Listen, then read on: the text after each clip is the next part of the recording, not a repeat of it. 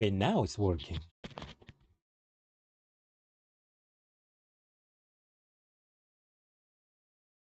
I don't know what happened. Well, I mean, I don't know. Sometimes my internet. Well, I guess that's just the internet provider being a piece of. I don't know. But I don't know. Sometimes my internet just goes down, like the because normally we are supposed to have like close to 1 GB of internet. No, not close. No way, close to 1 GB of download, and then maybe 700, 900 megabytes of upload. But sometimes it just says, you know what, fuck it, and that goes down to 300 and 200. I don't know. I'm guessing it's just the internet provider being a piece of shit. But anyway, oh, welcome. Also, I figured out that apparently if I just lower the bit rate, apparently that fixed the problem. So I just lowered my bit rate to just 4,000. Looks like that works. Yeah. Hello. Hello. Welcome to the stream. Today, a very interesting day. We are we get to meet our lovely dolls of the Zucchero Cafe once again.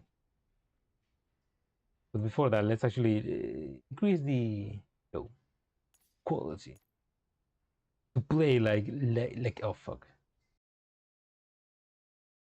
to play as God intended in great quality. Those settings are high quality.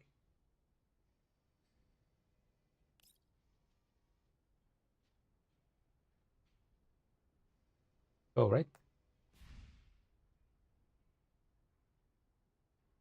Yeah. Today is the day where we get to see our lovely dolls of the Zucchero Cafe again on this new event, Zucchero Cafe. Which, in fun wait, which fun fact, it is the rewrite of the event. This event originally was it had a story, but then it was decided to be rewrite to better fit the new story. Well, not the new story, just to better fit the main story. So this is the rewrite that happened like a month ago in the Chinese server, and now we got it here in the global server. But yeah,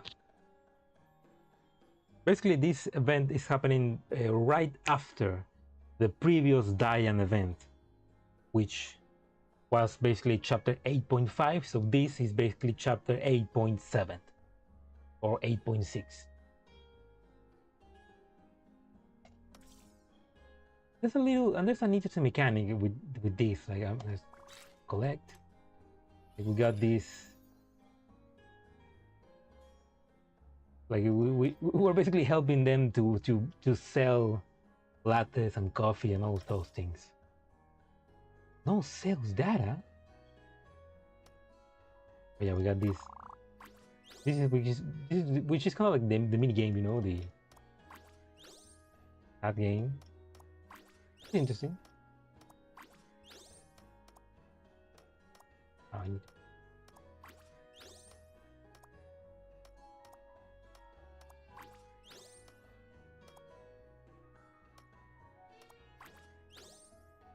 yeah, so far it's an interesting. Hey, so far it's an interesting mini game.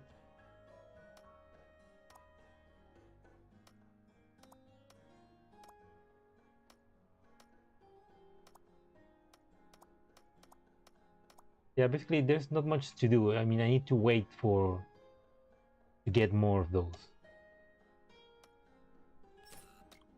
which is so it basically it's kind of like a time event, just waiting for more customers to arrive. Also, we got Diane here. Look adorable. We got obviously the main protagonist of this event, Cinderella,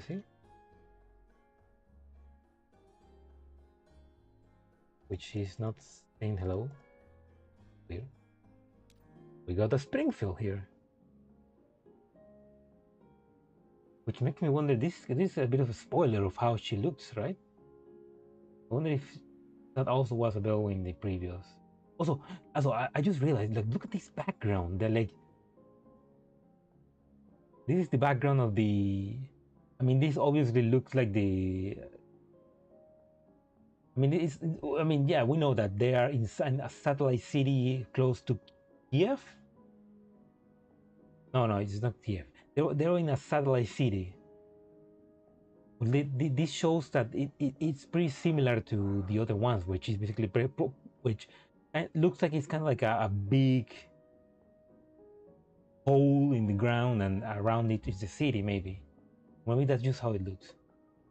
I don't know. There's a train station and everything. It looks pretty cool.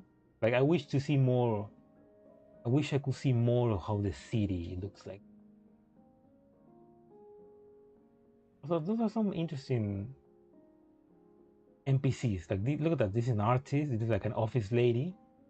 This looks like a bread maker, a construction worker. This is another office lady.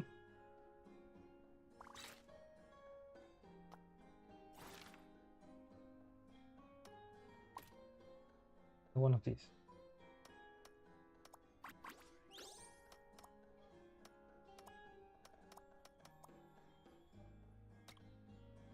Anyway, let's actually begin with the event. Bitter thorns and daisies. Wait, isn't that? No, that's not in. Wasn't that the name of the event of Centauressi Nero Cloud? I don't remember.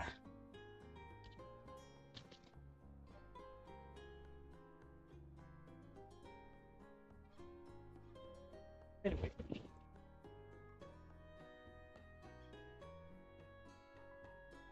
Begin.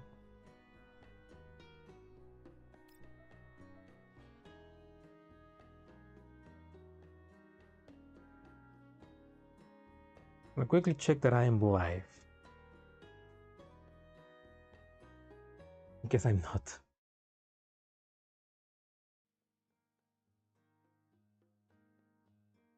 Oh yeah, I'm live. Okay. Perfect.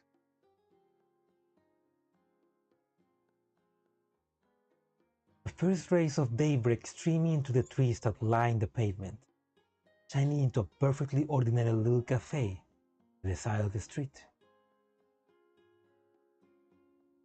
A girl dressed like a shop attendant is hard at work. She's cleaning up the planters, making snacks, and changing out the coffee bean. She systematically works through the tasks that have been completed before the cafe can open for business. Perhaps it's because her inner cloud is occupied by this routine task. She doesn't seem to notice the footstep approaching her. Good morning. Springfield circles around to the other side of the counter and watches the look of surprise on the other girl's face with interest. Manager! Not often that I find you so distracted, Centauressi. My apologies. Why must you apologize? The point of this cafe is to help everyone live a relaxed life after. Centauressi and Springfield look up at the same time. This cafe, decorated in a retro style, has a signboard reading Zucchero at its door.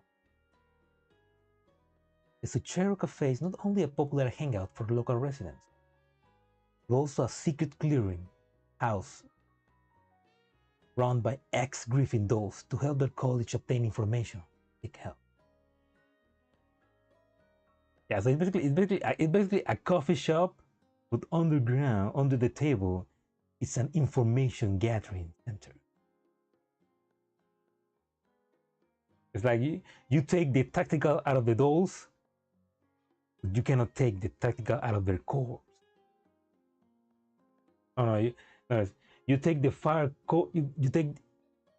you take the fire control module out of the dolls, but you cannot take the tactical out of them. I don't think that makes sense. Anyway, after many years, the cafe has gradually put down roots and flourished. And it is entirely due to the effort of the dolls who run it. Springfield nods and Tracy smiles. Well, being able to see you this relaxed proof that my hard work hasn't gone to waste. Of course, I'll continue doing my best with you here and out, manager. I'll be counting on you. That said, they are here today. In that case, we won't need to worry anymore about security situations. Indeed, right now Zucchero is probably the safest place in the entire city.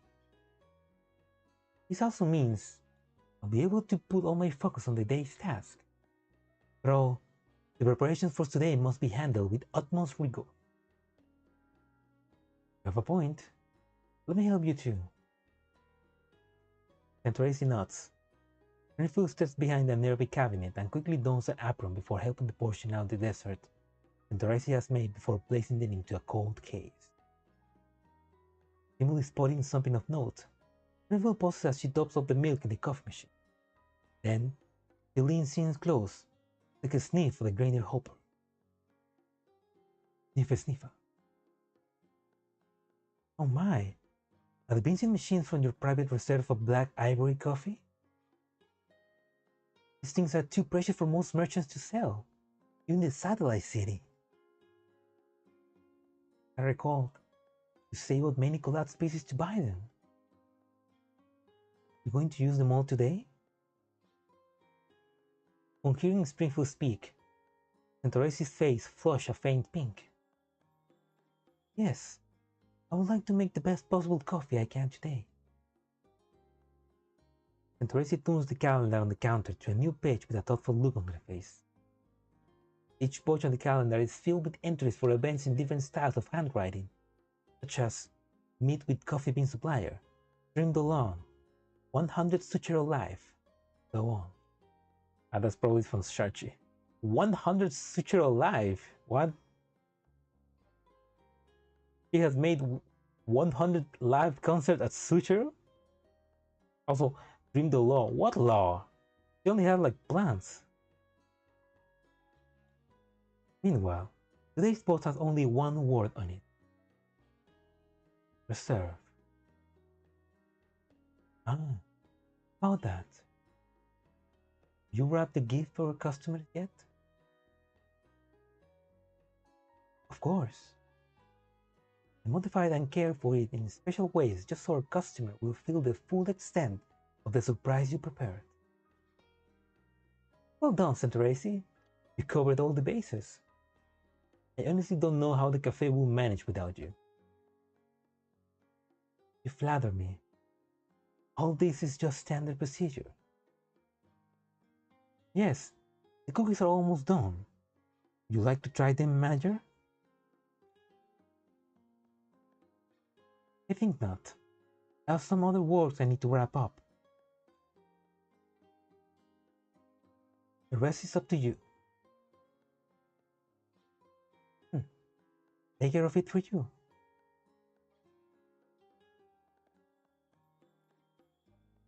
And Tracy doesn't say anything else, turning aside to let Springfield through.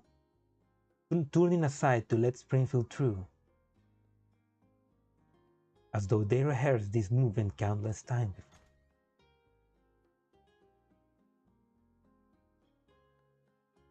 Springfield opens the door to the kitchen and pushes the cake. What? Blah, blah, blah, blah.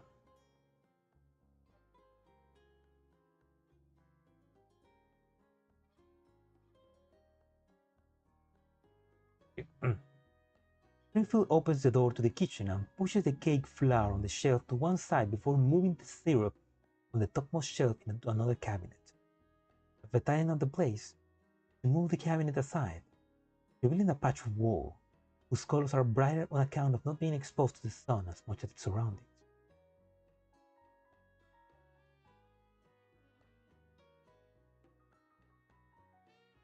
Finally, he knocks twice on the wall. He knocks twice on the wall. Oh, there's like a secret wall. They really have everything ready. I mean, they have like they have a secret compartment and everything. Finally, he knocks twice on the wall. Ah, shit! Sorry, give me a second. My dad is calling me.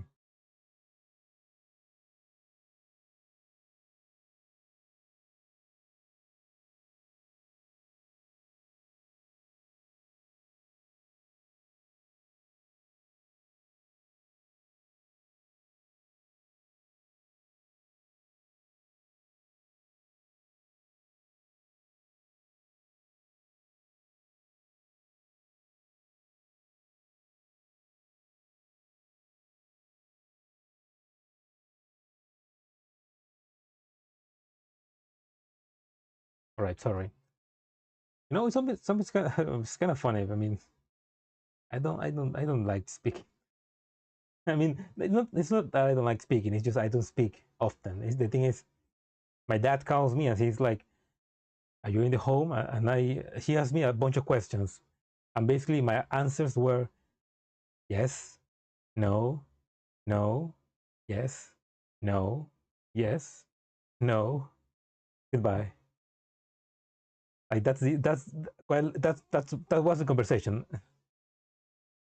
He was asking if mom was home, if we had lunch, when is she coming back, and stuff like that.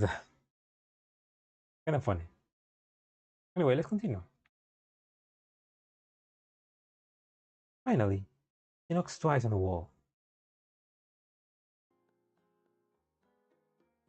The wall creaks, and then it suddenly splits open along a hidden seam, revealing a secret passage just large enough for a single person to pass through.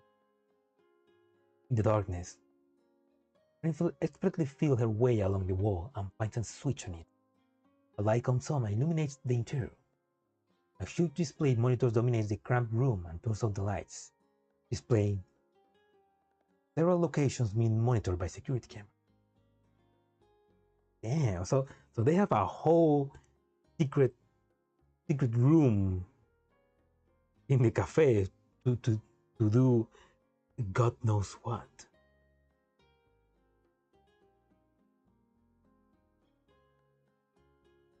Springfield scans the image on the screens, then presses the intercom button below it.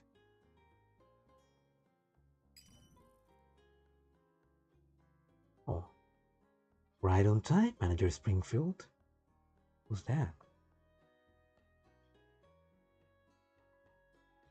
We managed to hire several very capable staffers recently, and much less busy now. Staffers? Do you mean Sharker or? Because I imagine Santoresi was with you since the beginning. I would imagine. So have you gotten any new stocks in lately? Stocks? Of course I have. What kind do you want? What stocks? I'll go with coffee beans. Oh, so this is like a secret code name. Like the sweeter kind. One of our regulars has developed a taste for them. Also, have you received the special blend that Machiatto sent over last time? Oh yes, I have. It was very delicious. If you have more next time, I want it all. Okay, this is like this is some secret code words to not being found out. My, aren't we greedy? Oh, that's so cute. Good evening, Ram. Welcome to the stream. Today we're getting to see our lovely dolls at Zucchero Cafe again, and they're kind of suspicious. Not in the bad way, but it's like there's a secret room in the cafe, and now they're talking to this person in a very suspicious way. Like it's like they're contrabands, you know. I do wonder what are they selling. But yeah, so far I'm liking this event. I love seeing the Zucchero girls, the cafe girls.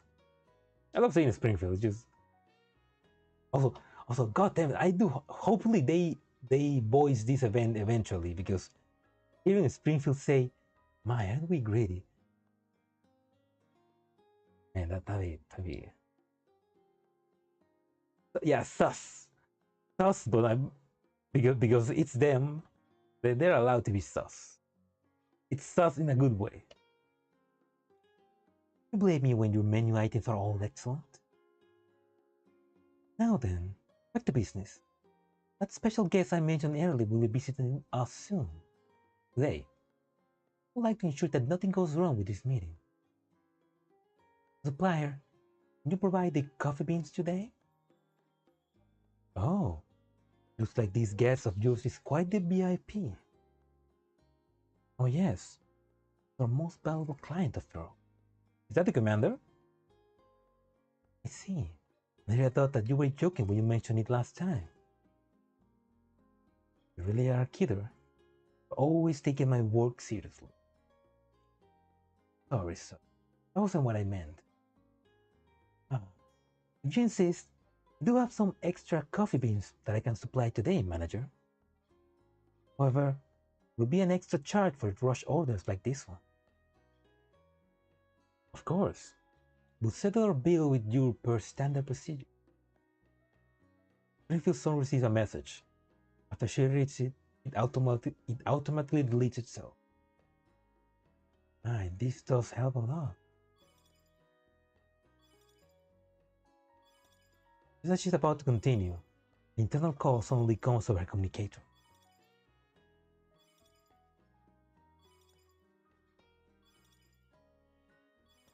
If the commander dies by William?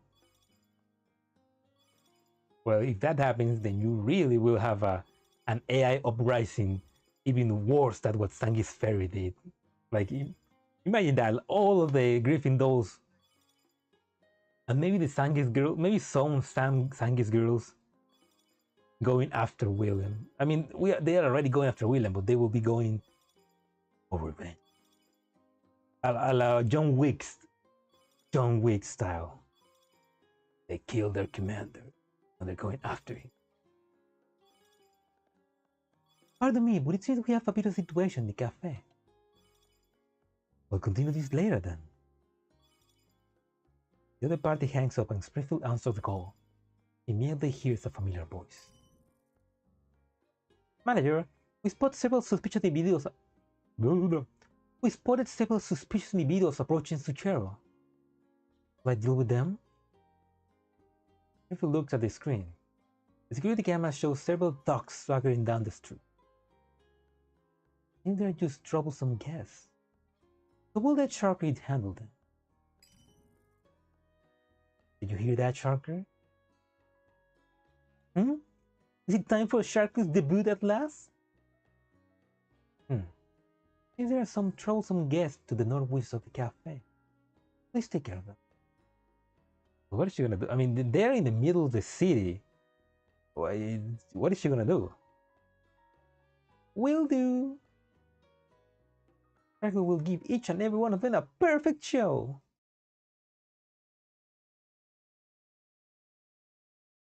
In a building roughly 1 kilometer away from Zucchero Cafe, Machiatto is lying prone behind a set of guard rails on a balcony, concealed by a camouflage cape.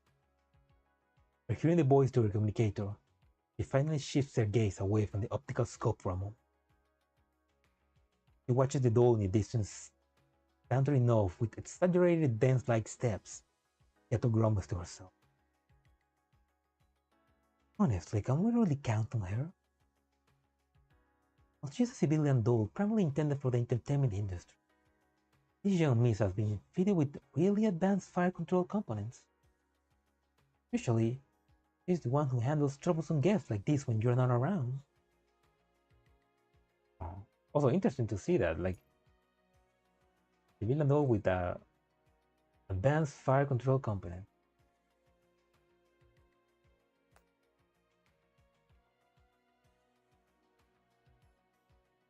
No, M16, you're not a failure. You're just... No, I mean, if the commander dies, all the doors' reaction will be extremely sad. But I don't think M16 will be sad. She will be like, focus, you know? Okay, fuck, the commander is gone. Time to kill everybody. There is doubt written all in Machiatto's face as she continues studying sharply to the scope. Clearly, she's not convinced by Springfield work. However, the suspicious individuals each face from Machiatto's view over the course of the next minutes. Looks like they were simple layabouts. Fortunately, they didn't pose a real threat.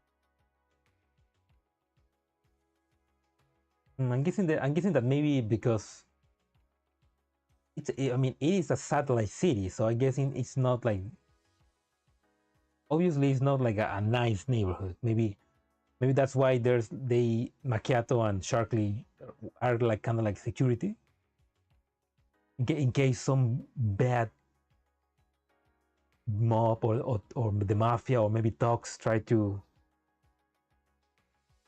shake the cafe. Maybe. Sharkley, how are things now?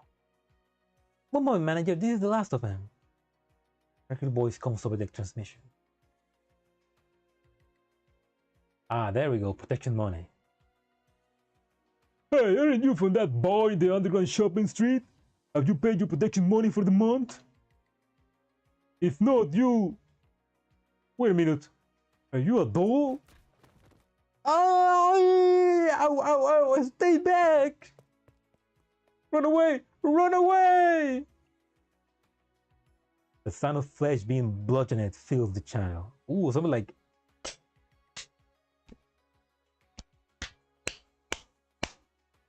Oh! Something like that, right? Okay, so yeah, so it's like the... yeah, you know, those mobs that are always like, give me protection money so we don't destroy your business. A classic. That also happens a lot of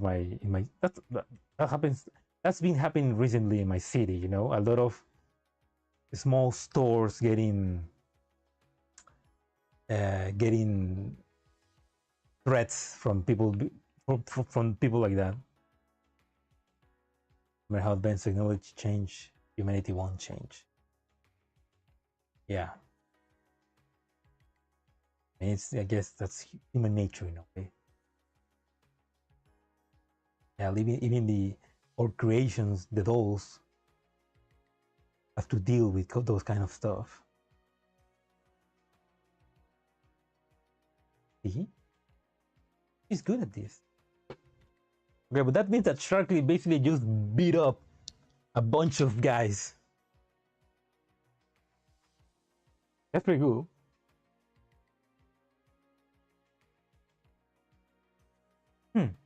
I guess tricking the enemy with their deceptive appearance won't be part of what you get the job done. What's this? That's jealousy I heard, Machiatto?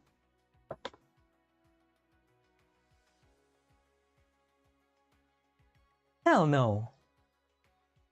Who would be jealous of us? A spoiled little brat anyway. Besides, all I need is my gun in my hand. And that's a wrap. Practice only considered transmission, striking a pose before proudly declaring her work is done. Manager, I finished my mission without a hitch. Sharkley, what's that behind you? In the video feed, An arm slowly reaches out from the dumpster behind Shankri. Shankri glances back and delivers a lightning-fast kick, sets the arm back into the dumpster. Ah, it's nothing at all. Also, their queen is jealous. Yeah. Oh, she's jealous. Ooh. Also, I was like, Shankri, like, oh my god, she just fucking kicked that guy into the trash. You just threw them into the trash? You could have at least dumped them in front of the nearest police box. Oh no, my makeup's running. I need to go touch up myself. You have the stage now, Miss Machiatto. Huh? Hey, wait! Believe it. You went and spouted a bunch of crap and then walk off just like that. I call her back. You should come back too, Machiatto. He's not here yet, is he? You should keep watch until he sets foot in the cafe. The police will keep an eye on things for today. And besides, you don't want to be stuck alone on a roof when he shows up, right? Okay, are they talking about the commander? I mean, now I wonder if this is this happening. Well, I thought this event was gonna be like a chapter 8.7, like after what happened in the Diane event. But if not, because this sounds like this is happening right. This is happening like before the Machiatto event, where they mentioned that they already met with the commander. Maybe this is just before that as well. Touch herself? No, not like that. She meant touch herself like the makeup. Right? Fine, I got it. I'm coming back, okay, now? Although she has a noise cold on her face, Machiatto is already getting to work on her final task. First, she opens her terminal and refreshes her data links. Seeing through the camera and monitoring the street around, the Zucchero flashes to her mind. Machiatto's neural cloud carefully pours and filters every single suspicion in video and sound, as well as windows and vehicles that could be used to spy on them. 14 checks reveals no suspicious conditions. The surrounding streets are safe. Having reached that conclusion, Machiatto stands up and looks down from the highest ground of the city.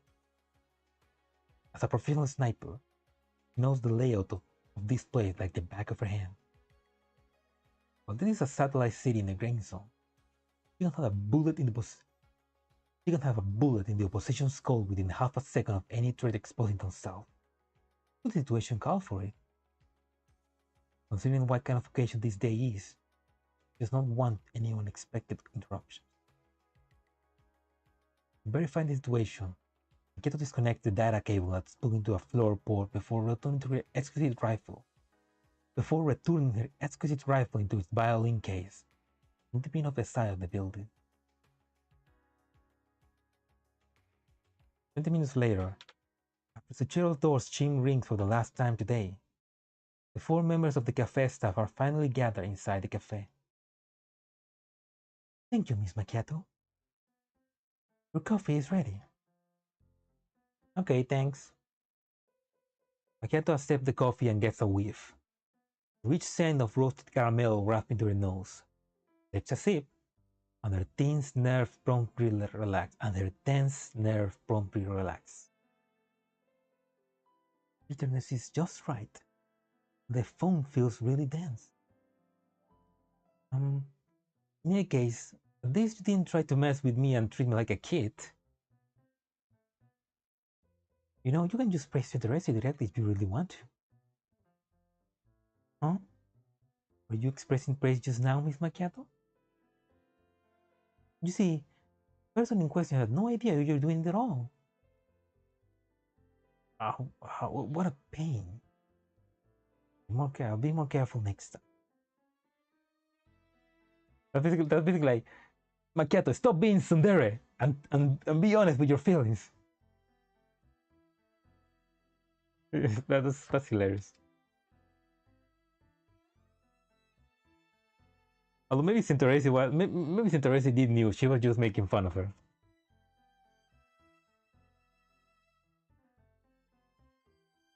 You're really good at catering to everyone's taste, Sinteresi. This whole cocoa tastes super yummy too. As I thought, rather than icy bitter coffee, sweet cocoa really does suit this super cute sharkly the best. It's really are easy to. It's really are easy to fool. Are you praising me sharkly for being cute? Eh? What? Of course not. Ah, that's funny. Draw to defy for being tsundere. She's gonna get 50 cards on her hand. So that's it. That's cute. It's Springfield laughing. Springfield laughing and like, and Machiatto accidentally praising Sharkly. Looks like apart from the lesson on cafe work, the rest will also need to study on speaking Machiatto's language too. I'll do my best. This kind of feels like this is just, I mean, Machiatto just joined the cafe. Like,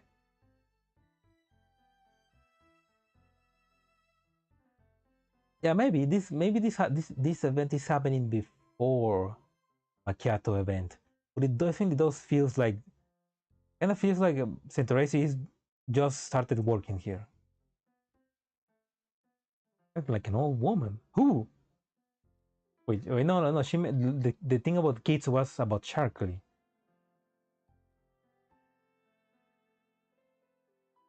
Why are you acting so serious about this anyway? Oh, look! Miss Machiatto's ears are red again.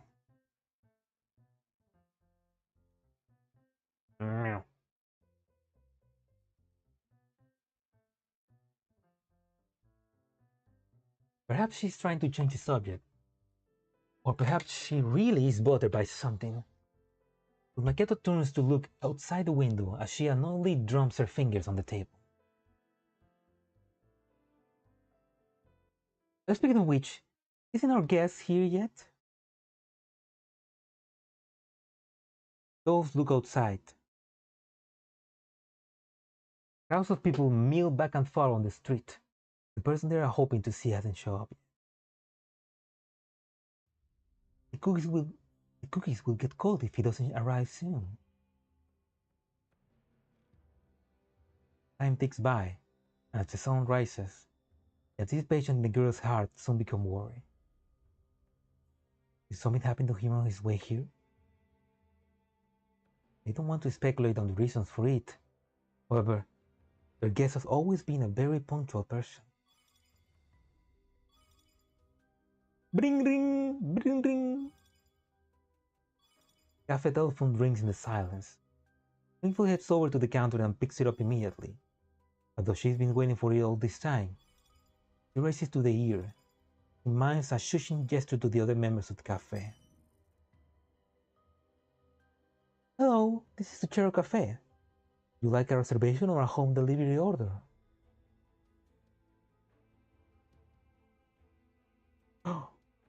Oh no. Oh? Is this the password system you arranged with him? However, the voice on the other end of the line is not the voice they have known for. Springfield immediately turns to put her back on the counter, give the other dirty dolls meaningful looks.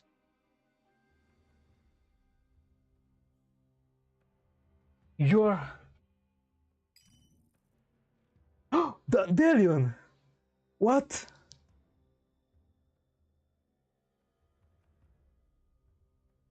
Where did she come from? In a while, Miss Springfield. Also, yeah, she absolutely knew, yeah. Like, you're... Been a while, Miss Springfield. Alright then, let's dispense with the pleasantries. Does the fact that you have this com code means that you are with him? Why seduction? And yes, you need to help us out right now. You won't refuse, will you? Please get to the point. Simply put, things have gone wrong as usual and the threat level is code red. Send you the coordinates and our route. Whether or not he'll still be alive depends on how quickly you get there. See you later then, ladies of the Zucchero.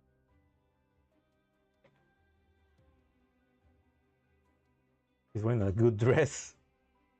Nah, well, with us, she was wearing normal clothes. I'm guessing she's just messing with us. Like, she put on a good dress so that when we met her again, she's gonna be like, she's gonna be looking extra nice.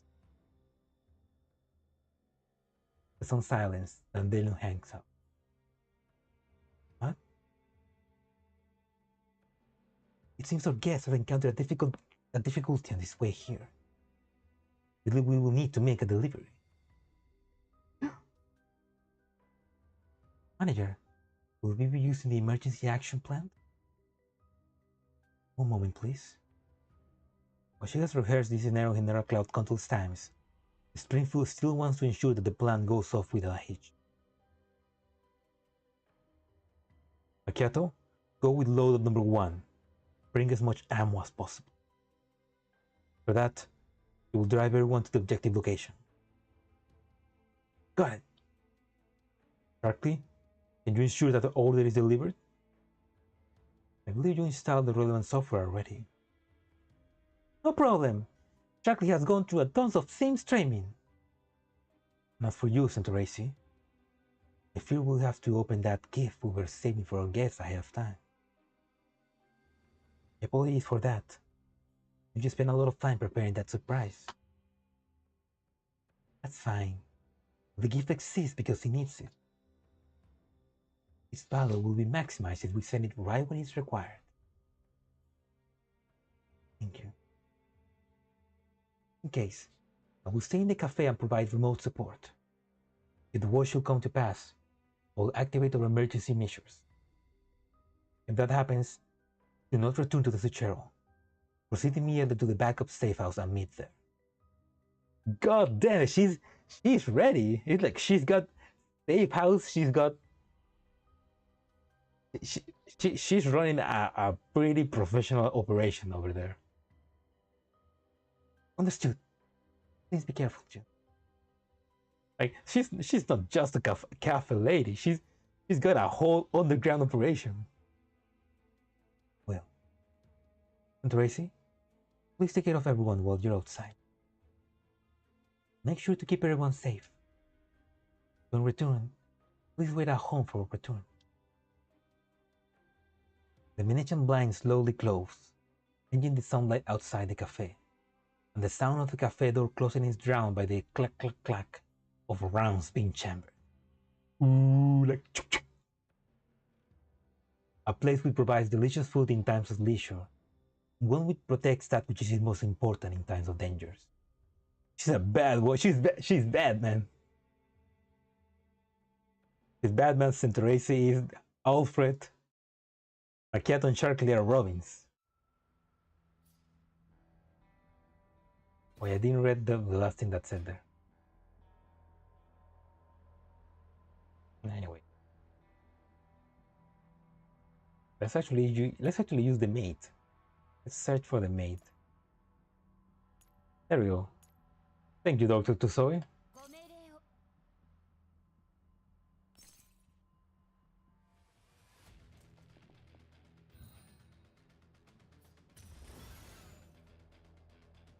We don't continue because the game is kind of lagging. Let's lower the quality a little bit. Refines. Render scale 1. Auto quality medium. Text. Edge heighten, let's go medium. Vertical sync and something like that. Okay, there we go, that's better.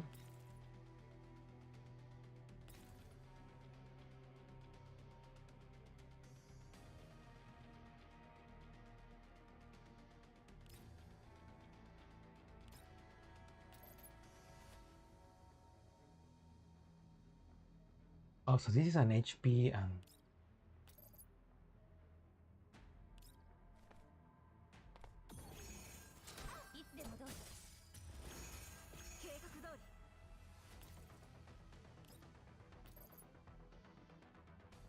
Elite Blaster.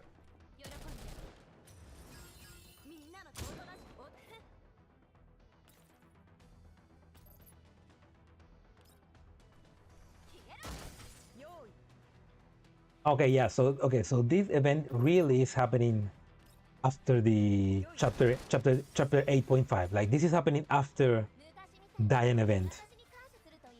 Like before Dandelion, I was like I didn't know. Before Dandelion, I feel like this event was happening before the Machiatto event, but after, now that Dandelion actually appears, okay, no, this is happening. This is definitely happening after chapter 8. I can't stop calling her Centaur Uzi. No.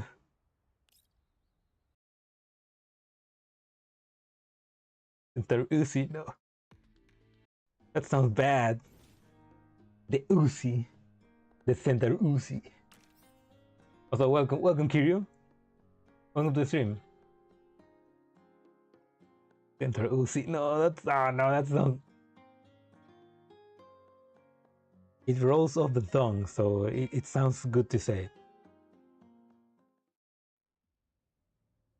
Okay, so I'm guessing now they're going. I mean, yeah, Machiatto, Sharkly, and Centaur Uzi are going to rescue the commander, which we saw at the end of the Diane event. 2 kilometers due west of the Intercontinental Railway Transfer Station.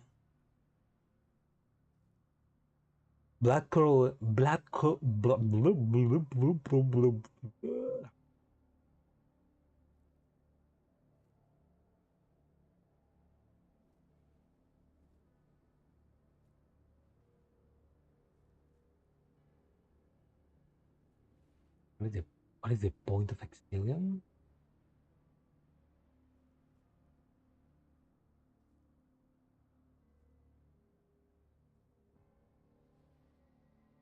I don't know. I don't understand the question. I mean, you know that EXILIUM had troubles on this Chinese server.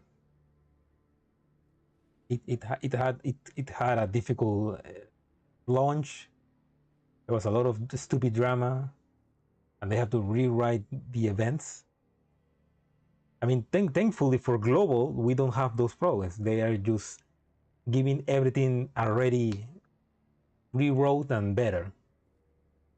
So like, yeah, we don't have those problems. And I get, and the Chinese server already gotten better, like because the Diane and this event already happened there, and now they're finally introducing new characters like Niketa.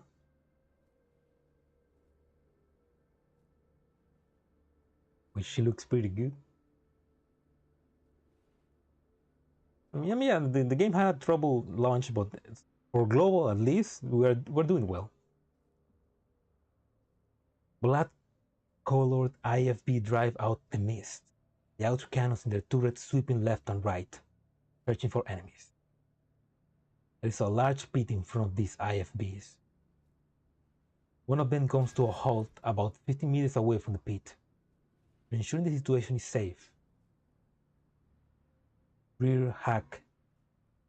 Its rear hatch slams to the ground. Black armored troopers casually dismount, tuning on the powerful flashlight mounted on their weapons, illuminating the vast, seemingly bottomless pit before. The sky starts to drizzle, and the soulless bracelets start to turn yellow. However, the troopers ignore the rising particle density.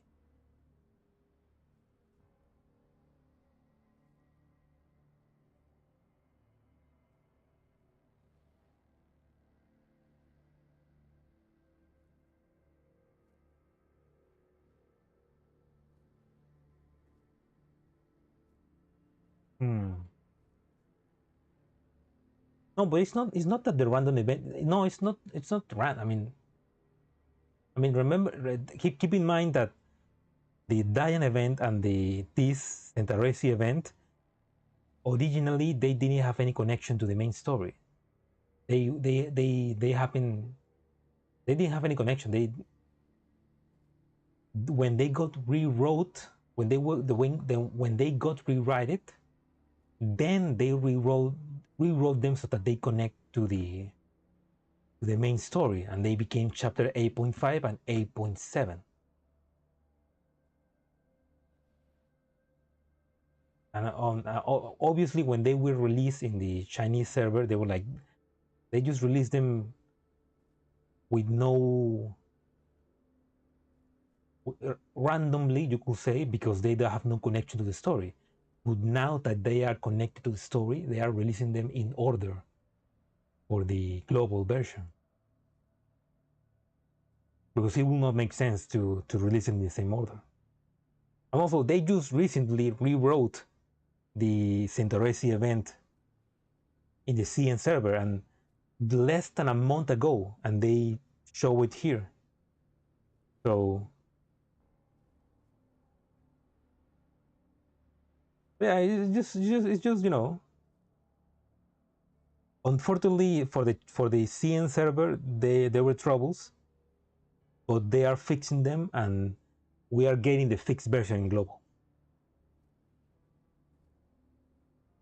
I'm gonna ban you, crumpled Dirum worker. Thank you for coming, and then goodbye.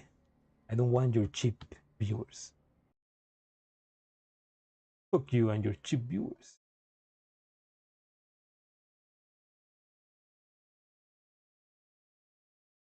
Yeah, I mean, it's just the fact that they are fixing, and they fix a lot of things in the CN server, and we just have the luck, the privilege of getting all the game already fixed in global.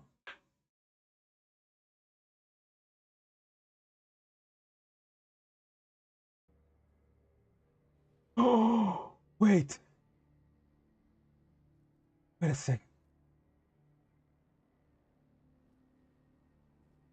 A red-haired woman. Okay, no. Wait, who is she?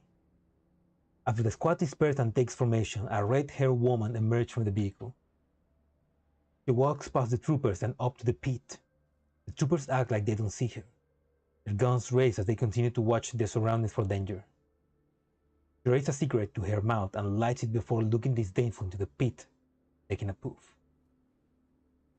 The rain unfortunately puts the cigarette out. The woman scolds, then tosses the cigarette to the ground before forcefully stomping it out. Hey. Bad sign, my ass. Just the same shit, different day.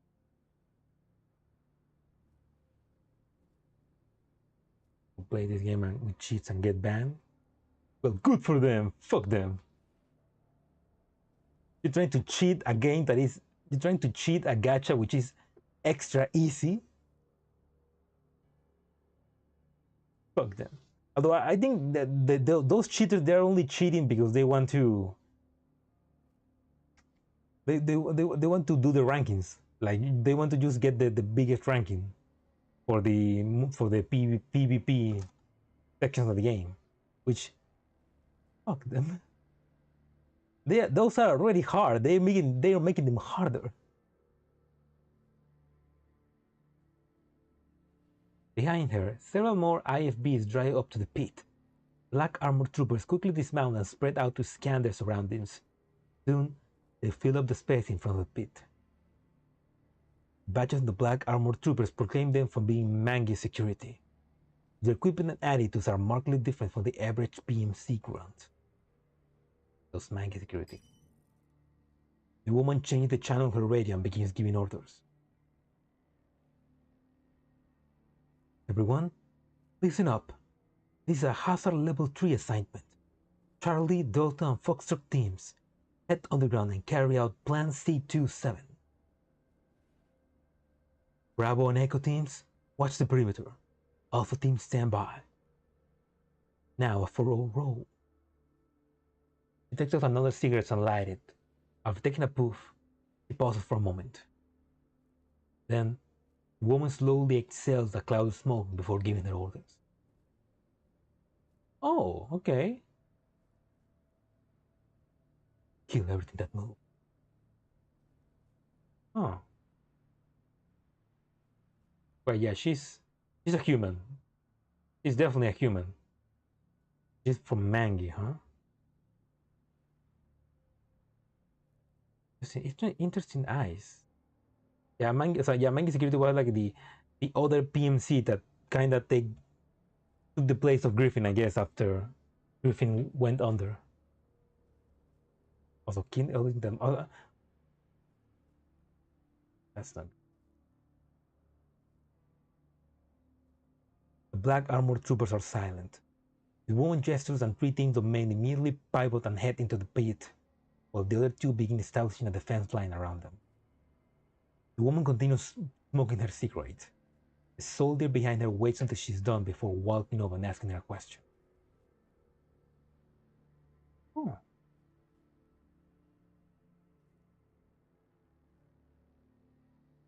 That's a human. Okay, that's a human with a power suit, which kind of looks like a cyclops. You know, a cyclops from Sangus Ferry. Adjutant Lentine, why are you redeploying 6 combat teams on a single level 3 assignment? Because it's not just any assignment, it's the command.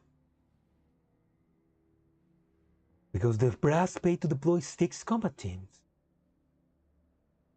Even so, don't you think 6 teams is a little much?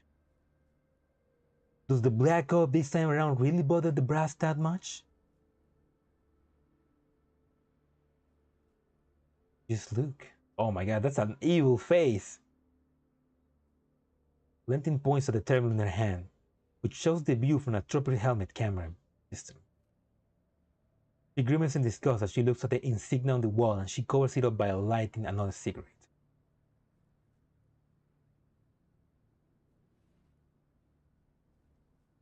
But a Deus again.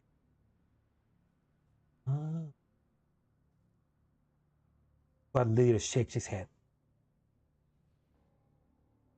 They've been way too active recently. They're making us look bad too. You mean a nickname? So all this goddamn Black Op, even the rest of Mangi security forces would rather die than let us help them. I mean, have you even heard the nickname they gave us? If evil, why hot? Eh? Okay. I like this guy because he at least knows Paradeus sucks, and basically he knows working with Paradeus as their Black Ops is giving them a bad reputation. I mean, come on, you're working with a fucking dead cultist. Obviously, you're gonna get bad reputation for that. But I'm guessing they're paying really well for. They're paying well. I'm guessing that's why they're taking those jobs. Omen, huh? Omen, like bad omen. Why? Because they're always dying? You don't like it? But the best of Mangi security. You'll be something like Shining Edge, not Omen or whatever. There's only one Shining Edge on this game. What, leader? And you're about to fight him. Shining Edge. The woman suddenly laughed out loud, then cuts off her laughter by sticking a cigarette into her mouth. After taking a puff and getting her breathing under control again, she begins to speak. Frankly speaking, I actually like that name. Nobody out here is going to have any illusions about what we're going to do next. She points at the squad leader head. Hey, Kenny, you became a security contractor. You actually think you'll be keeping anything safe? Commander approve of them. Of course not. Did you know? I really really hate when people go expecting something of me, then end up depressing when their expectation falls short. I keep hearing crap during missions like, "Aren't you here to save us?" Or, "How could you do this?" Or whatever I do makes me think that I'm just a parrot in a cage. Parrot? Because everyone thinks you should be saying what they expect you to say. Nothing else registered as proper words to them. It's just noise. Like a rooster going awk awk or something. Ken is momentarily at a loss for how to respond. Just then, a voice comes in over the radio and the two of them end up their chit-chat to check their terminal. "Attention Lentine, we're closing on the target. Preparing to enter." Switch off all the security cameras and will leave one patch directly into your comms channel. Do not record any imagery from this mission. Roger. Have Delta block off the entrance. Foxtrot will cover you. Use up all of your explosive. Roger. Time for work. Lentine tosses a cigarette butt aside and heads to their IFB, with Kenny trailing after her. Once they get inside, the monitors inside the vehicle show the position of the combat team's member who have entered the tunnels and the view from their body camera.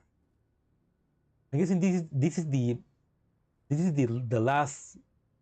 last story section of the Diane event, like when we were surrounded by the everybody. On the screen, the black armored troopers are moving from the elevator platform towards a huge smashed gate. They enter the room beyond, covering each other in a leapfrog fashion. The room inside contains several dozen huge culture tanks with human bodies part enmeshed with plant tendrils floating the culture solutions. The power source in their middle glows dimly. "We found multiple samples. The power has been cut off. There might be a contact risk." Stay away from those tanks. Inform all teams that the assignment hazard level has been upgraded to 2. Understood. I'll let them know right away. Looks like their ritual site is down there. Not often that there's one so close to a green. These lunatics are getting wilder and wilder. Don't let your edicts cloud your judgment. Take money to solve problems. We're just goofers for a small independent PMC. Take Bravo off sentry duty. Have them go down there to support the others. Got it. I'll contact them. Kenny keys his radio and gives orders to the combat team on the perimeter. Lentine's eyes are focused on the screen. The image from the camera continues moving as the troopers take plastic explosives out of their backpacks. They plant in various corners of the room. No life form detected nearby. Targets have been set. I'm waiting for further instructions. Proceed for... Oh! There's a shout from behind. The image shakes violently. The viewpoint quickly turns to the rear, where a trooper in the back has been impaled to the forearm by a thorny plant stemmed from one of the culture tanks. Ooh, nice. That's what you get for helping Paradeus. The trooper tries to escape, but the stern burrows deeper into his flesh. Purple liquid oozes out of the stab area, and the trooper's arm immediately swells up. The man beside him draws a knife from his waist and promptly chops off the wounded man's forearm. Stab soldier wails in agony, staggering back from the pain and shock.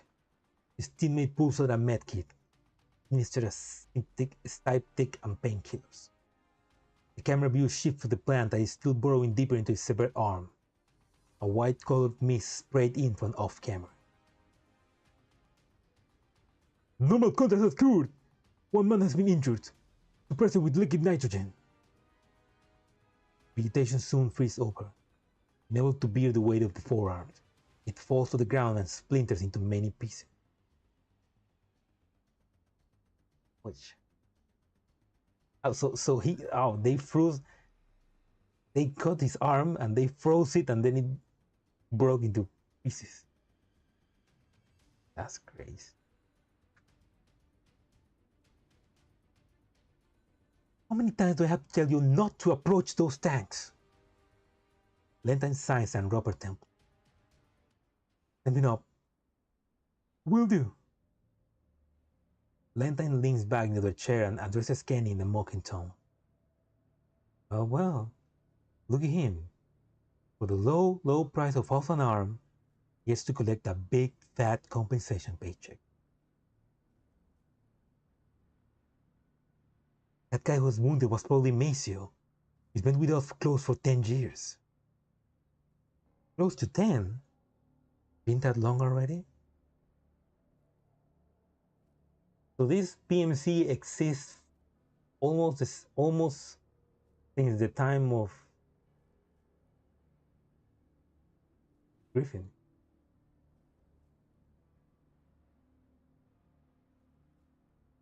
You know, when I get sick of being adjutant, you should take over. Go join in a combat squad and get some random little injury. When the time comes, make sure you give me a nice little bonus, enough to retire with. Yeah, right, adjutant. Who else will be kind enough to share the compensation with someone else? You mean you wouldn't share yours with me? Hell no. Wow, very much? Lentine paused to express her displeasure. They've been through this routine so many times before that Kenny doesn't bother following up with the old gag with her. How many more rooms are there which need blowing? What? How many rooms are... Oh, okay. How many more rooms are there which need blowing? This event has voice acting and CG just like so. Yeah, it's kind of dull, but to be fair, Ran, these are character events. Tuomi event was a major event. The next major event is the Aphelion, which is the event with 416 and G11. Like that's the next major event, and that should be voiced. But yeah, these are just character events. Like that's why they're short, and they're just to introduce the character. Intel indicates that there are two more. Looks like there's a whole mess of black ops for us today. Suddenly, Lentine pulls off her earpiece, and is about to speak. She signals for him to stop. Did you hear something? I think it sounded like a helicopter. Helicopter? Squad leader removes his earpiece, listens carefully, and shakes his head. Not a thing. What happened? Or Intel didn't mention anything about aircraft passing by, right? I mean, it's perfectly normal for people to use aircraft without filing for permission in an ungovernmented region like this. Benton frowns and puts his earpiece back on. He continues speaking in an unhappy tone. I have a bad feeling about this. Agent Lentine, we just got transmission from Bravo. They found an elevator that hasn't been mentioned in the intel. There's a large thermal signature coming from the chamber below the elevator. I patched in a video feed from over there. The two of them turn back to the screen. It flashes. Then it changes perspectives. This time, the viewer is looking into the pit with a thermal imager. Give me the size and composition of the thermal image. One moment, please. Can complete.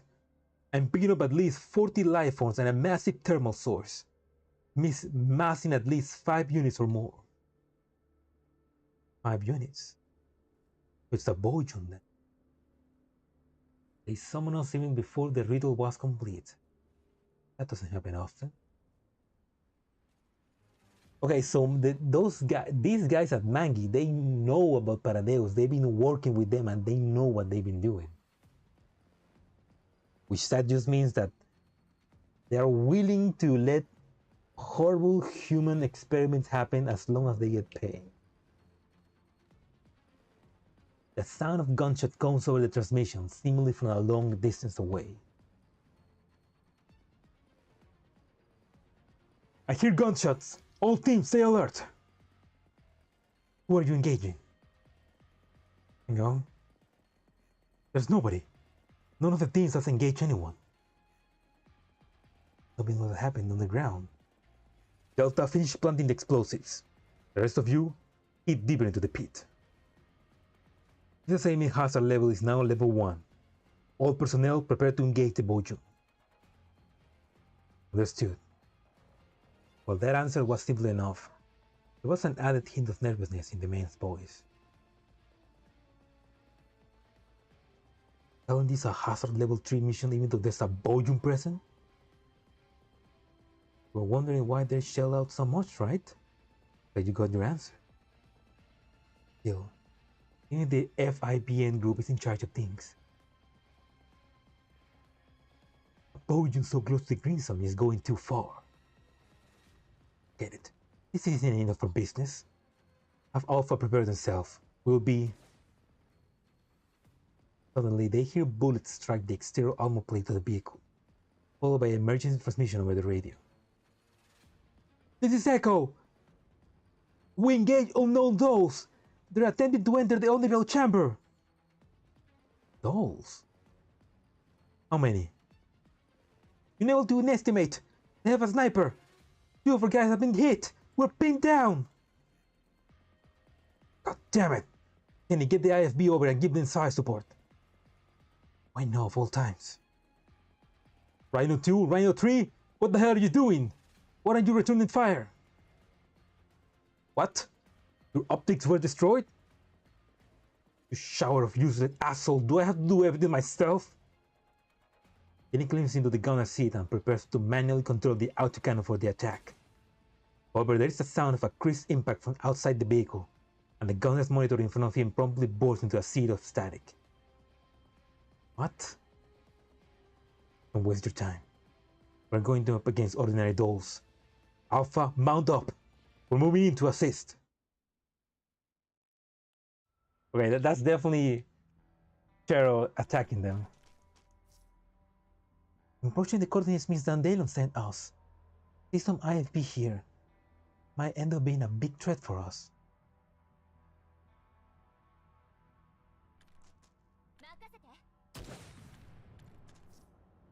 I destroyed their optics. They shouldn't be able to do anything for the time being. No. Got it. Ready to break in? Yeah. Give me 30 seconds and I'll be at your position ASAP. Berkeley, stay inside and keep the engines running. Prepare to head out at any time. Eh? I won't get a chance to shine? Not unless you want some 25mm of ventilation in your frame.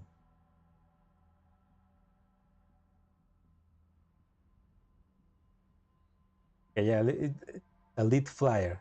It's like they're flying. The Fokkers are flying now, like Mandalorians. They fly now?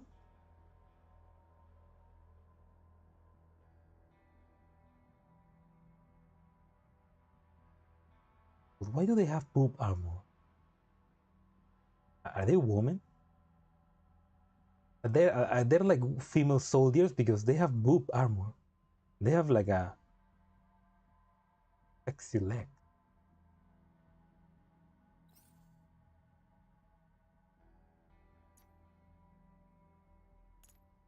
Let's get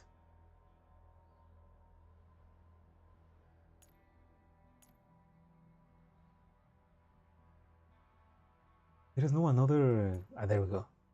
Get another centralized from them. They think they're CJ. Well, not for long. Let's fuck them up.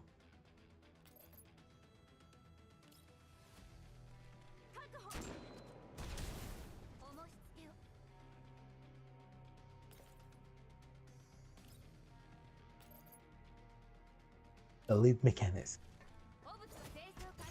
Not so elite, I guess.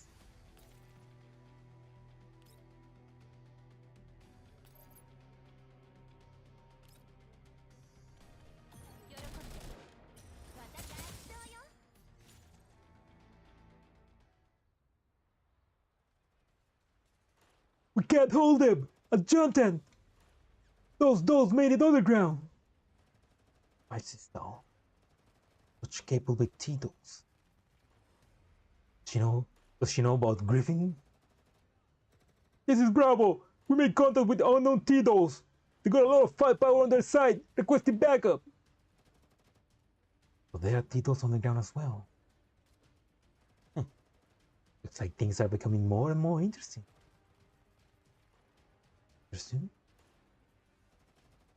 Leave 3 people behind to tend to the wounded. Everyone else, follow me. We're going after those dolls. Got it. Meanwhile, on the other side of the pit. How many more enemies are there? There should be at least 50 according to the scans, right? Is there another way? As you can see right now, I'm just at dinner. Look, I'm being serious here. In that case, we'll be able to solve the problem handily once our reinforcements arrive, right? Reinforcements? Where are we getting reinforcements from? Just then, I hear a familiar yet unfamiliar voice in my earpiece. The moment I do, I know that we've been tossed a lifeline. Master, do you read me? Loud and clear. We received Miss Dandelion distress signal and are now approaching your location. Machiatto's come too. Wait for us, Commander! Don't you dare die down there! Looks like my number is not up yet, just yet. Dandelion, give me Centaure's location. Already sent. The enemy's weight of fire is massive. The sooner we're out of here, the better. Considering we don't know if there's more enemy reinforcements will show up. I quickly glanced through the signal icons on my terminal. Centaure's and the others are approaching fast. In the position, I can count on them to help me pincer the enemy. However, we need to take Helena back from the Bojum first. Look around. Diane is hitting the enemy with everything she's got. Golfing and the Helena she's protecting are looking at me with frightened eyes. We don't have much room for error, but I am certain that even after all this time, the dolls can still work well together. Yeah, it's like, even after all this time, the dolls are always on our back. That's cool, it's like, because Diane and Yangshi and the other doll meeting up with Charlie and Machiatto, and they're immediately gonna be like, let's do this. There's no more time to hesitate. I quickly decide on my next move and give my orders. Diane! Commander? We need suppressive fire from you and Jiangyu in that direction to draw their attention. Our reinforcements will flank them from behind, and we'll break out to their location. Yes! Dandelion, I'll compute the ideal attack route for Diane and Centaurean sending to me. Already done and sent. Centaurean, give me a sit rep once you get in position, and wait for my go. Yes, Master. ETA is 1 minute. Diane, keep laying down fire. When I give the word, we'll make a break for a more open area and draw the enemy attention. Yangyu, can you and your big sis put a good show to distract them? No problem, just leave it to me. That's all I need to hear. Who might this be? Her name is Sao Hui. She's a new friend of ours. Got it. How about this? You look pretty agile. So can you help me bring Helena back to us? Vandela disabled Helena's defense system. That's Diane and Jangyu's commander for you. I already given orders without hesitation, even though this is the first time we met. Hey, if you can handle it, I can do it instead. Of course I can. Do I head out now? Glad you're willing to help out. Wait for my signal. Oh yeah, it's like, hey, Hey, I don't know you. We just met. But can you help me? Can you help me? Sure. Sure, no problem. You seem cool. I look up at Helena, who's still floating in the air. She's watching us struggle with a look of amusement.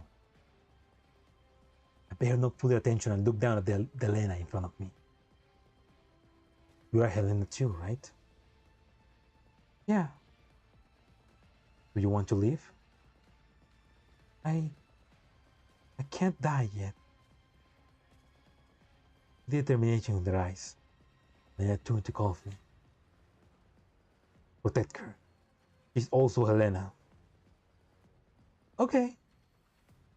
Coulson reaches down to support the Helena beside her and looks up the airborne Helena. How are Helena? Relax. You'll be fine. Saying so, I turn to look at the hovering Dandelion. That's a good name. Did the commander just came up with that? Like, saying so, I turn to look at the hovering Dandelion. Dandelion, that's so stupid. I love it. You can't do it, right, Dandelion? As you wish. After I give my orders, the doll owl look at me. I take a deep breath and wait for the transmission to come in. Master, reach your attack position. Waiting for your command. Got it. Everyone, go! Santoresi and Machiatto silently drop down onto the elevator platform at the bottom of the shaft while their black armored enemies are focused on fire in the other direction. They suddenly open fire, cooling the black armored troopers down before they even know what's going on. The dolls soon take position and the enemy, once occupied, begin providing us with cover fire. Then the gate files up to Helena, who seems unhappy. The spherical defense system begins to glow, but Dandelion seizes control of them before they can finish charging up. Not time for bad kids. You! Before she can finish, the three spheres glow and then revert to their box form, which includes Helena. Oh, so we captured Helena. Nice. Taoi, go now! Got it! Taoi throws up the grappling line and immediately springs forwards, high ground, while Dayan and Yangyu rush towards Santoresi. Run! Everyone breaks into a mad dash, with Santoresi and Machiatto pinning them down. The enemy's volume of fire is significantly reduced. I'm running at the group's head while Colfin and Helena follow close behind me. Dayan and Yangyu bring up our rear. As we approach Santoresi, I notice the flickering of flashlight in a tunnel off to our side. Master, incoming enemy reinforcements! It's in my blind spot, I can't hit them! Cover the commander! Dayan and Yangyu immediately rush to the head of the group and turn to face the enemy reinforcements. Yangyu presses on my shoulders to get my head down while she and Dayan block the bullet from the side. The two dolls mount a fighting retreat away from the enemy. Dazzling flashes of light erupt as bullets splinter and fragment against their frames. They grit their teeth and continue returning fire. Oh, so they're bulletproof. Looking up, I see that Saoi has taken the Helena box out of the air and she's using her grappling line to rake the enemies with fire, one-handed as she swings through the air, briefly throwing them back. Go now! As the enemy fire falters, we begin another sprint towards Santoresi's location. Taoi makes a hard landing beside us, and the Dandelion follows closely behind her. Santoresi, use this! Machiatto picks up a smoke grenade from one of the black armored corpses and tosses it to Santoresi. The two of them prime the smoke grenades and throw them out. The two smoke grenades hit the ground and clouds of white smoke obscure us. Everyone gets behind cover. Perhaps it's because they can't see us anymore, but the enemy gunfire suddenly stops. Santoresi, War 2000, thank you for your support. I'm called Machiatto now. Oh, that's cute. Okay, so this is the first time that the commander meets War 2000 again. It's Santoresi. Does the commander remember Centaurasi on Narrow Cloud? Maybe? It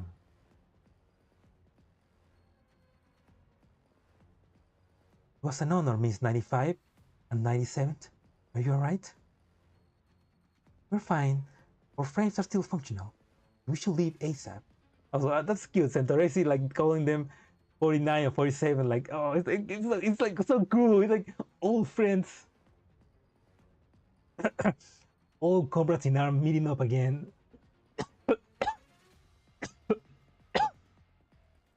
Oh my god.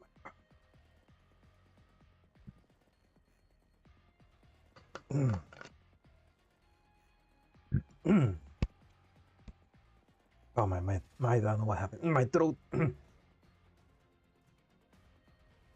need some water. Oh, some water.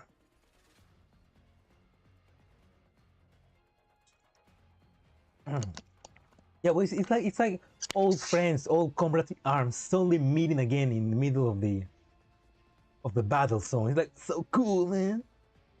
I love it. Look at the dolls. Lion's shoulder and the head are damaged, while Yankees has two big holes in the back. Endureci and Machiatto help them onto the platform elevator. Golvin holds a panting Helena as they make their way forward, while Saoi struggles with dragging the heavy box on her back. I run onto the elevator too. It groans and grumbles before slowly grinding into movement. The dolls keep their weapons pointed the way we came, but no enemy follows us. The thunderous gunfire that surrounded us just now has suddenly vanished. Running are quiet except for the noise of the elevator.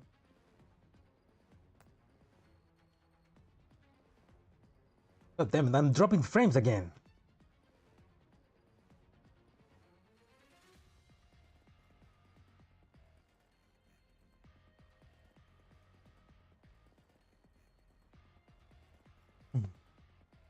Why is my internet so shit?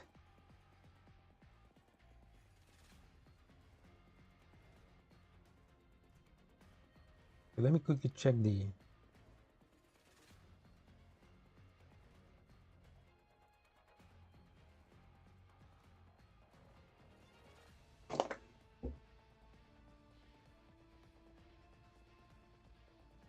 Yeah, maybe I'll try. I'm gonna deactivate the Wi-Fi on my phone and my tablet.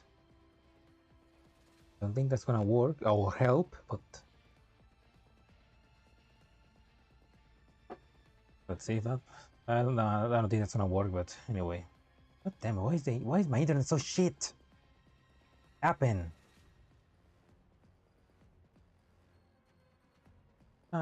Wait, I'm gonna actually activate the enable DVR. That's enable, right? No, enable. Yeah, it is enabled. Okay.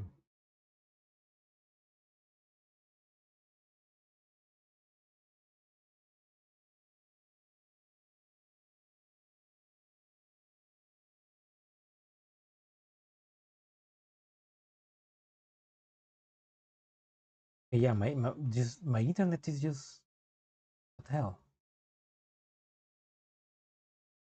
Wait, is this maybe because of the game?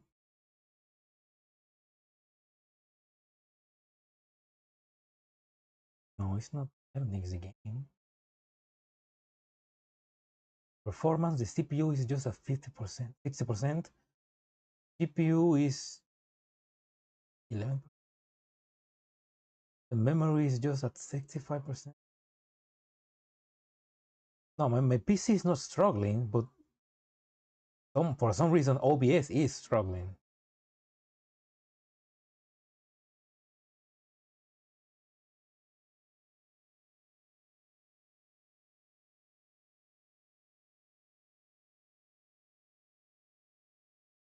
Can I lower the quality? Maybe I can lower the audio bitrate.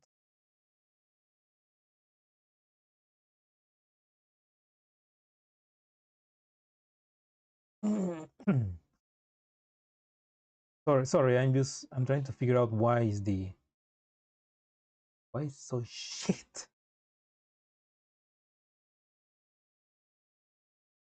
Yeah, I still acting tsundere. Like, how adorable.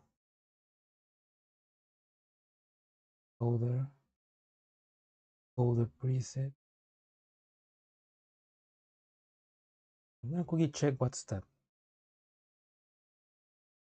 OBS.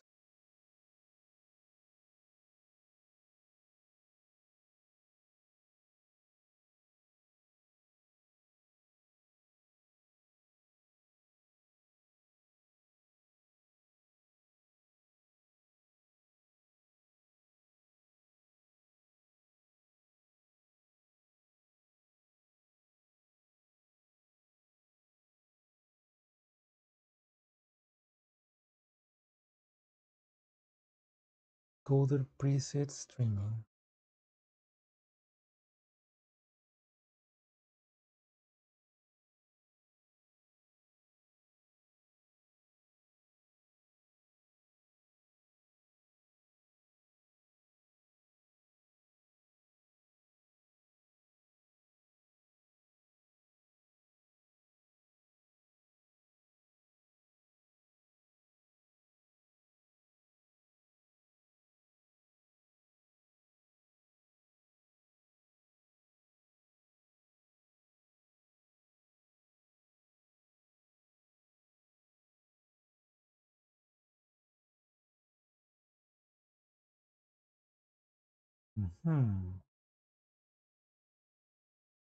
Let's lower this to P4 to hope that that helps a little bit.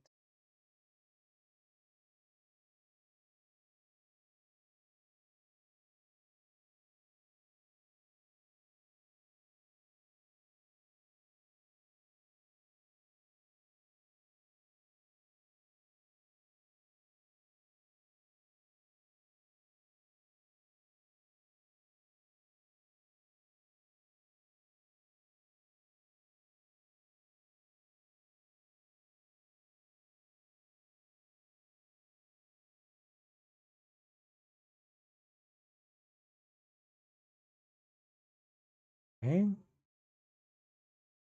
Oh, the game, this, it's still dropping frames. Oh. Man's backplate. The other troopers immediately stop shooting and drag the two of them to safety. The woman gets to her feet and immediately checks on the squad leader wounds. Kenny, are you alright? Hell if I know. He will inspect the place where he was struck and find a bullet stuck between two of his ballistic plates. Get up already, it's not going to get you pregnant. What? Can a bullet get you pregnant?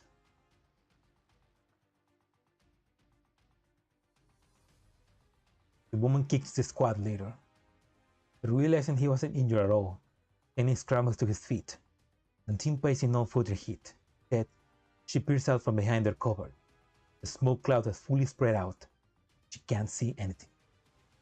Lieutenant, we lost sight of the target. What should we pursue? Give me a casualty report.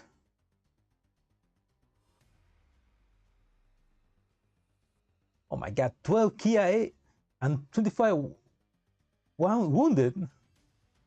And that's the power of Griffin dolls. Your brother is coming and need to act sleeping. Well, good luck with that, Ran. Thank you for coming to say hi. Have a good evening. And good luck acting. Good luck going to sleep or sleeping for your brother. Hopefully he doesn't find out.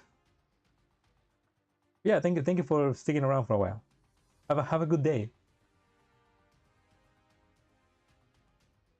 We got 12 KIA and 25 WAA.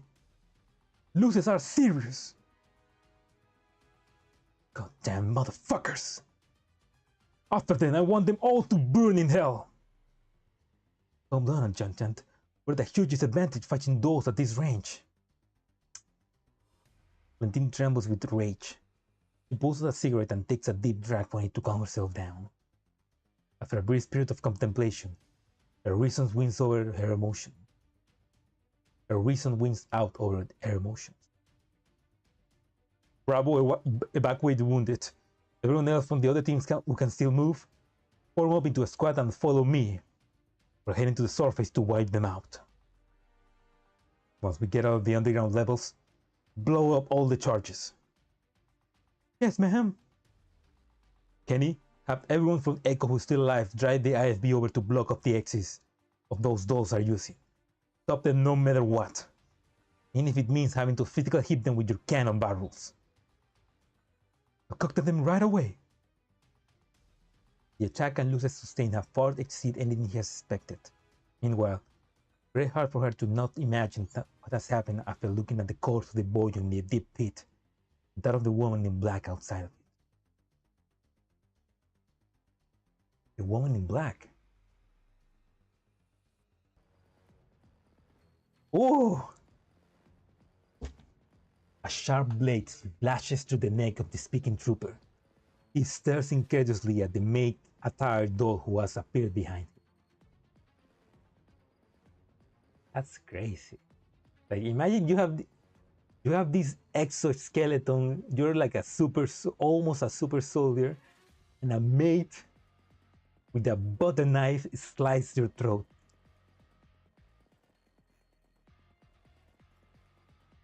Blood spurts from the severed carotid and jugular. He tries with all his might to stop the bleeding but fails. He collapses limply through the turret hatch and into the vehicle's interior. Ambush! Ambush! Drop off your troops! Oh! Another doll descends from the ceiling, landing heavily on the turret. The crewman nearest to her tries to pull up a pistol and shoot. She kicks his head so hard it spins a full 360-degree around his neck. The fuck? What the fuck?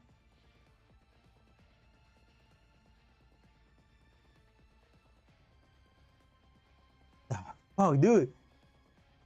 If I was a PNC soldier and I saw that, I would like, fuck this, I'm out. Like, a full 360-degree out of his neck. What the hell's going on? Report! And how proud Machiatto looks. I nod in the direction to show my approval. Good job, girl. Oh, look at that. She's blushing. It's not like I did it for you or anything. Still, staying here is too dangerous. I gesture for the dolls to gather up so we can begin planning our next move. Thank you, everyone. You were a godsend. Come on, let's mount up. I'll handle the driving. Miss Dandelion, would you mind helping me download some driving software? On it. Dorothy climbs into the driver's seat while the other dolls chuck the corsets out of the vehicle before filling up the passenger compartment. Then Dorothy finishes downloading the IFB driving software just as everyone finishes taking their places. Just as she begins to reverse, however, a massive explosion comes from deep within the underground complex. Must be trying to blow up the place. Hurry, we need to get out of here. Yes, master.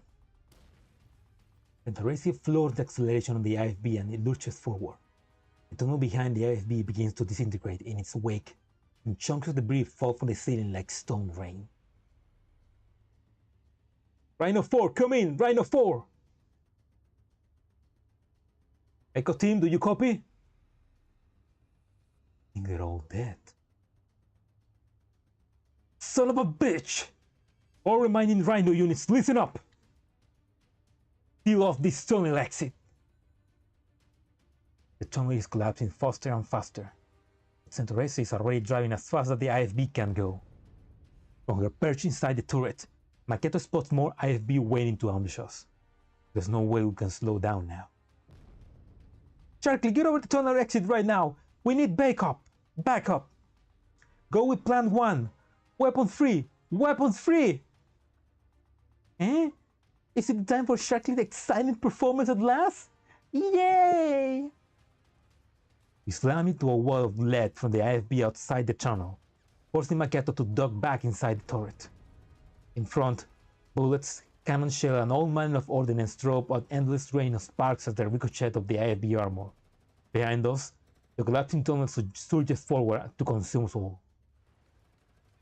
Suddenly, a tremor of whirling blades shake the air from behind the IFB. Outside the channel, a helicopter armed with rocket pods just arrived in attack position. That Sharker? It's a chopper! There's an attack chopper out there! A what? Hang on, we're almost there! The black-clad soldiers are running through the wilderness at top speed. The exit behind them blenches flame from the demolition charge as they sprint towards the other one. Quick, shoot it! Shoot it! Oh my old helicopter is back! The dolls pop up the IFB's hatches and begin climbing toward it. Help the dolls push Helena and the box into the cabin. In the distance, the black armored troopers have also gone into the high ground of their own. The woman who leads them actually gazes at the helicopter in the distance. But damn it, we won't be able to catch up with them!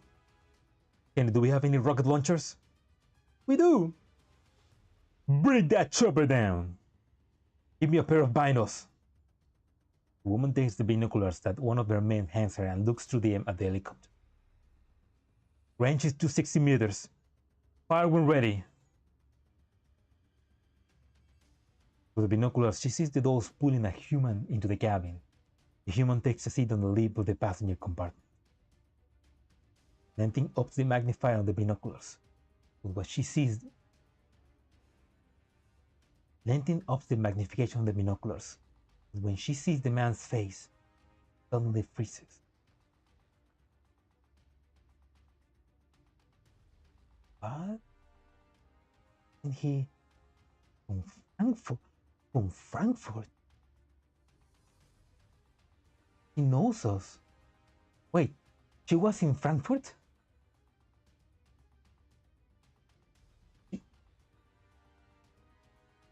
She was in Frankfurt. She knows us.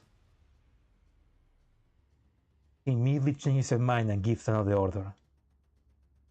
Ceasefire! Huh?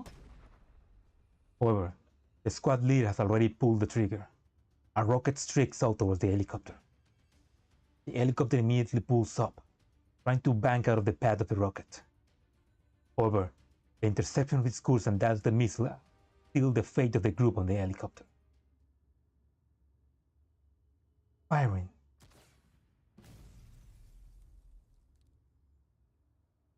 These shots ring out, piercing the rocket and throwing it off course, where it explodes in mid-air. What the hell? Shockwave from the rocket explosion shakes the helicopter, but the pilot soon levels it out. It continues picking up speed, trying to get out of this god-forsaken hellhole.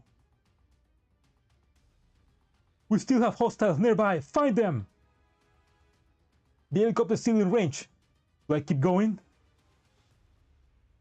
Kenny barks order to his men. He raises another rocket launcher, awaiting Lentine's response.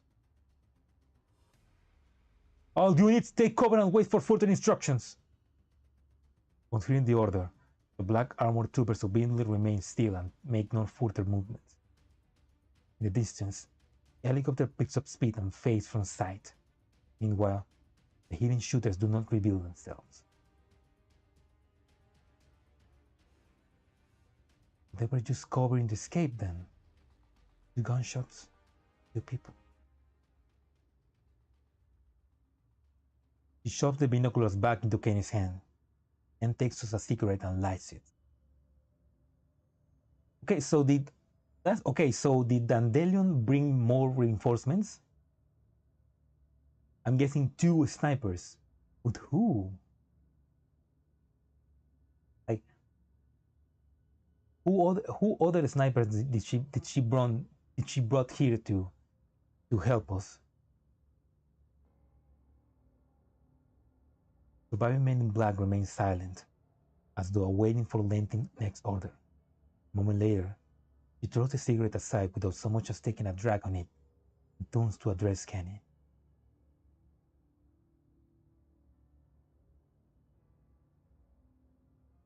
contact HQ and tell them mission is complete. Then inform personnel and have them pay up the maximum compensation for the fallen man. Any nods. When writing your combat report, attribute all your personnel and material losses to the battle with the Bojo. Do not mention anything about the battle with those souls. What? Then find the most reliable underground broker you can. Need information. Lots of information. With that, Lentine heads into the distance, ignoring Kenny's question. Sounds of the world begin to fade away. She loses herself in them. There is only one thought left in her mind. Why? Why? Why? Why? Driven by that thought, sets out on a mission, her own.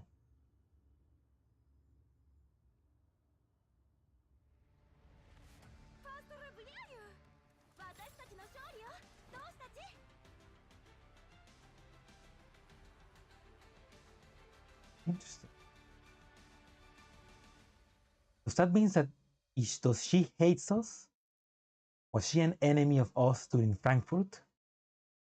Or was she a friend and she's like wondering why are we here? Man, I'm excited. I want to know.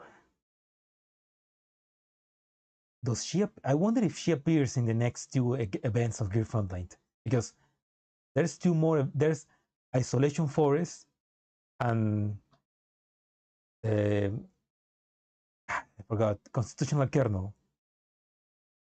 which are the two last events of Girls Frontline 1. And the story right now is we are in Frankfurt. So I wonder if we're gonna see this Lentine girl in Frankfurt. That would be pretty cool. It'd be a nice connection, I guess. She looks kind of evil, or at least done with life, I guess. This is interesting. I am.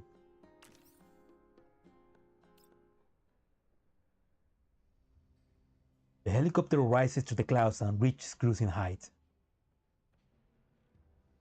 Get back inside the cabin and close the door. Whereupon the active noise cancelling system installing all Griffin helicopters engage and exclude all outside noise. Oh man, I love this. We not only get a helicopter, we got a Griffin helicopter. It's like best technology ever, man. I love this.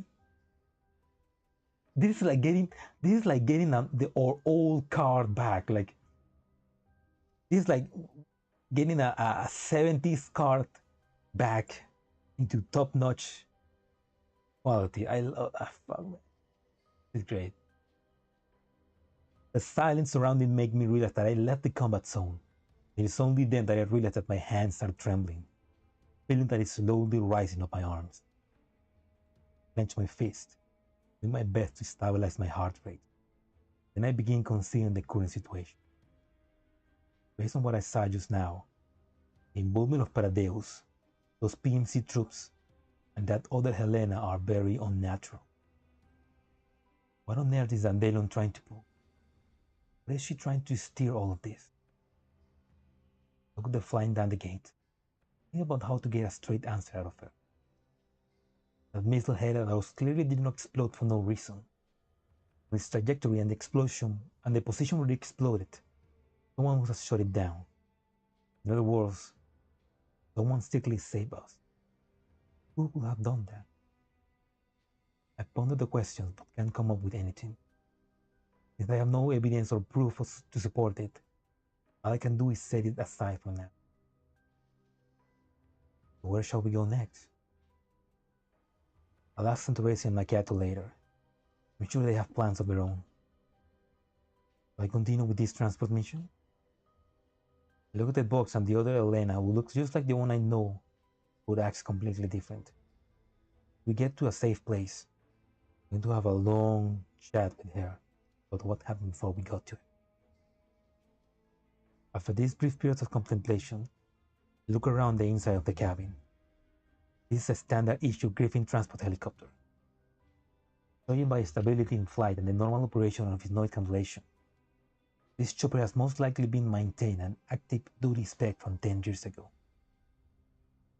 While the feed is not a little old, the old pretty much standard issue from back then, in the first aid kit in the same place. Machiatto heads over to the co-pilot and seat and talks to a doll I've never seen before about our flight path. Dorothy takes the first aid kit from under the seat and begins treating the wounds on the dolls who were damaged in the battle just now. The dolls begin exchanging their names and rejoice over surviving that battle just now. Aww. Look what calls me. Trying to strike up a conversation with the other Helena. The lady does not respond in any way, only looking down at them. She looks uneasy, but I can tell that she's trying to rein in her emotions.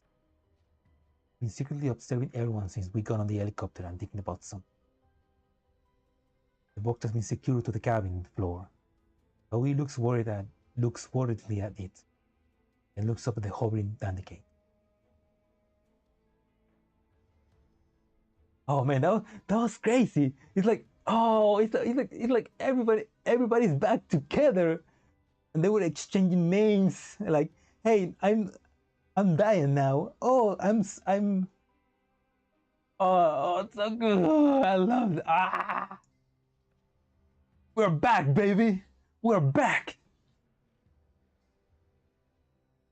Hey, this is like new friends, new faces. Like the commander was like, "Who's that?" I get a doll that I never seen before. Oh, Allah! I'm so excited, man. Hey, this box isn't going to suddenly change back to its sphere form, right? I already assumed they had control over the box authorizations. That said, Document might be able to take back control. Who knows? Look, hearing this, the girl suddenly looks up and addresses the Dandelion in earnest voice. He is already gone. Huh? I can no longer sense the lurking unclean. She's gone. The lurking unclean, that's the whoever took control of Helena. The Dandelion flies in front of the girl's face, mono eye focusing on her, but the face reflected in its glassy depths does not change. Looks like there's no more danger then. Lucky us. She has left her burden behind. The box cannot be opened for now. Why? Are you afraid she will replace you? You should not do that if you do not want her to die. After saying that, the girl lowers her head once again and remains silent, no longer listening to Dandelion's teasing. With a sign, I look away from the conversation to the dolls. And Teresi has just finished binding Dayan wounds. I approach them and ask about their condition. Dayan, Yangju, are you alright? You don't have to worry, Commander. They were merely flesh wounds. Yep. A band-aid or two and we'll be just fine. Dayan injuries aren't particularly bad. Yangju has suffered a penetration injury through and through to her leg. Teresi kneels before her and begins administering first aid. Carefully extract the bullet and its fragments, and fills the wound channel with packing epoxy. Twice a thin skin patch over the entry and exit. Yangju limbers up her legs, and nods happily to Teresi in gratitude. Then as Teresi has finished first aid for them, I decide to ask her the question that's been on my mind. So, what's the deal with this helicopter?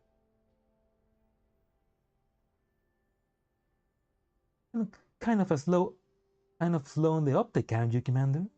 Can you tell that this is the presence of your subordinates prepared for you? Dandelion shifted position to directly over my head. I try to look up, but I can't see her. Is that true? And Dorothy puts the tool back in the first aid kit and looks up at me with a smile. Neat. We heard that you were working in the yellow zones all this time.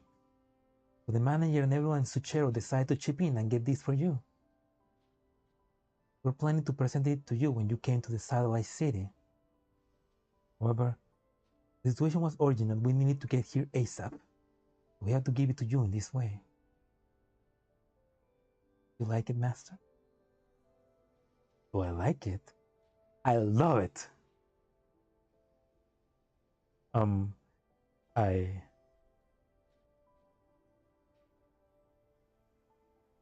Hello. Of course I love it. The sudden surge of emotions leave me unsure of what to say next. I'm like a little kid, like, I got a helicopter, yeah! As nostalgia assaults my brains when I look around, I feel like I've gone back 10 years in time. I see the box on the ground and Helena beside me. I realize that I'm no longer in the past. Mira, arigato. Thank you, everyone. Don't forget to thank Springfield. It took her a lot of effort to acquire this transport helicopter. After Machiatto finished taking with the pilot, he gets in from the pilot's cabin and takes a seat opposite me. Did she? Your name now isn't Machiatto. That's my name now. Make sure you remember it. I will, Machiatto. Springfield with you too? Yes. Manager is waiting for us in DHE02. DHE02. One of the satellite cities on the escort route. I look up at the damn gate. It pretends that it didn't notice me looking. We should be safe for now. You like to contact with the manager? Yes, we should. Please put me through. Dorothy adjusts the transmission frequency. Attaches the signal into my earpiece. Soon, hear a familiar voice through it. Oh, here he comes.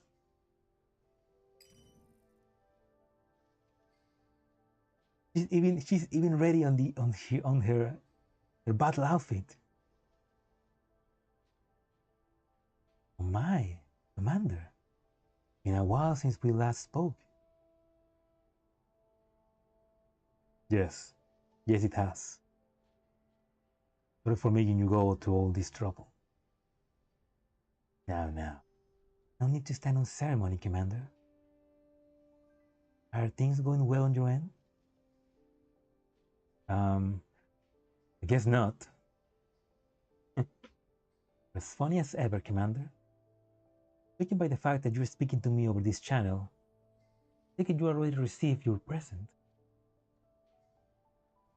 Yes. Although I have no idea how you managed to hold on to it for so long. Definitely a big gift, though. Definitely appreciate it. That's good to hear. I'll make preparations to receive you at the cafe. Hey. Speaking of which, I brought up a rather complicated bunch of guests with me. Will it be convenient for you? Dandelion has already told me all the details of the situation. As for those Helenas, they'll need special care. You may need to make some preparations before coming to the cafe. Preparations, you say? I understand. Oh yes, regarding the Elmo, I explained the situation to Miss Mailing and asked her not to worry. You need to worry about the rest. I already told the staff members what to do. Get some rest along the way. Deal with any problems that come up when we arrive at Zucchero. Well, that's Springfield for you. She's already taken into account all the things that were worrying me. And not and end the call after thanking her. She just knows. She just knows. She's always on top. Before we continue, I need to quickly go and give my cat something to eat. So be right back. I'll be right back. Yes. Vamos, comida. Comida. Vamos. Vamos.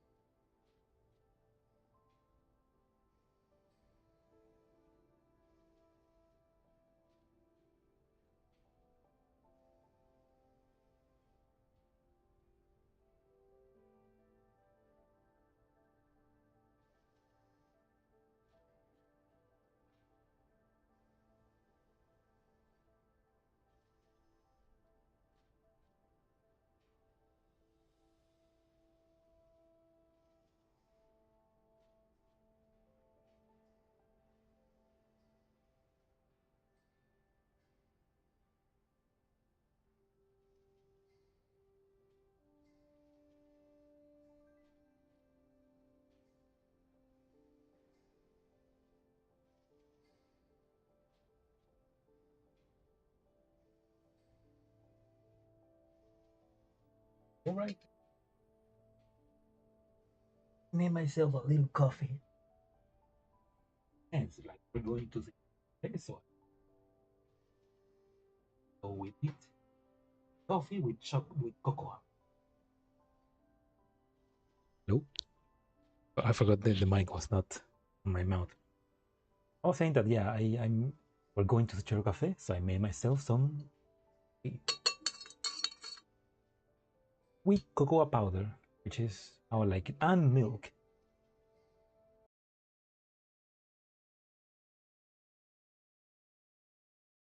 Anyway, now we're going. It's so exciting, man, to have the dolls and everybody. Oh, hello, personal account. Welcome to the stream. Another mate. What's the flips? Which one is she? She's the HK 60. Wait, I forgot. She's a German gun. HK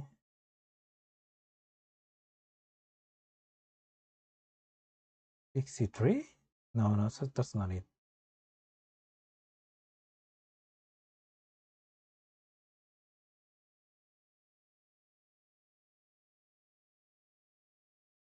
A G36. There we go. Oh no, that's fine. That's fine, personal. Don't worry. Have a nice dinner. Don't worry, man. Enjoy your dinner. Thank you for coming. Thank you for coming to say hello.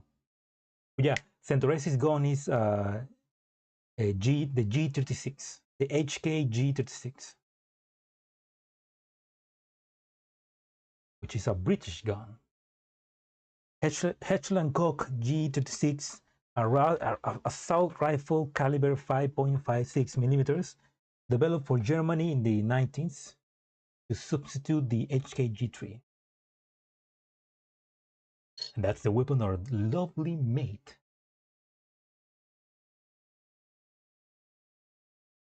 I don't know if I should. I think I'm gonna do one pool for Centauresi at the end of the event, because I want to save up for Clue. So as I take in the view outside the window, a wave of fatigue suddenly washes over me. Apparently, the sense of security I felt from knowing that I was surrounded by my dolls led me to relax unconsciously. Aww. He's surrounded by his dolls. He's like, relax now. I lean against my seat and close my eyes, allow my consciousness to drift into the depths of my.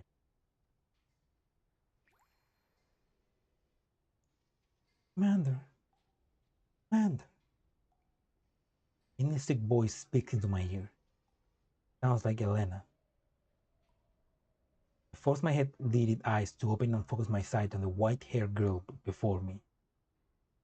There seems to be a film of condensation over my field of vision.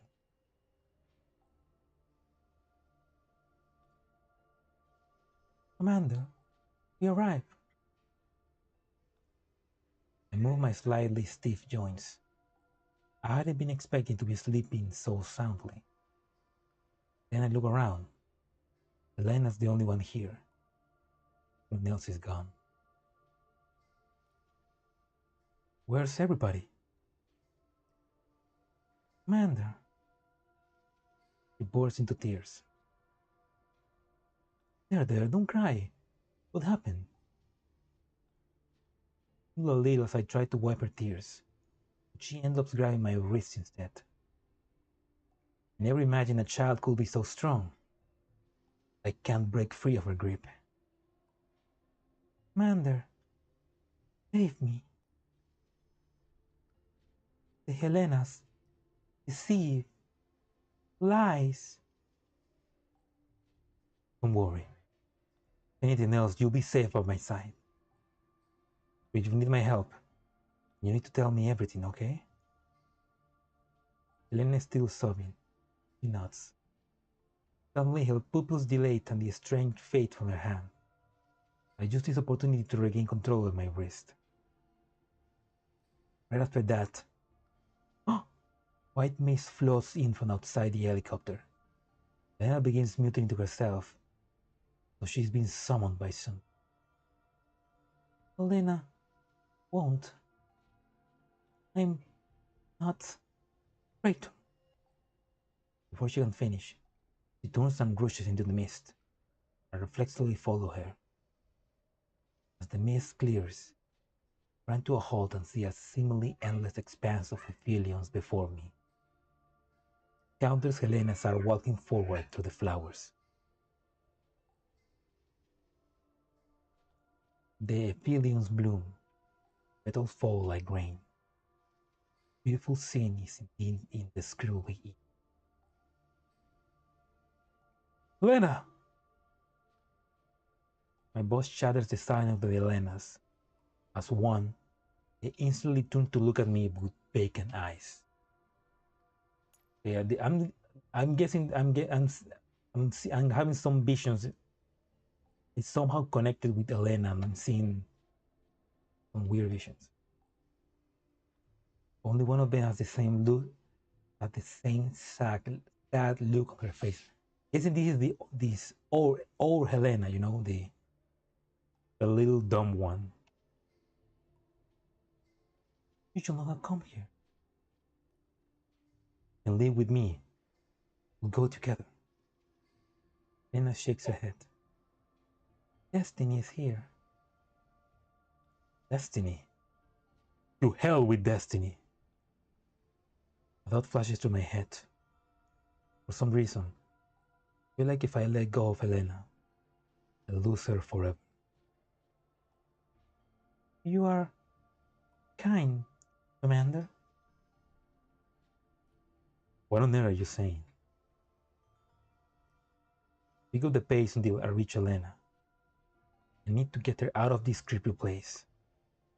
I'll physically drag her away if I have to. However, no matter how much strength I use, Helena refuses to budge.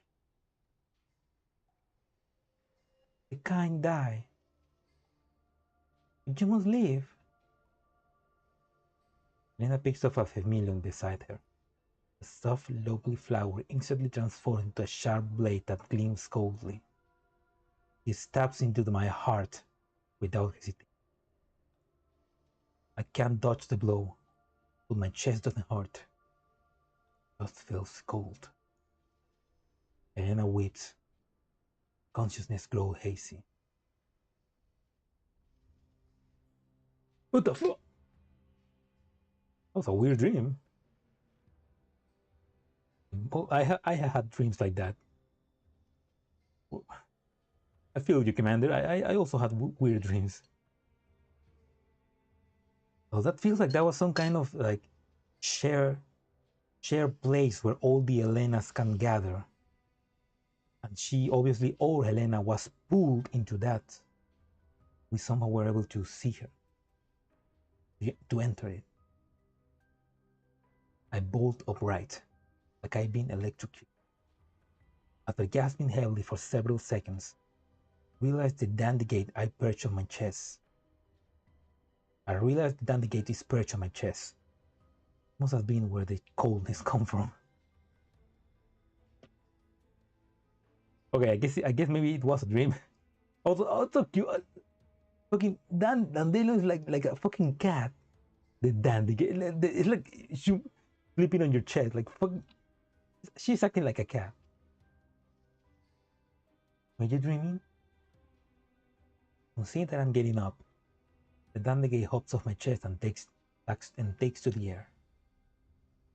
I want to look at the gear in the corner, then at the box, quietly sighing. More like a nightmare. I think it was too tense. I'm okay now. Dandelion flies a circle around my head before descending before my face again. As long as you're fine, get ready. We're about to land. I look outside the window again. The helicopter is approaching the city. The doll whom Machiatto calls sharply is speaking to the communicator. It seems she's talking to the local air traffic control. Looking down, I noticed that despite us heading straight for the city, the air defense emplacements on the walls are not tracking us. So we're all friends. That takes me by surprise. It implies that this helicopter has been legally registered and has permission to use the city airspace. The cost of obtaining such permission might actually be greater than the price of the helicopter himself. The helicopter slowly descends as we near the city, until we end up touching down on a small helipad near the city walls.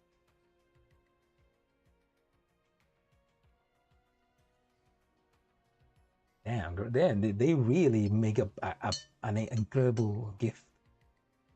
After stepping out of the helicopter, the massive quarantine wall fills my line of sight. I look around. I notice that all the nearby security cameras are facing elsewhere.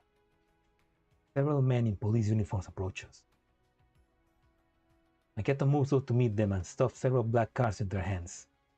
The men nod before heading towards the helicopter. Ooh, nice. Corruption. They walk past us as though we were invisible and enter the helicopter.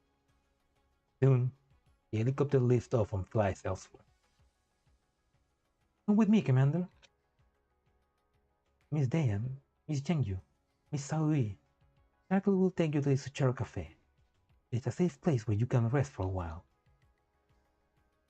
Commander. Go rest. I'll come by afterwards. Dayan nods and the three of those head into the paceway in the charcuterie. Meanwhile, Machiatto enters a passcode into a nearby door before beckoning me over. I enter with her, followed by Cosme, who is holding Helena's hand. Gracie is at the rear of the group, carrying the box on her back.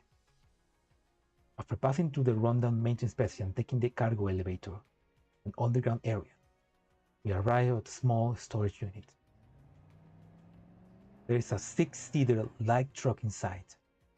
We mount up in silence and drive it out of the storage unit. We emerge from the underground area. Sunlight hits my face. It is sunset now, and the truck slowly climbs in a long spiral from the sublevels to the satellite city towards a higher elevation. As we go deeper into the city, more and more lights come on. It seems they're celebrating some sort of festival. Helena's eyes are drawn to the light of the city. Seems to be trying to greedily devour them all in their gaze. Now this must be fresh and new to her. I probably sense the excitement and eagerness to boil in her heart. However, when she looks back inside the truck and sees the box on the floorboard, eyes go dull again. She notices that I am looking and turns to look me in the eye. For my part, I do not shy away from meeting her again. Then, her mouth opens. So she wants to say something, but then she hesitates. Instead, she turns away, looking neither at the city nor at the box, but at her feet. She seems to be waxing thoughtful. It sounds like that Helena is also trying to have fun, you know. She's probably never been to the city, so always been amazed by it. But she's like obviously more serious and mission focused than the other one. So an hour and two more changes of vehicles later, Machiatto drives into a skyscraper, whereupon we dismount and get into an elevator. As its door opens, we're greeted by a bright yet completely sealed room. Springfield is there. Clearly, she has been waiting for us for quite a while. There we go. Okaeri, Commander. Okaeri, Shiki-kan. Did you enjoy your trip? And here I thought we'd run into a blockade or be subjected to a thrilling car chase. Looks like I was overthinking things. It would be terribly rude to subject you to something like that after you came all the way to CHE02. Well, that's a reliable cafe manager for you. Speaking of which, this isn't Zucchero, is it? Look around. You appear to be in a very high-end safe house, packed with all kinds of comm equipment and weaponry. Even the walls have been reinforced with ballistic armor plating. But of course, this is one of our hiding places. It used to be a hide-end apartment. I renovated the interior so it should be quite secure against internal and external threats. But considering how important this little miss might be, I thought it would be best to put everyone up here. Well done, Springfield. You really did think of everything. Like I made the right choice in picking you as our first stop. The Dandy Gate comes to a halt in front of Springfield and projects Dandelion's face. Why? It isn't Miss Dandelion. Let you be coming in person, but this body of yours. Oh, you know how it is. The commander couldn't spare me a proper frame, but wanted me to risk my life while slamming away from him. So I had no choice but to make me do with this Dandy Gate for now. Oi, that's enough nonsense out of you. Still the same old Miss Dandelion, I see.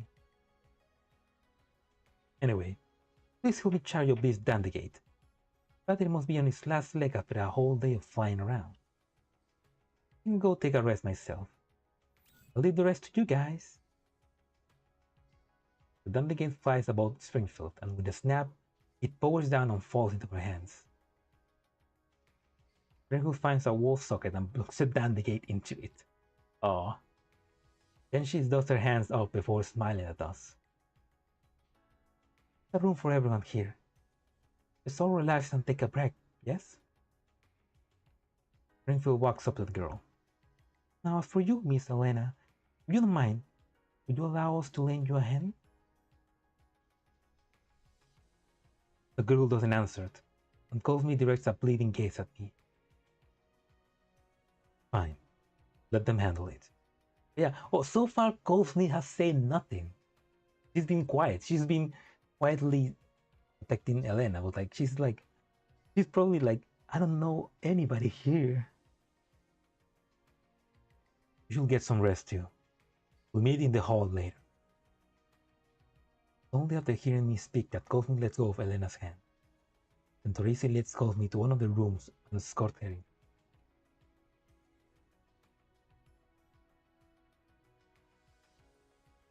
I mean, when they eventually voice act this event, they're gonna save a lot of money because Cosme, they don't need to get Cosme for this one. It's gonna be quiet.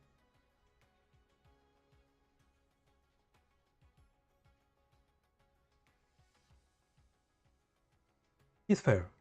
Like, this event is stacked. We got Diane, we got Yang Yu, we got Xiao we got Springfield, Machiatto, Interesi, Sharkley, Helena. We got 2 new characters.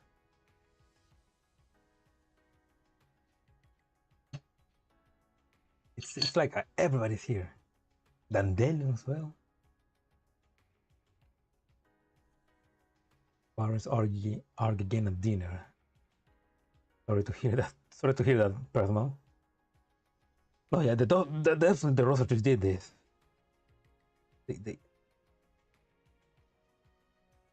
It's their fault. The family has not been. Yeah, it's always a Rosatri's fault. Except Rosatry, like he was a cool guy. All the Rosatries after him, fuck them. What's been happening? Well, basically, I mean, we got rescued by Machiatto and Centoresi.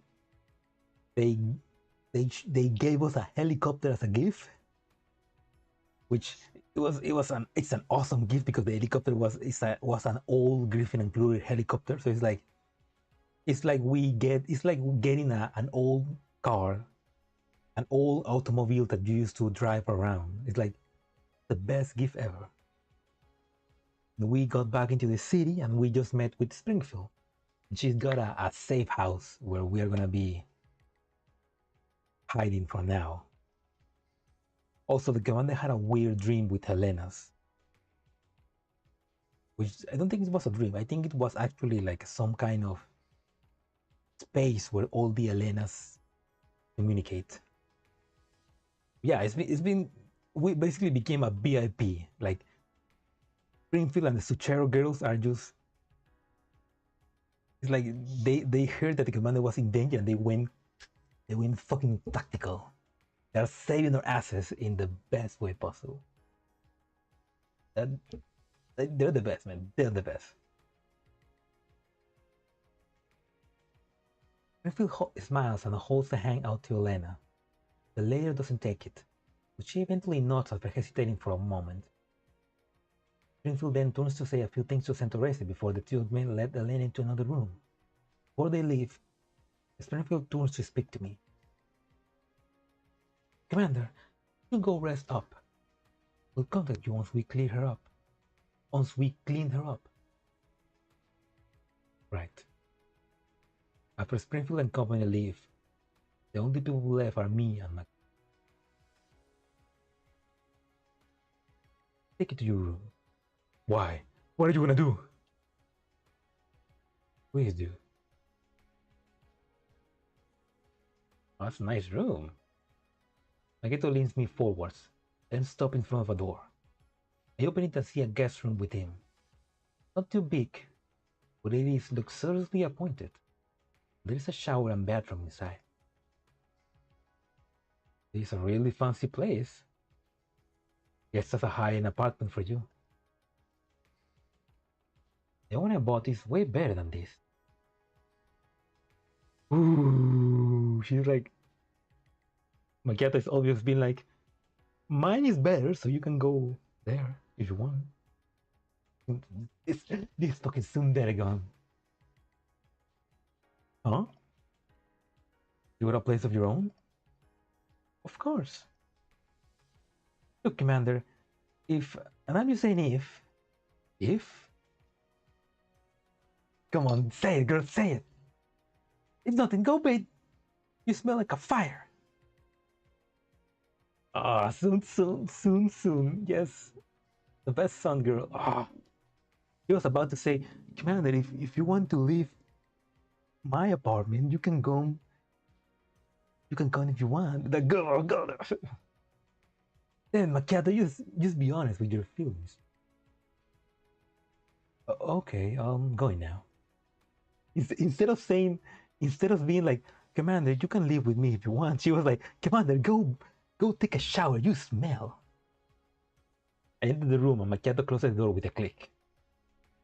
I sigh heavily. This is like, I sigh heavily because I remember how it used to be. And take off my jacket before lying down on the bed. But I still feel very tired. Sleep is long in coming. After tossing and turning a few times, I decided to clean myself up and enter the bathroom for a shower.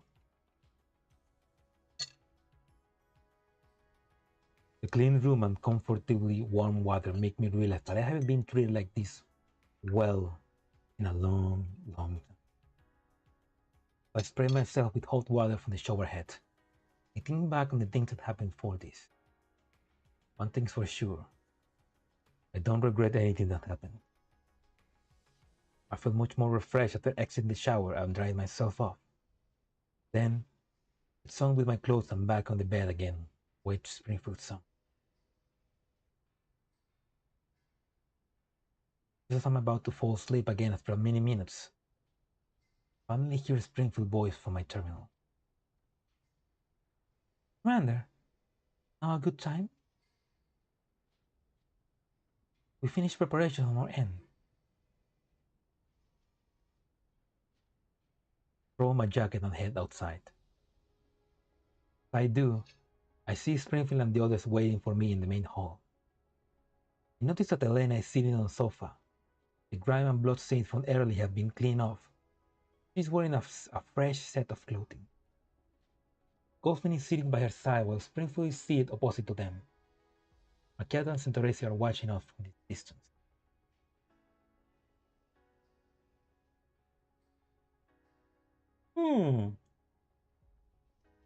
Oh, they gave her new clothes. And this is great because she is another Helena. So it's perfect because now she's got another look. So we can differentiate the two Helenas. Oh, that's a cute outfit. I glance over at Springfield, and she moves aside with a smile. I walk up to Helena, then take a seat on the sofa opposite to her. You look much prettier now. Helena blushes a little. Then she answers in a very quiet voice.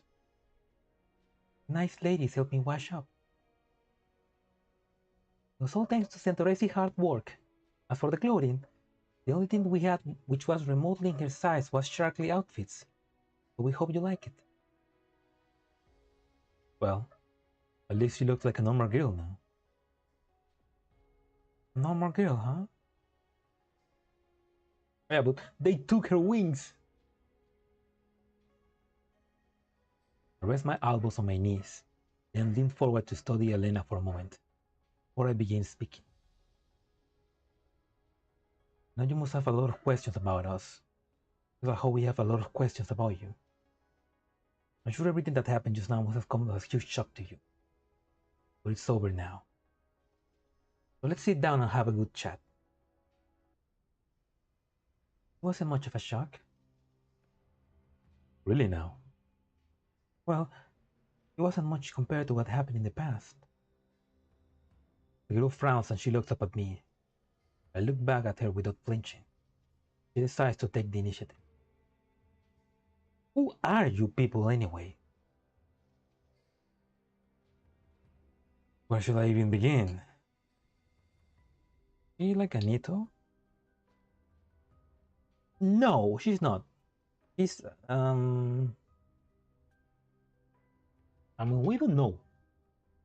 But from what we can guess is that he has something to do with Paradeus. He's a clone. Like there's multiple Helenas out there. We rescued an Helena at the beginning of the story on GFL2, and we just met another Helena, which we just rescued, and it's her. And somehow they are all connected. It's kind of like, I'm guessing that they share one. They kind of share like a. They can connect each other, you know, something like that. There's an entity, something that is able to apparently take control of one of the Helenas. User, which is what happens to our Helena that we met at the beginning of the story. This other Helena help us stop that. Yeah, basically that. She's not Anito, but she's a clone. And there's and she's kind of immune to collapse radiation. Not fully immune, but like she's not affected by it. Yeah, basically that.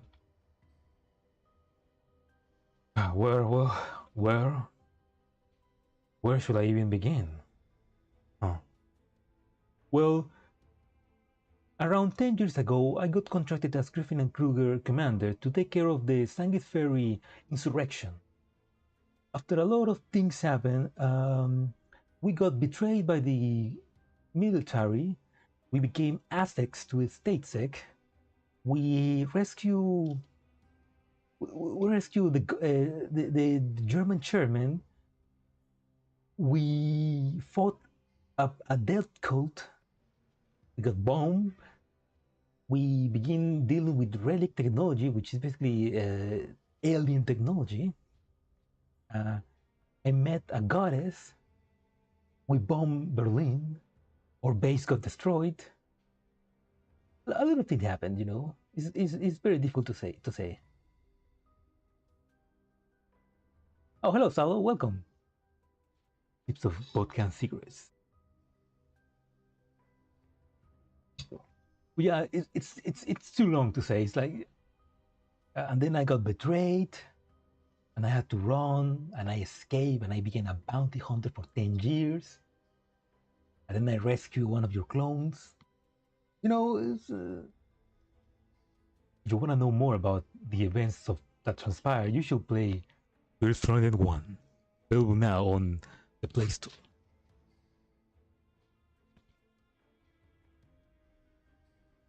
Oh yeah, that's kapag on the background. Yeah, the command is kind of like, yeah, yes, in a way, yeah. I said we're Napoleon in the exile. And we are beginning to come back on exile, gathering our forces again with all the dolls that we are, with all of our old friend dolls coming back together. Well, so welcome, Augie. Welcome to the stream.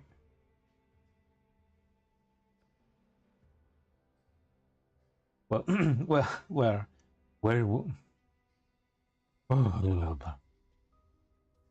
where should I begin?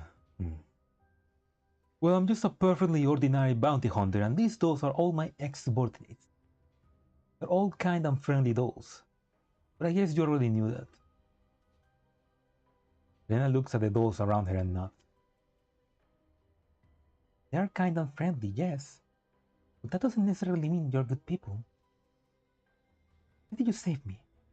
Why did you bring me here? We were asked to escort Helena to a safe place where she could be cared for and protected. Escort Helena? I want to look at the box on the ground. The girl's eyes follows mine. Someone handed that Helena to me, so we ended up being attacked by all kinds of enemies each day. Barjaggers, Paradeus, no Mangi security. Since you're Helena too, I had no reason to leave you there. Reason? Yeah, there's no reason here. We just protect all of our friends. Oh yeah, love and hope. Hope and love. Is this why you fought Paradeus and those mercenaries? Paradeus has always been our enemy. I wouldn't have spared them even if I hadn't been tasked to escort Helena. As for those mercenaries, I don't have any particular grudge against them. That said, I had no reason not to shoot back when they shot at me. Yeah, fuck them. Fuck those Mangi guys. Although I do wonder, because the adjutant of the Mangi military, the Mangi personnel, she knew the commander. She knew us. She knew that we were in Frankfurt. I honestly want to know more about her. I guess you can't trust us just yet. Look up and give Springfield a look. He stepped forward and addresses the girl. Don't worry, this is a safe space. I guarantee you that those knitters, unitates, and Mangi security people will not find you here.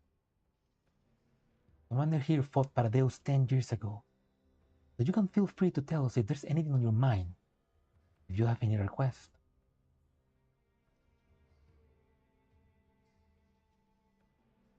Paradeus is always the enemy.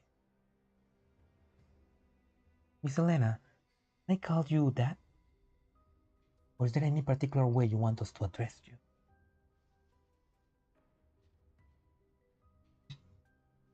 There are two Miss Helenas after all. It would be best to make a distinction if you're going to stay with Commander. There's no need for that. I won't be disturbing you for long. Do you mean you're going to leave soon? Where will you go? I'm very grateful for you for saving me, but I'll take care of the rest myself. I sigh heavily. Seeing this girl is as pure and innocent as old Helena, but behind her facade of grisly independence are hints of a naive streak. I scratch my head, at a bit of a loss for how to go on from here. Been fighting 10 Mangi security combat teams at once would be less of a headache than this. I'm just not used to handling kids. Commander, come on. You used to handle a lot of dolls that are like kids. You kinda know how to handle kids. Shenanigans inbound. After thinking for a moment, I decide not to beat around the bush. It's probably time to get straight to the point. I'm sorry. I know you don't want to remember things like this now. The things we saw in that underground facility today, they might be linked to all our past. And I want to sort this matter out. I want to uncover the truth, no matter what. So that what happened back there will never happen again. Can you tell me everything you know about what happened down there? Why a village full of people will end up being snatched for use as test subject? Why there was a Boyum and a knitter down there? What kind of ceremony were they conducting, and why Helena, that is to say, you, exist? The girl listened silently as I rattled off a string of questions.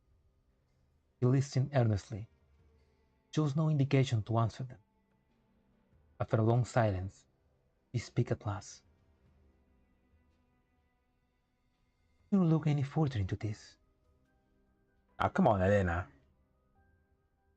You Helenas? A file now in the lore. What do you mean? You keep investigating, you'll end up like those people in the tank. You'll end up dead because of me. I'll end up dead because of you. Girl, a lot of people have told me that already. That's why you don't want to stay here? Because you were worried about that? You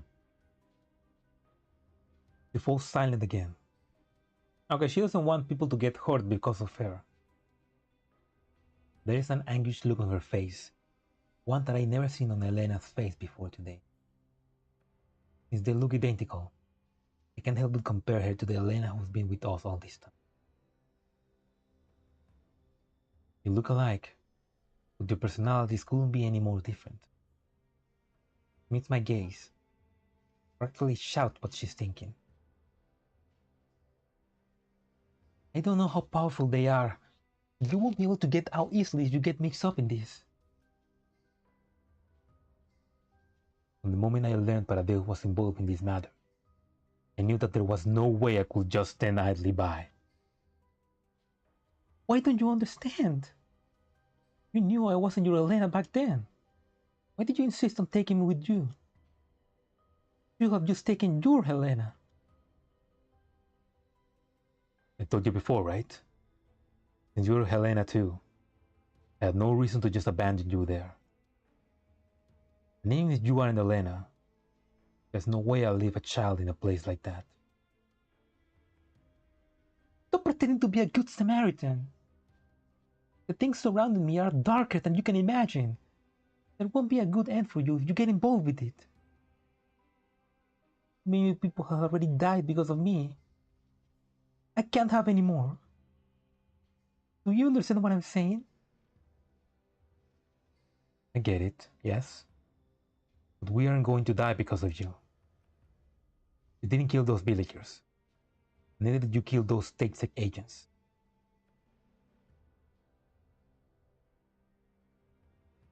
It's not your fault that they died.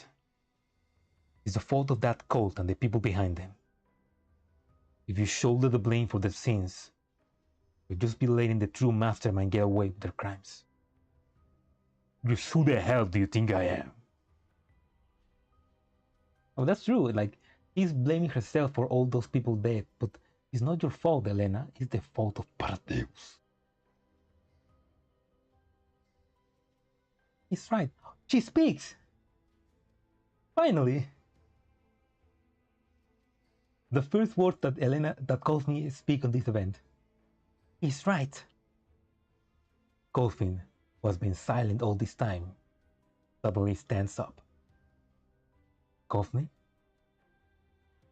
The followers of Paradise. They killed my sister, just like they killed the people in those tanks. They don't need a reason or a motivation to hurt others. They do it because they want to.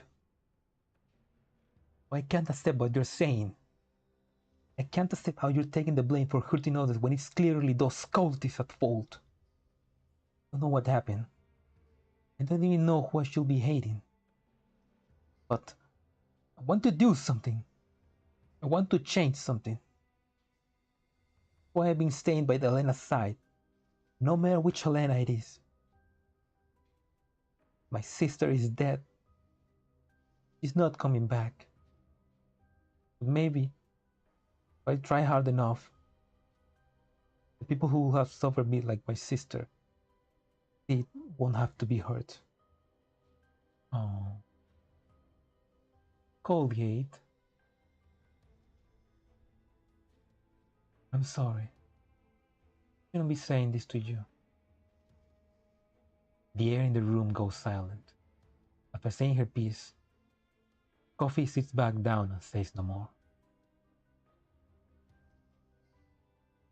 Thank you, Colgate. I look at Helena. I address her in a kind as firm tone as I can manage. Running away won't solve anything. And running away won't stop tragedies like that from happening again. I'm sure you understand that. What? Don't take everything on yourself. Also, don't look down at us. You saw how we took that old Bojun and those mercenaries, right? We uncovered everything about the Helena incident. Considering how that Helena ended up in my hands, I'm pretty sure you know how determined we are to interfere in this matter. Helena D68 bites her lips. Seems to be a great struggle going on in her heart. Are you from State Sec too? No. I have friends there, but no. No? But we can do more than that they can. Ooh. Nice. We're better than you, State Sec. Helena D68 thinks for a moment. Then she speaks at last. Well, if you want to know, then I'll tell you. My memories are limited to what happened in the village. Neither and the Unitates call me Lord. Those villagers look at me as a miracle, created by God. They said I could help everyone find Cavitas, and then lead everyone to freedom from pain and gain eternal life. Do you know what Cavitas is? No, I don't. But I hear that is what everyone's been searching for. In order to find this Cavitas, they put me on those instruments and did all kinds of experiments on me. Experiments. More bloody experiments. Don't those Paradeus bastards that single original bone in their bodies? Commander. Pardon me. What happened after that? After that, I learned that it was all fake. Villagers who were buried in that so-called grace all became monsters. Wolfin looked at me. But that's why Grifium. It all makes sense now. But that's the ceremony they were talking about. They controlled those monsters and turned them into Bojums you were talking about. But I could hear the wailing and lamenting in their hearts. The ceremony made them obedient to me. All I could do was give orders. That woman dressed in black commanded me. I didn't want to do this. There was nothing I could do except pray each day for a miracle to happen. And then, someone actually came to save me, as though they were answering my prayer. One day, a group of people who said the same thing as you came to the underground complex. They said they were state-sec agents, and they were going to save me. I was so happy then. They took me out of the tunnels. They told me to wait for their pickup in the village. But in the end, they never came. At the time, I didn't realize that they were probably in those tanks. I had nowhere else to go. The only company was the lingering spirits of the fallen. That time, All I could do was pray. And then my prayers were answered again. Another me descending from the heavens, shining brightly. So Helena was drawn to you by your prayers. The girl hesitated for a moment, and she nods reluctantly. Yeah, I think she heard my call. The fact that these Helenas can speak to each other's hearts, something that's come up before. When?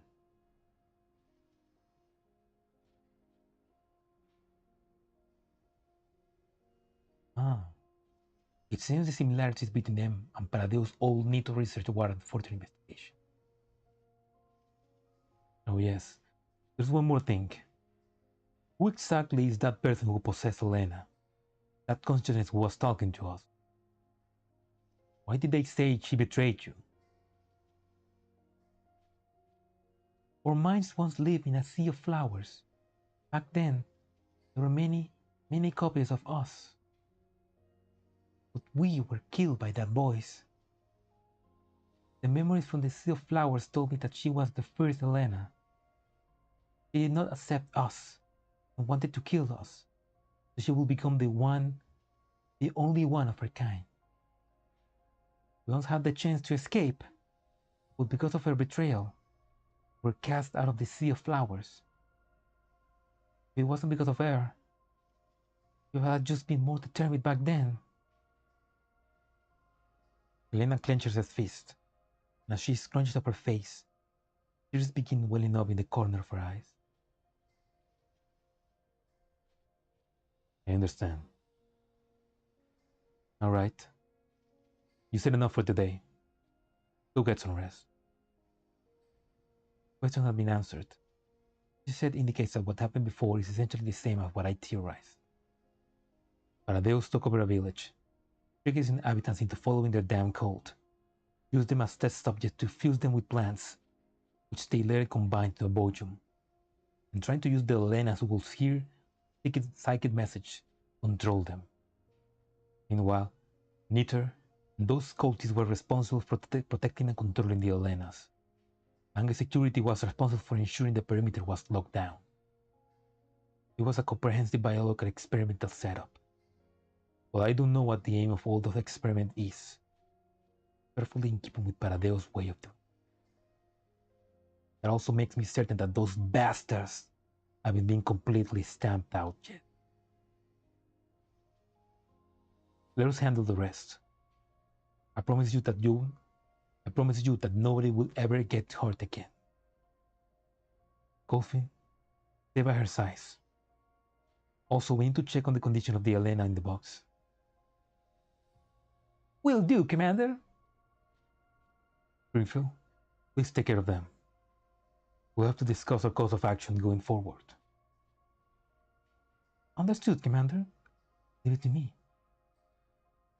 Greenfield nods to me, and she turns to the sniffling girl.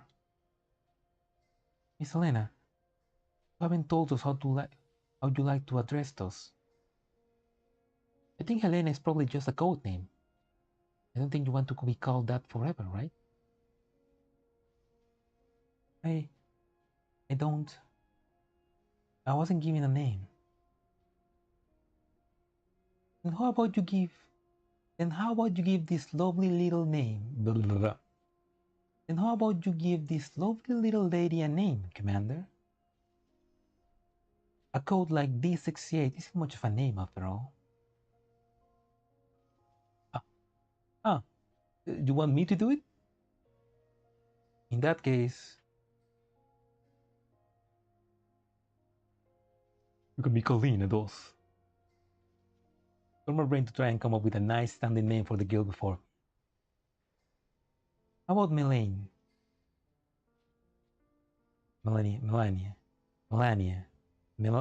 Okay. Melania. No, Melania, yeah. How does Melania sound? Not too bad. A guardian of souls. I'm sure those infected villagers would have believed you could protect them, even in the direst of situations. I couldn't do it then. What? He looks up at me. I think I understand the meaning behind that name. The plot, they want you to accept your role as a father. They want us to care about our daughters. I got a new daughter. Now we got Helena and Melanie. The family keeps growing. That's a nice Melania. That's a nice name. Wait. Melania, fuck. Garden of Souls, yeah. Sounds like melon. Maybe that's the way I'm pronouncing it. I mean, I just Melania. I just thinking Melanie. Maybe I don't. Maybe it's pronounced some different, but melon. Please call me that from now on, Commander. Oh, this is an audio clip from the. This is an audio clip with the resource ID Wolf 00320822/3362.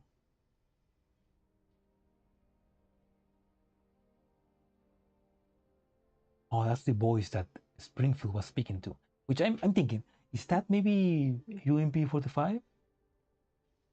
Maybe Leva, I mean. They waited 10 years, now they aren't going to let you escape again. They arrived safely. Our missing comrades were confirmed to be there as well, right? Yes, they were killed. Oh, okay. I guess this is Mangi. Wait, what? But their deaths were not in vain, thanks to the commander intervention. What? What? Who died? No, wait. Oh, wait, state sec. This is a state sec. Oh, shit. That's state sec. That's gotta be a state sec, yeah. They arrived safely. Our missing comrades were confirmed to be there as well, right? Yes, they were killed. But their deaths were not in vain, thanks to the command intervention. Yeah, those guys are from state sec. Maybe Misha? Maybe Misha and Mikhail? He's still as much of a busybody as always. But you know me? Still, that's just how he is. You don't seem to approve. His methods are highly inefficient, though they are efficient at times. Maybe it could be Misha, it could be Mikhail, it could be Javier. Don't understand him. So long as he doesn't interfere with our mission, I won't oppose it. Perhaps that's how humans think. It's just like he was. Wait. Oh! It's just like she was. Always so pretentious. Very infuriating at times. Oh no, are they speaking about Angelia? No. Oh, we're just like Angelia. Oh, the knife, they're just twisting the knife in our hearts. They're definitely, no, that's gotta be Angelia, yeah. I mean, who else is pretentious and infuriating at times like us? Angelia. Oh, that hurts. That hurts.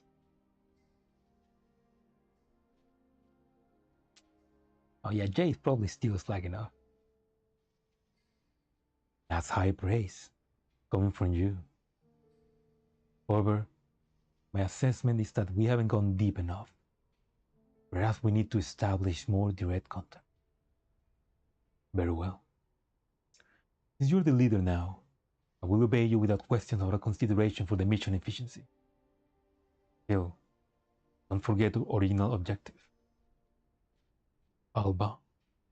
Who's that?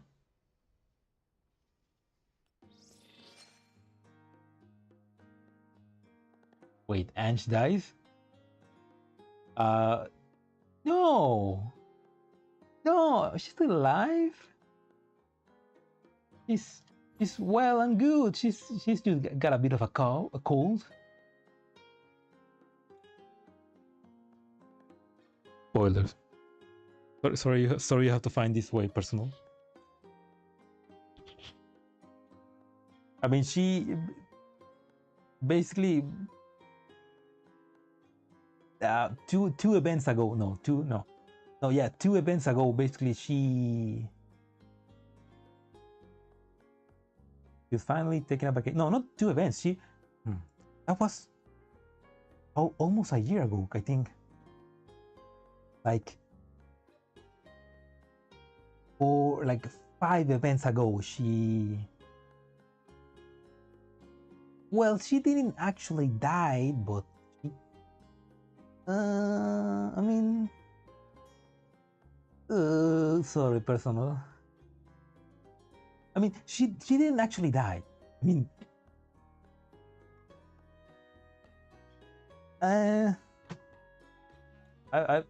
she actually, yeah, she just got they told her, hey, you can rest now, Angelica, don't worry, I'll finish the job for you. And just like, okay, thank you. And she just rests, begin resting, you know. That's what happened. Yeah, I mean, yeah, that's what happened. Yes. Before we continue, I'll click collect. But don't worry, it's not like a big spoiler. Like, still reading the story is like is the cool thing, you know.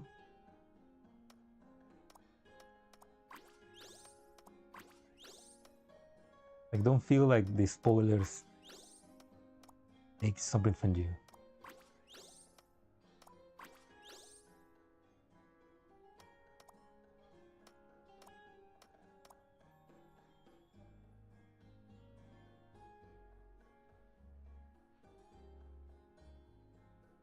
I don't know how this works.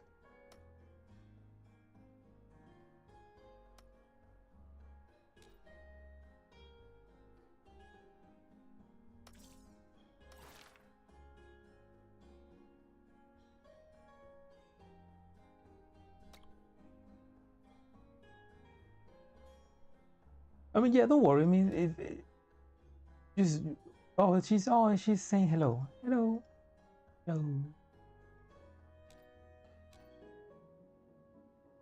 Hello, Springfield. Hello.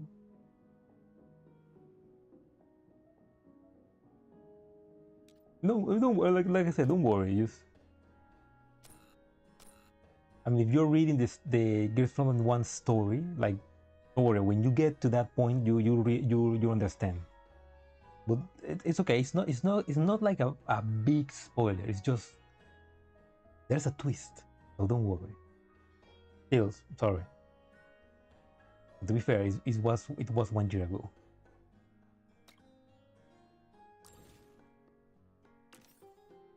Yeah.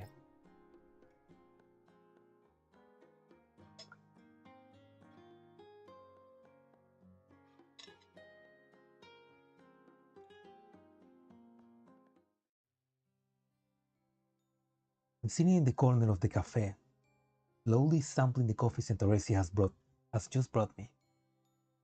After returning from the safe house, I had a loud and lively meal with Dolls. First one in a long time. Santoresi in Springfield served a sumptuous feast. The Dolls and I had a long discussion about the past. Oh, we're all thinking about the old times. Briefly told me about how the Zucchero was founded, while Diane recalled the adventures of Monsoon as they traveled between the satellite cities. And Tracy did her best to serve everyone, while Yang and Xiaoyi were about to put on an impromptu performance for us, only to remember that their instruments and luggages were still at the train station. Springfield helped them contact the local authorities. They learned that the missing items would be shipped over to them, so happy that they dragged out Sharkley's stage to sing an off-key song. They cleared the tables once we were done eating. Or rather, they did. I had to help. They shooed me away, leaving me no choice but to find a corner to sit down in. The night wore on. The lights in the buildings outside gradually go out. The clamor from the outside windows slowly quiets down. I hold an exquisite mug in both my hands, covering the warm fragrance of the coffee inside. This sensation was commonplace 10 years ago. For me now, it's a rare and precious thing.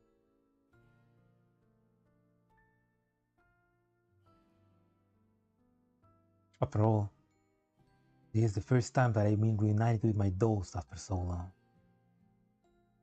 My heart fills with mixed feelings. I watch them hard at work. But it's been a long time since it happened. I can still clearly remember the looks on everyone's face when I announced that I was quitting Griffin. The confusion, shock, worry, and the protest. For the third time, I was utterly powerless. I couldn't even give them an acceptable explanation of what I had done. Makes me feel even more guilty is the fact that even after all this has happened, after meeting everyone again, single one of those has come over to ask this question. Why did you leave, Commander?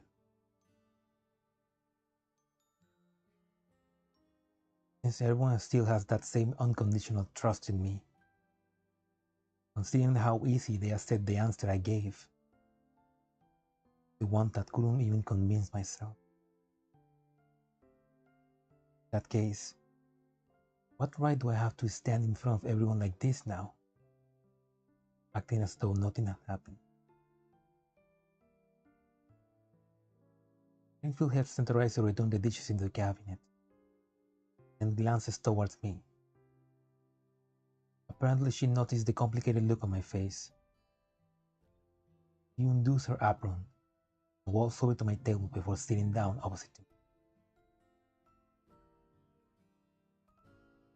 What's wrong, Commander? You seem uncomfortable.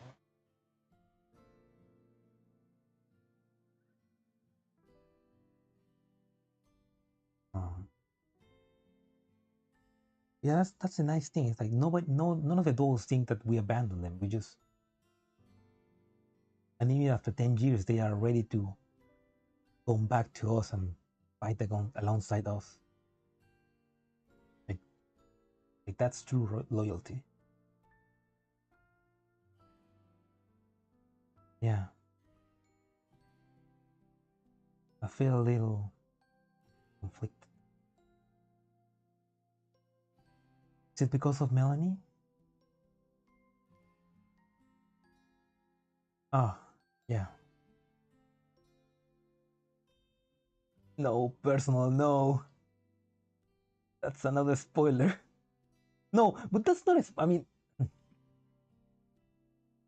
it's kind of it's not a spoiler because, literally, Girls Frontline 2 begins with Girls Frontline 2 begins telling us that the commander left Griffin and became a bounty hunter. Like, it's not a huge spoiler. The way in which it happens, that is a spoiler, and that hasn't happened yet in Girls Frontline 1. Like, that's still 2 events away in Girls Frontline 1. But for Girls Frontline 2, it's not a huge spoiler. It's just that we left Griffin for some reason, and we became a bounty hunter for 10 years. But don't worry, it's not a big spoiler, because that's how the game starts. So don't worry.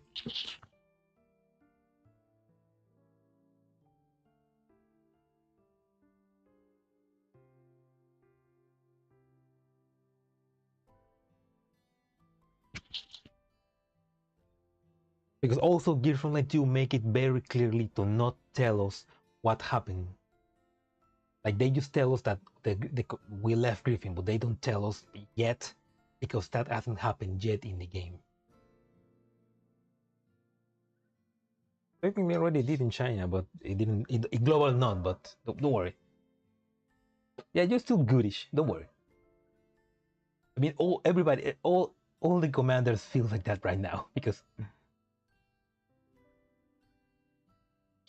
technically the game already finished. The main story of the game already ended on the Chinese server. We are still catching up here in the global server. But there's also Girls Frontline 2, which kind of spoils things that happen the end of GFL 1, but they don't fully spoil because it didn't finish by the time, so it's complicated. So don't worry, everybody's been on the same boat. Yeah. Well, that's part of it. As for the rest, Reframing continues watching me. I can't continue speaking for a while. Would you mind if I venture at a guess? Go ahead.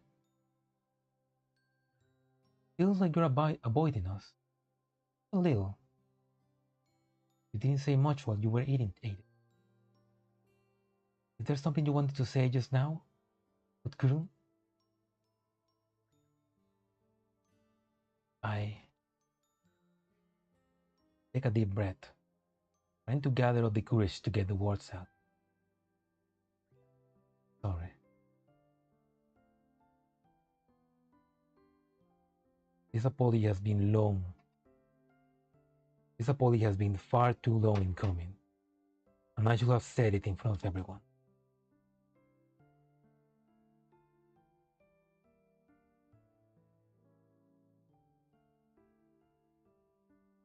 But when I finally managed to build up the courage to face my past, the others didn't give me a chance to say it. You're sorry? Why are you apologizing, Commander? Don't give me that smile. That damn smile, girl. That smile to cure anybody. I look at Springfield's smiling face. I realize that she understands everything. Yet, the fact that she's asking this question despite knowing the answer is strangely calming. I try to gather my thoughts and say that I've been keeping in my heart all this time.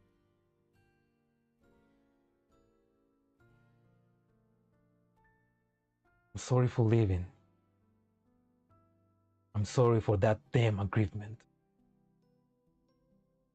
I pause, and after thinking for a bit, I continue speaking. I always thought that signing that agreement and leaving Griffin back then was the only choice I could make. I knew it might not have been the best choice, but if it meant everyone could be safe, that you have a future, and it was a price that I would gladly pay. Springfield keeps watching me, waiting for me to continue. You know, I actually felt kind of relieved when I first came to the jail zone. I guess it's a sign of how useless I am.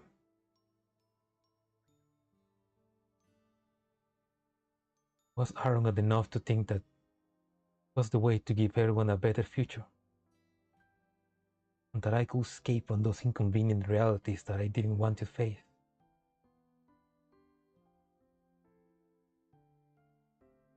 I knew it was wrong, of course, but I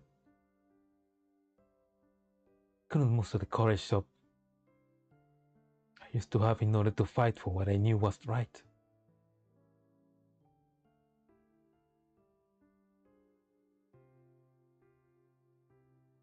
A lot of people died, yet I'm still alive. And the only reason why I survived is because countless souls gave their life for me. Would those sacrifices even mean anything?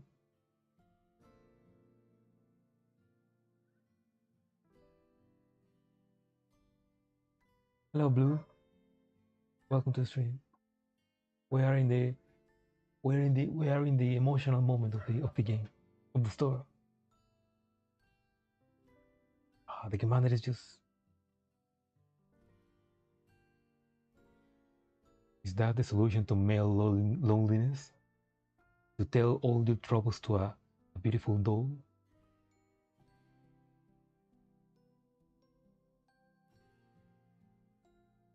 I haven't found the answer to that question. So, drifted to this chaotic world for the past 10 years, trying to find an answer that would put my heart at ease. That would prove I haven't chosen wrongly. The more I look, the more lost I felt. I thought that turning my back on the world meant that I would no longer be used. I thought that giving up what power I had would give everyone peace.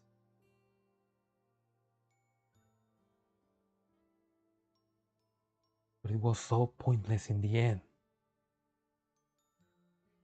Yes, I was no longer being used.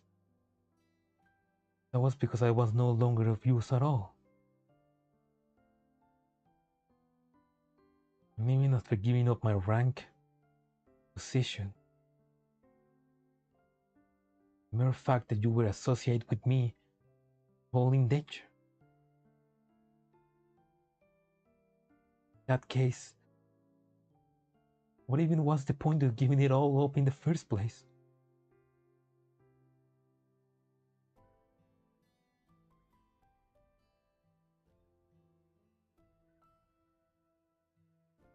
You heard what I told Melanie just now.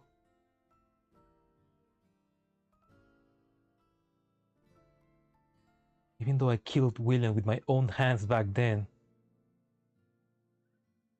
Paradeus is still going strong, still using innocent people in their inhumane experiments. I killed William? What? Okay, that is a spoiler for Girls Frontline 1.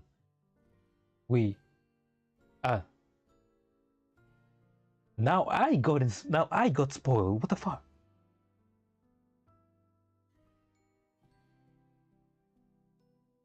And as for me, by giving up everything, I lost the power to change anything. You know, back in the days we used to be able to send choppers wherever to deploy, like 25 T-dolls at once.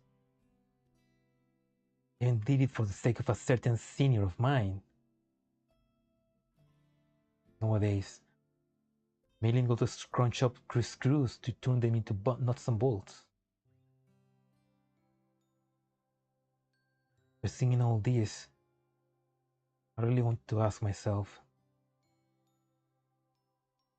hey, what the hell are we even doing? Make your choice. You keep second guessing yourself. Someone like this even deserves to be called a commander?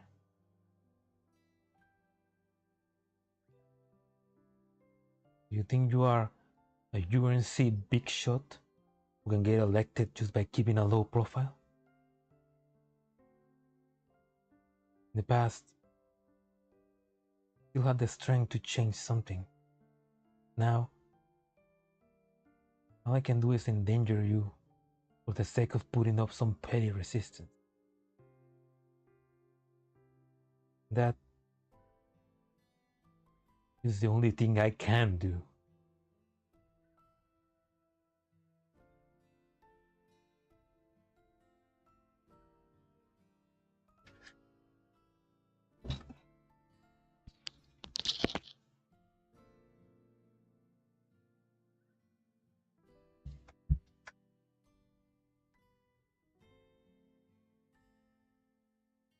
Pour out all the things that I keep in my heart for all this time.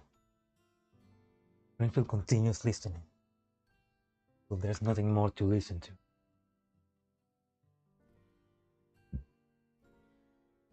I raise my mug and take a drink. That's my loss of control.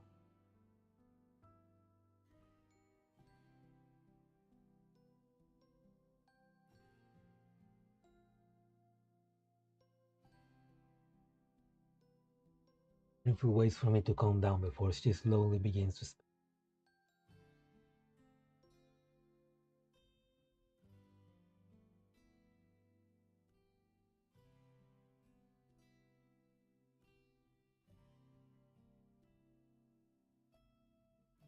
I think you're running away from anything.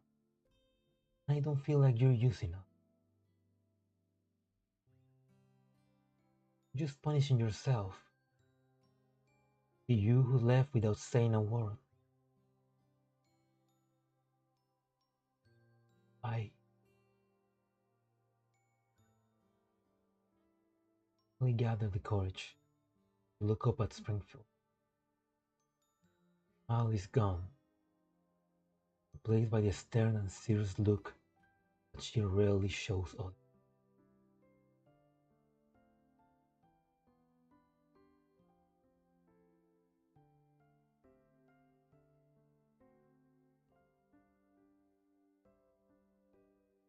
Or did you truly believe that we will just forget you because you left and we were bound by the agreement? Not what I meant. Is it?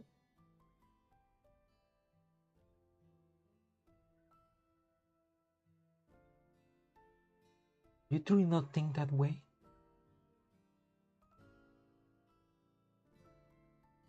Carefully about your answer. It means a lot to me.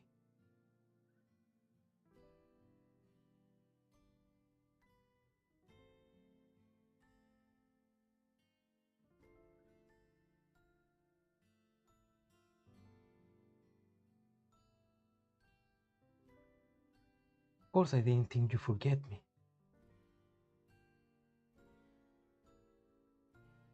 On seeing the look on my face, Springfield smiles again. Goodness. Felt the same way too. Right on me, Commander. Seems like I was a little impolite. That said, you weren't the only one feeling lost during our 10 years apart. Even if we felt lost, we'll try our best to keep living our lives. We'll live on, while waiting for the day to come when we will meet again.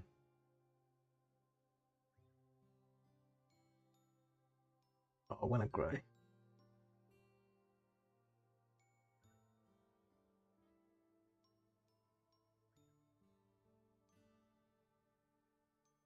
Springfield twirls the tip of her hair around her finger, though she's thinking about how to put her thoughts into words. True that a lot of dolls left Griffin, and as a result, lost contact with a lot of her friends. But why do you think you're powerless now? Because... Is it because you think that we won't listen to your orders anymore, not that we're no longer your subordinates?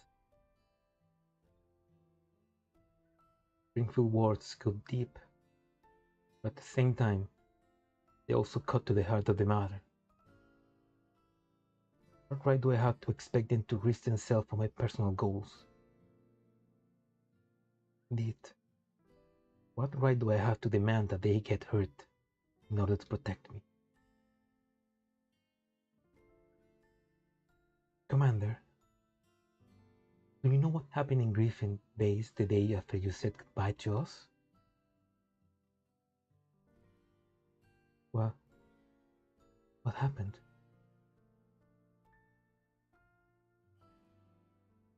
Nothing happened at all. We still gathered together. We trained together. Ran simulated battles together. We uploaded our data together. All the squads were like that. Back then, you were no longer a commander. In name, Will we continue living the same way we did when you were in the base? As though you had never left. Then the next day came, the day after that. Those days lasted a very long time. Until Miss Helena came to the base and told us that it was time we took the first steps of our own. She said that this was what you would have wanted. So we did. In the past, you always said that you'd be nothing without us. But the truth is also the reverse. If you hadn't raised us up to be the way you had, we wouldn't be your present self either.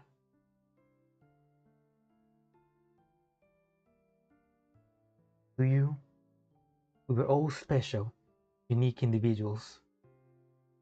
In our heart, you were the same. It's a bond that we shared with you, and you alone.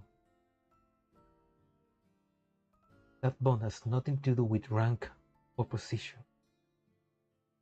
Nothing can ever replace it.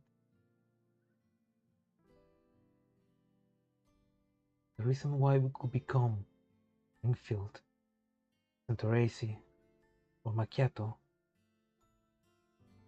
all because you were there.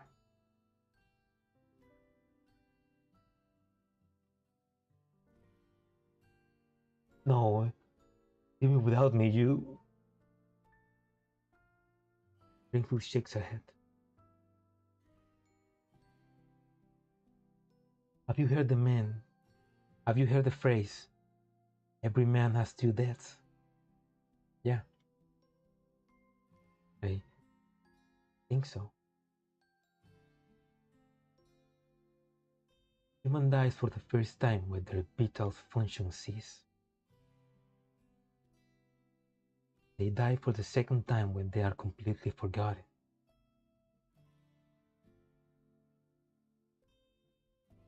It's not like that for dolls.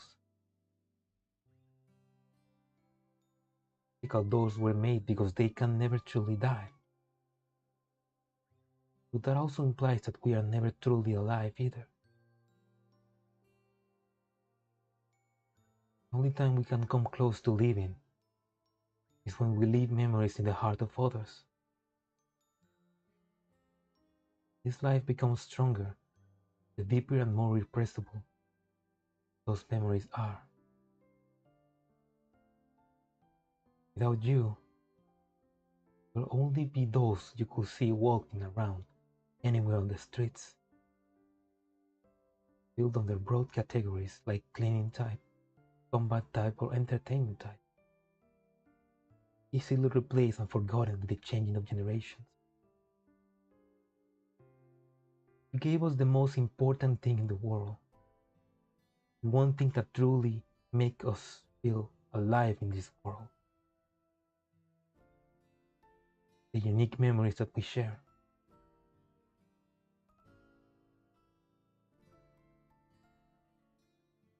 I don't know if I'm making myself clear enough,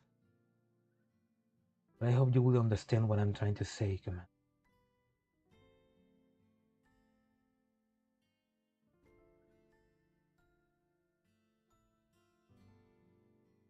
You made yourself very clear. You helped me understand a lot of things too. I must tell you this. If you choose to help me, you'll lose everything. Perhaps even this Zucchero that you poured your heart and soul into may no longer exist. Are you really alright with that?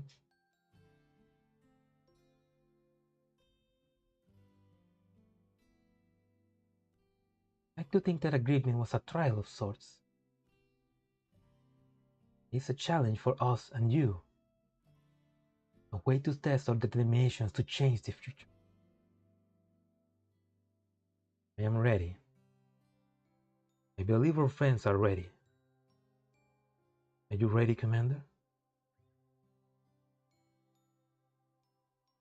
You ready about? Are you ready to make up your mind? To bring about change? I reflected on everything I experienced until now. The shadow of Paradego still looms over the world like storm clouds. The big shots think that this land is just a sandbox they can toy at their leisure, moving their paws as they please. In that case, since I can't change anything, playing by the rules, why not just flip the table and make my own set of rules?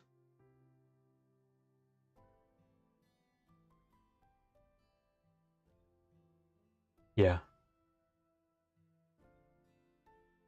But there are still many unknown variables in play. In the end, I decided to use that simple word to make my promise to Springfield. Meanwhile, the gate has been floating lazily in the air, slowly drift over.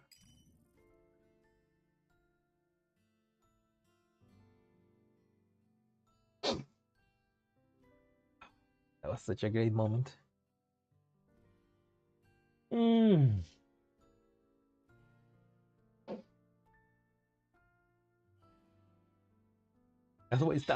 That's why she's the GOAT. That was Springfield. That's why Springfield is just the best.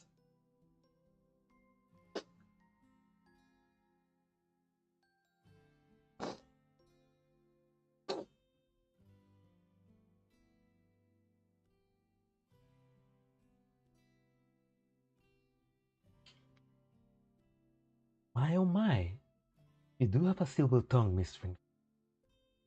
Meanwhile, the commander writes off all my attempt at persuasion and making fun of him. What else shall I do? Dandelion. That's because you really are making fun of me. Oh, you have wronged me, Miss Springfield. I call for justice in my stead.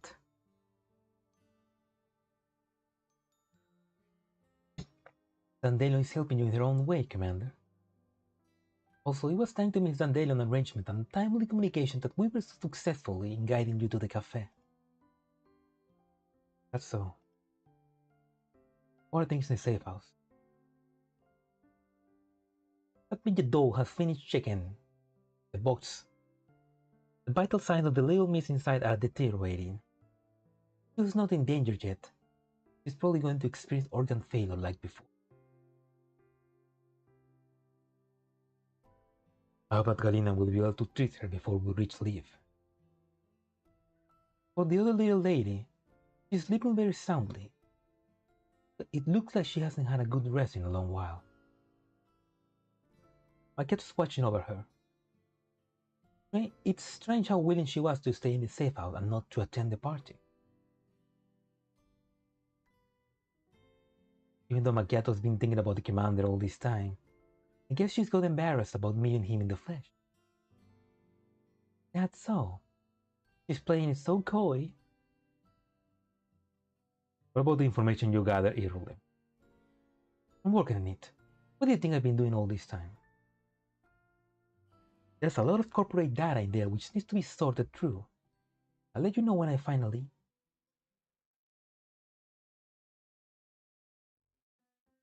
The dolls clear the tables. And Teresi serves up a small... What? Serves up a smorgasbord of snacks and drinks.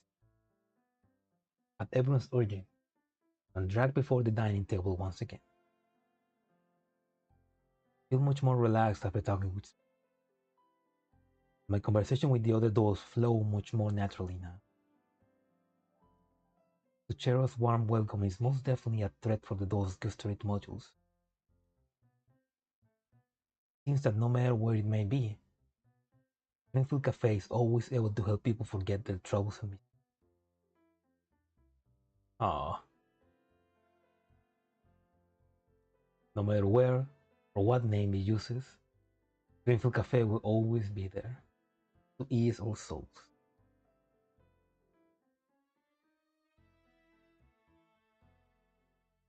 After Hui clears the last plate of cookies, the curtain falls on this enjoyable little gathering. Hui, you like another glass of chocolate milk? The directors appear behind the bar once again, holding their reputation as a Zucchero Start employee. No, thank you. I really can't eat anything else. Even with the digestive module installed, I don't think I can handle all that food at once. I believe there's a digestive accelerant for lateral food in the first aid kit. I'll get it for you. There were cases in the past when Miss Sharkley ate too many snacks before a show and had to use them to get her body back to its normal shape. Hey! Don't go airing my dirty laundry in public! Oh, so that's what happened. It's just because Centaure's desserts are just too yummy. If you like them, feel free to visit us anytime, Miss Xiaoyu. In fact, if you end up becoming our house band and put on an event, you can even taste test the dessert that we're still developing. That sounds delicious! Big sis, let's come by and earn a good meal if we get the chance. We will be happy to help, provided it doesn't cause problems for Zucchero. And that's how Springfield gets 3 new dolls. It's a deal then. On the edge of the counter, watching the dolls talk and laugh. A touch of nostalgia swells in my heart. I was a drifter ever since I left Griffin. Colorful bright days in my memories have been practically all washed out, replaced by endless mission, mutated elites, the collapsed storm screaming through my vast expanse of barren sand. Wait, what do you mean, who the freak is this?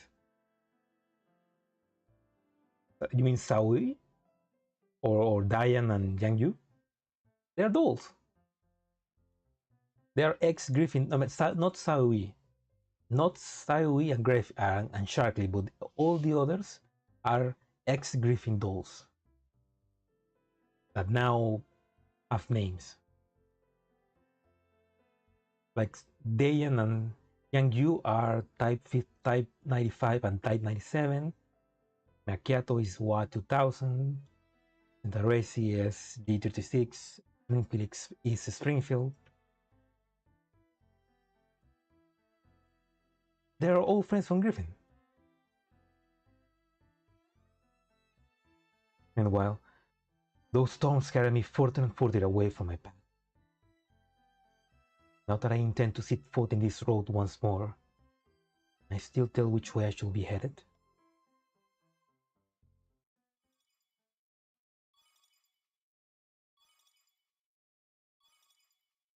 So basically the command is gonna be like, fuck the agreement. We're gonna get the gang back together. My mind wanders. The phone on the counter rings. Springfield and Centaure's quickly exchange look and their faces turn severe. There shouldn't be anyone calling at a time like this. Manager, want me to pick up? Let me do it. Springfield walks over to the counter and picks up the phone. Hello, this is Zucchero. May I know?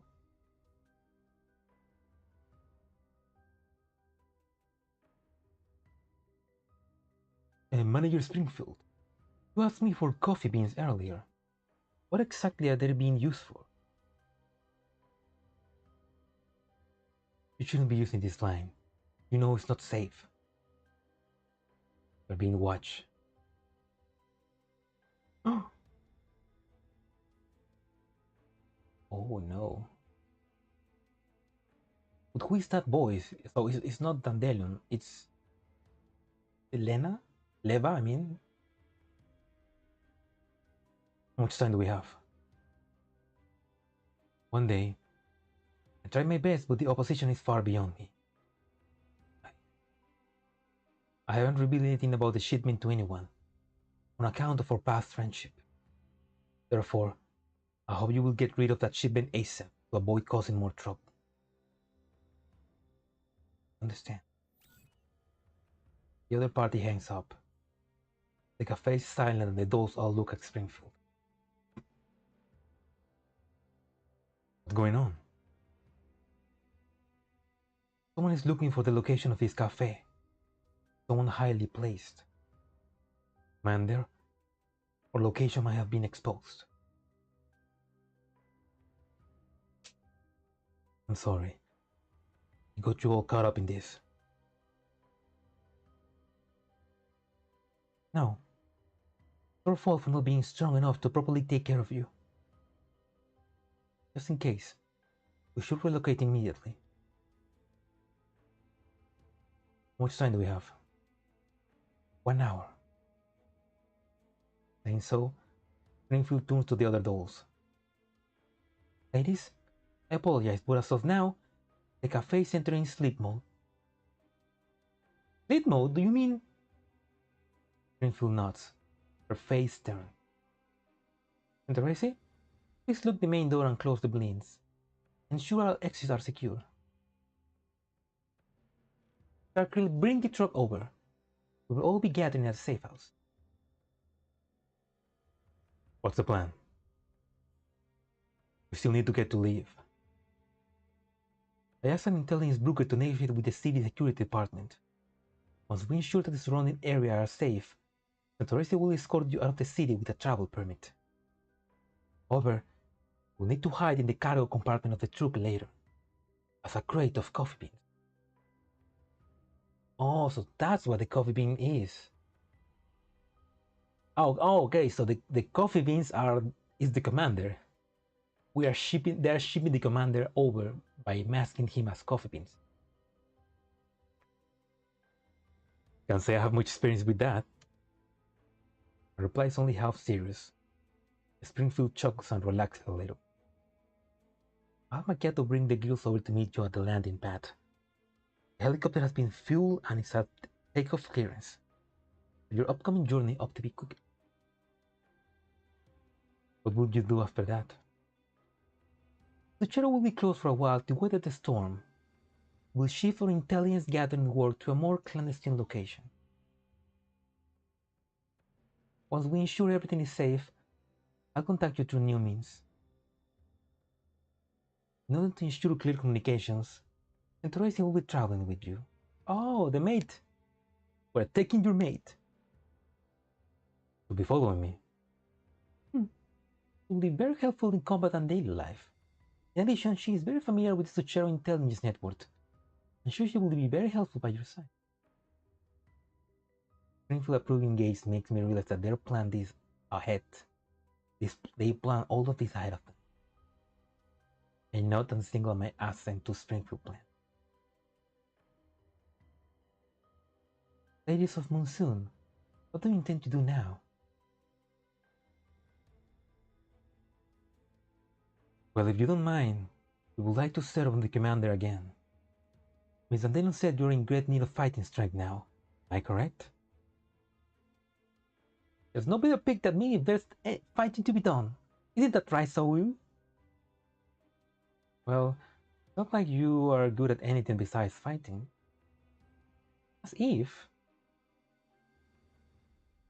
Alright then. I'll be counting on you all for help in the future. Yes. So now we got the Monsoon girls. Casting my doubts aside, I nod to the dolls. The dolls respond to me in kind.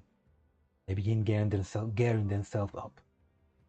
But checking all the exits, Teresa returns to me, fully outfitted for battle.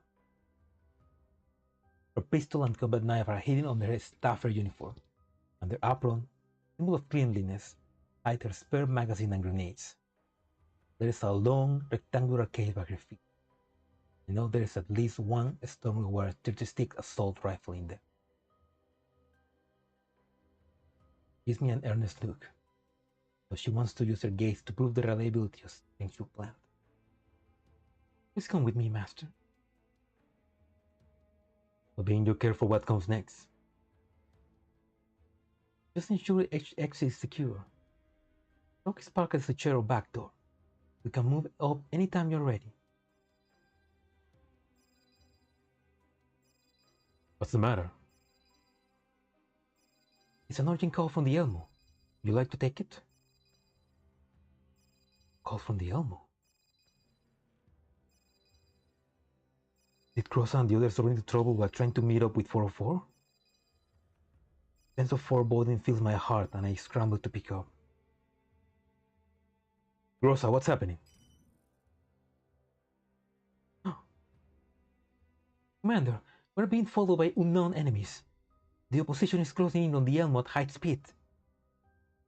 They already launched a direct attack against us.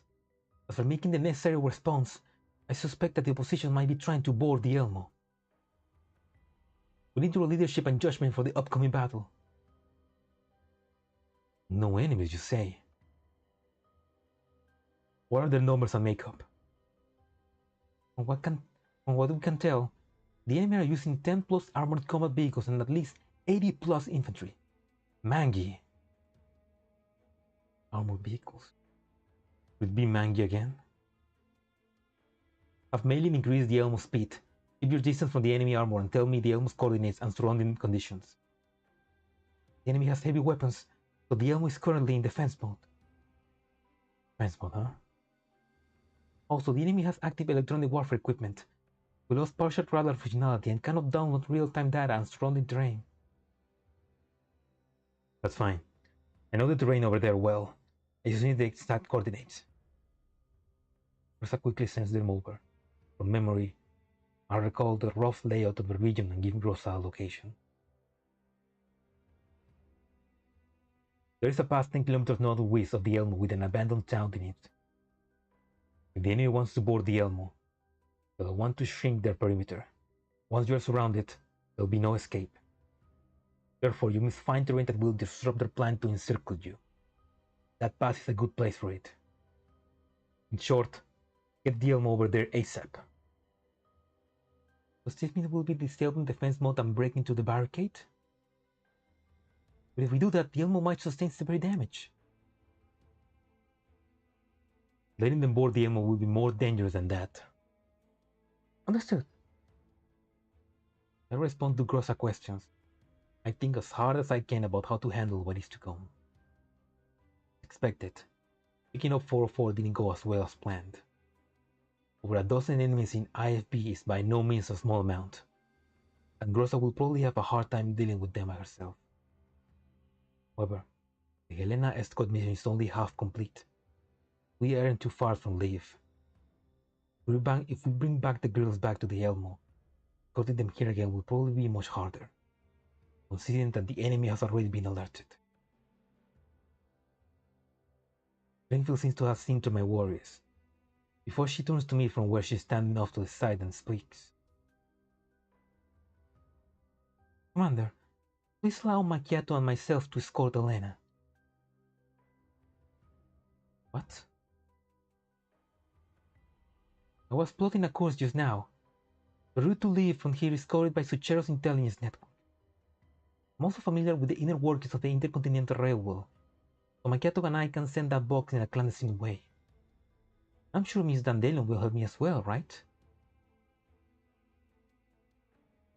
Hello, Salo. The fireworks have not yet started, but I'm feeling they're about to begin. It's just about to get real.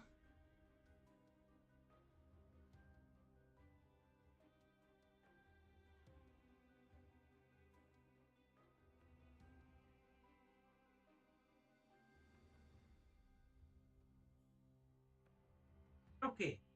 Silence. Oh, entras. Get aquí. Oh, what will I?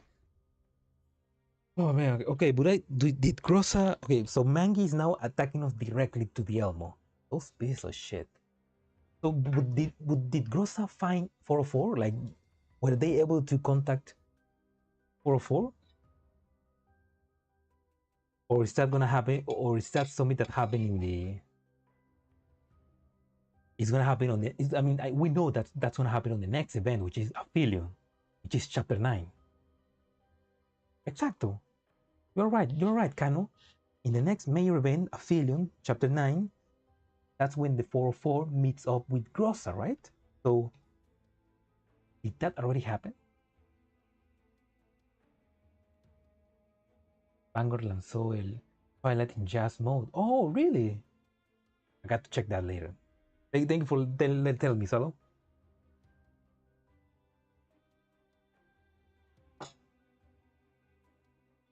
Well, what will I do with you?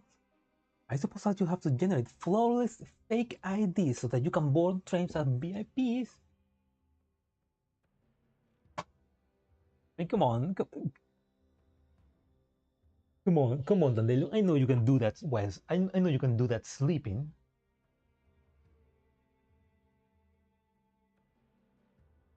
Please and thank you. How nice, how nice. They get to board the train as VIPs. Oh, hace 15 minutos. You'll take the other dolls and Miss Melanie on the helicopter with you. You'll be safer that way. Melanie is coming with me too. Right now, there's nobody who's more suited to protecting her than you. Traveling with two Helenas will be too risky. Leaving her here isn't an option either. If everyone leaves, they won't find anything here, even if they launch an investigation.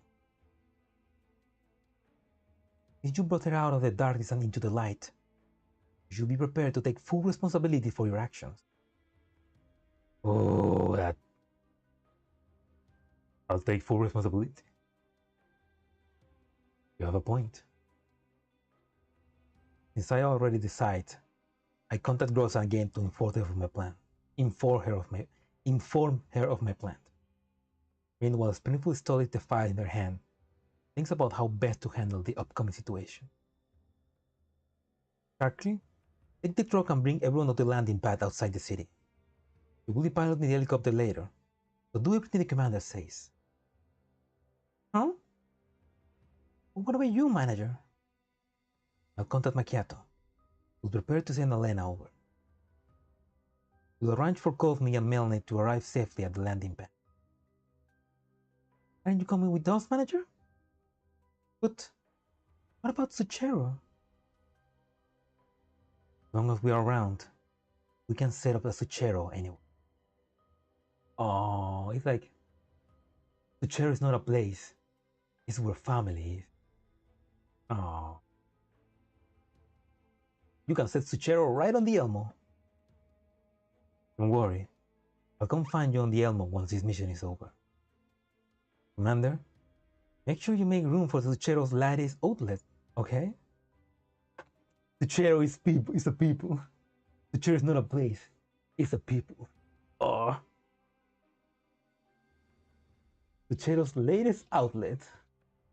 I'll be waiting for you. I calm myself and look at the dolls with gratitude in my eyes. That familiar sense of security and confidence has returned to me. Thank you. I'm glad you're all here. The girls smile at me by way of response. Then we swing into action. And Teresa helps me open the door, revealing a truck with the Zucchero logo in it. Stay safe. I'll see you guys at the Elmo. All the best. We load up on the truck, leaving Springfield behind. As the rear doors slowly close, I take one last look at this place and the safe at which he sheltered me. Even for just a moment, the truck engines rev up. I disappeared into the coffee-scented darkness.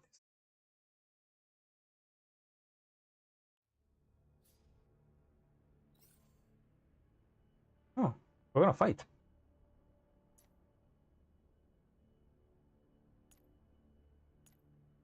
You ever seen that outfit? I would see that. That's cool. It does like. I mean, it is a gacha game. But I like when the gacha game like tells you, like gives a story explanation of how the characters get to join you, you know? So that's it's perfect. Like now we got explanations for how all of the Zucchero girls and the Monsoon squad joined the Elmo. And that's cool. I like that. Also, look at this. Look at this fake Mandalorian. Die in flames. Dude. Die in ice.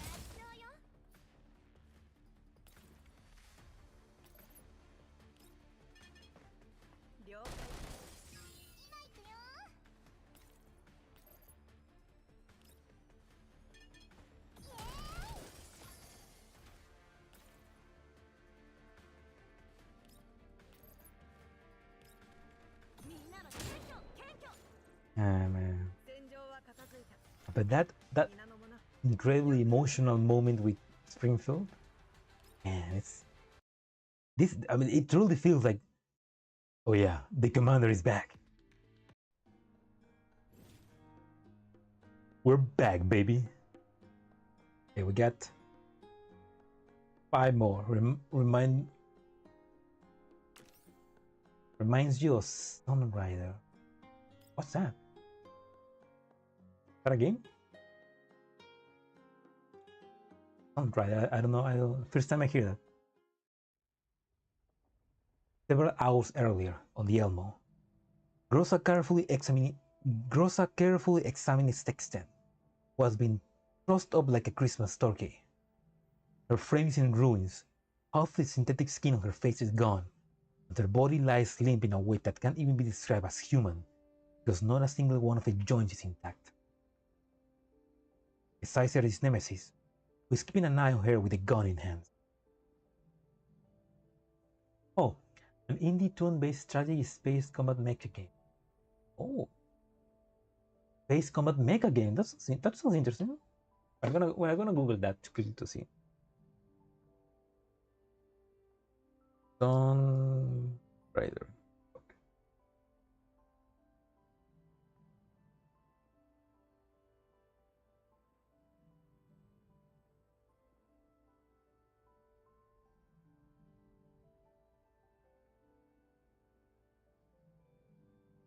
Tomb Raider Mask of Arcadius. Oh, interesting.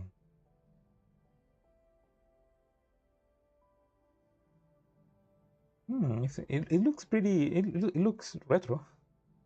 It looks old. Yeah. Interesting. Oh, the mecha designs are pretty cool, actually.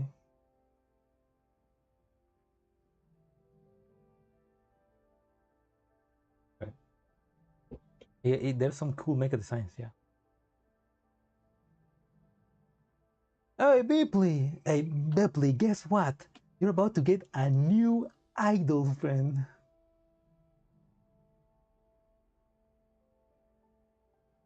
There's also times hit between the games before the captain has been hidden. Oh.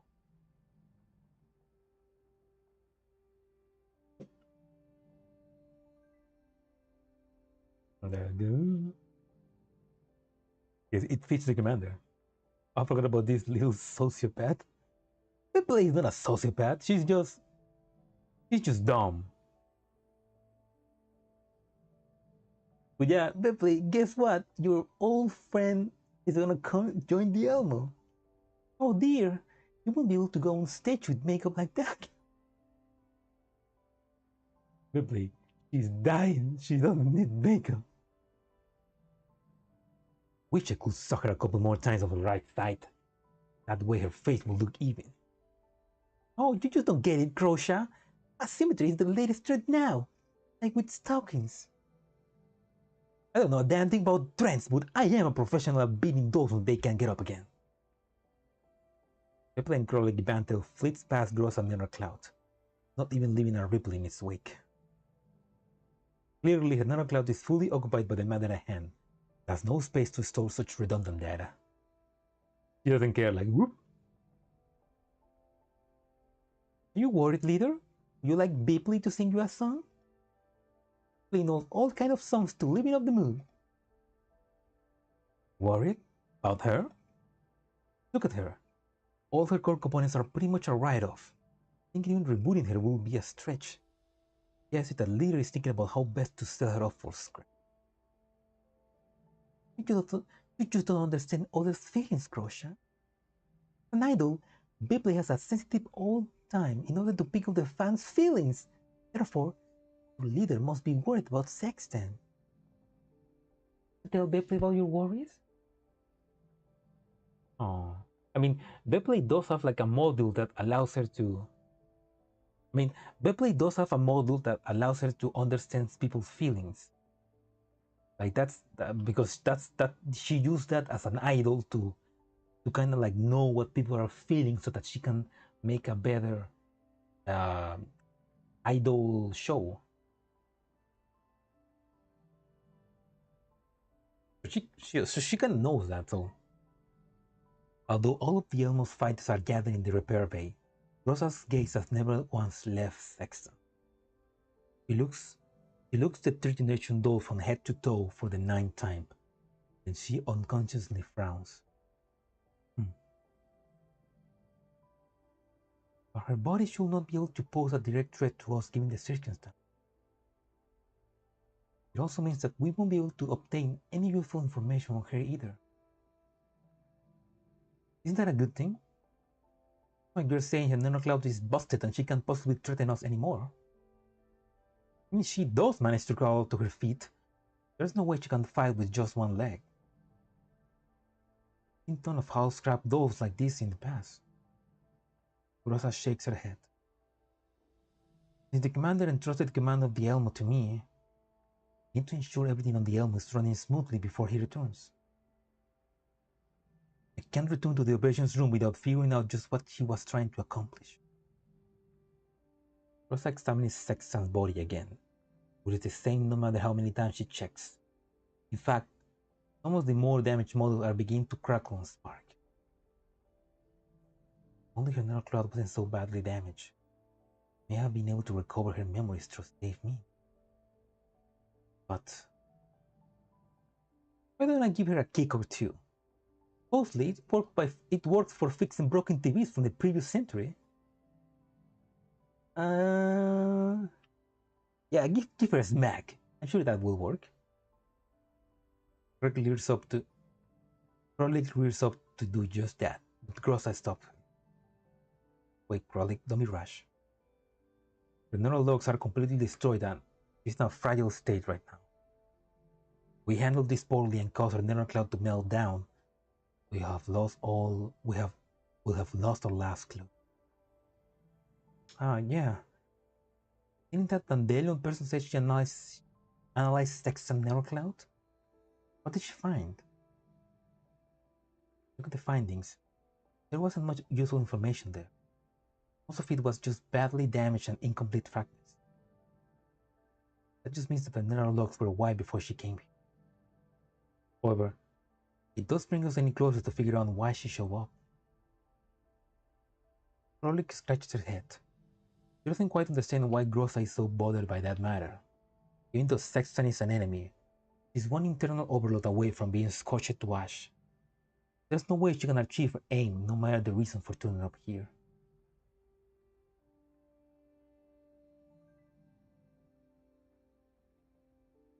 Isn't she being too paranoid by having the Elmo camp out in the yellow zone because of something like that?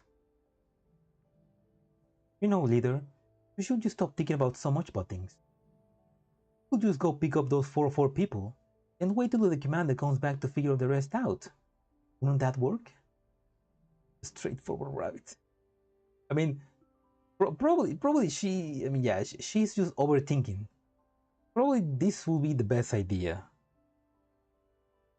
Like, if you're really that worried, I could just dismantle her limbs, torso, and head into their component parts to the point where not even mailing could piece them together again. She's no Bugs Bunny. She's not even Big Chungus. No, that's not what's bothering me. Grosa does not continue. The other dolls on the Elmo have no idea what the commander has been through in the past. How did she, the former subordinate, End up meeting with the commander again. Indeed, why had she been reunited with the commander? Why had it been her specifically? Rosa has never considered that question in detail, or rather, she wasn't there to carefully examine the reason for it. The commander simply hides behind his identity as a bounty hunter in a yellow zone, burying that unspeakable past of his under the collapsed storms and endless expanse of sand, never speaking of it again. If she can continue staying by the commander's side and protect him without a second thought, up until the commander no longer needs her. Nah, Grosa, the commander will never abandon you. Oh, the puppet's contemplating her strings. Yeah, I mean, yeah, she's wondering why was she the only one allowed to be with the commander.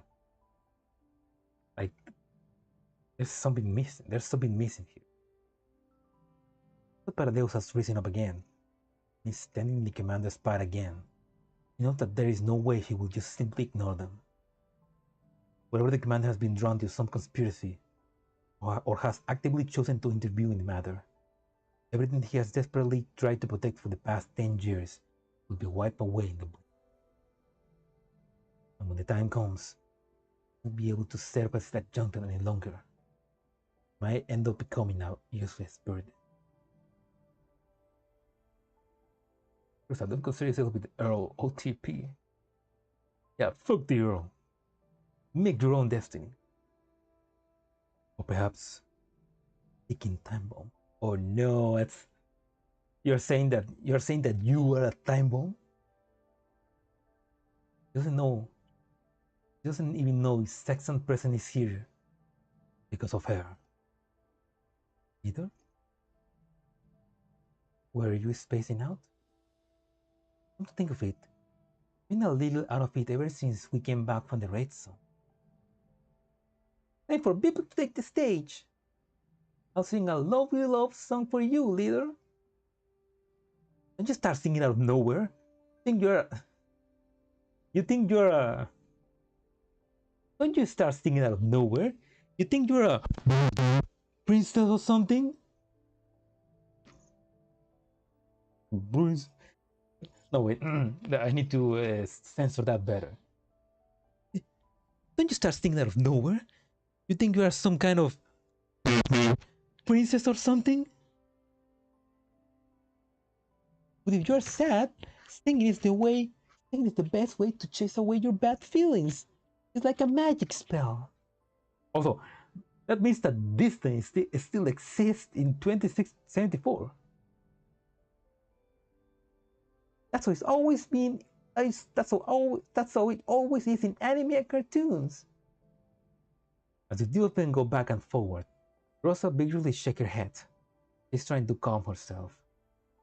The most important thing right now is to take care of what's in front of her. At the very least, she needs to finish the task that the commander gave her before thinking about other things. Sorry, the cloud was occupied with other things just now. In any case, to ensure the safety of everyone aboard the Elmo, I need to check Sexton first before making my decision. Charlotte shrugs. She doesn't fully agree with Grosa's point of view. She trusts her leader enough not to protest any further. Fuck Disney. I don't care about the copyright. Get those layers and get those lawyers to me. Once again, Grosa brings up the analysis report that Dandelion left behind in an attempt to learn something from it. Of course, she read it so many times that all she can do now is try to extract even the smallest scrap of information from any place she can. Just as she is reading the report again, a footnote or a section of destroyed content draws her attention. It was probably preserved whole because it was not an important part of her neural logs. She opens the document and reads it. Test subject notes. Model. Project Development Unit. Has no initial personality preset. Undergo ego growth and currently develop an independent personality. No obvious defect detected in. Perceives self as an overall executor of. Currently in charge of the transferring for quasi-full immune individual recovery. Performance is excellent compared to other products of the same cohort. This is a psyche with human-like thought patterns. Initial observations suggest satisfaction of the criteria for the experiment. Looks like the person who handled the information was very cautious. Even a footnote like this in section base layer was thoroughly scrubbed. Even so, Grosa has still gained some valuable clues from this. Satisfaction of experimental criteria. Never heard anything about third generation dolls being tested. Test subjects? You mean like that, Pinky? Grosa has obviously noticed that. However, Helena is a quasi-fully immune individual, which means that one can still speculate on her experimental uses. However, what exactly is the objective of experiments conducted on a doll like Sexton? Seemingly interested in Grosa's discovery, Frolic tries to make sense of the message like Grosa is doing. Naturally, he has no idea what he's talking about. Now, it doesn't make any sense. Why are her brain pathways so weird? No matter she pissed me off so much. Still, since we know there's something like this in her neural logs, there might also be other things like this in a deeper place. But under the conditions, we won't be able to analyze her any further, right? The equipment on the Elmo can't manage that level of neural cloud restoration. Actually, there is another way. We could directly connect to a level 3 base layer and obtain her neural cloud information that way. Her level 3? That's harder than level 2. Leader, are you seriously going to connect your mind to someone as scary as her? Indeed. But you get counter-hack.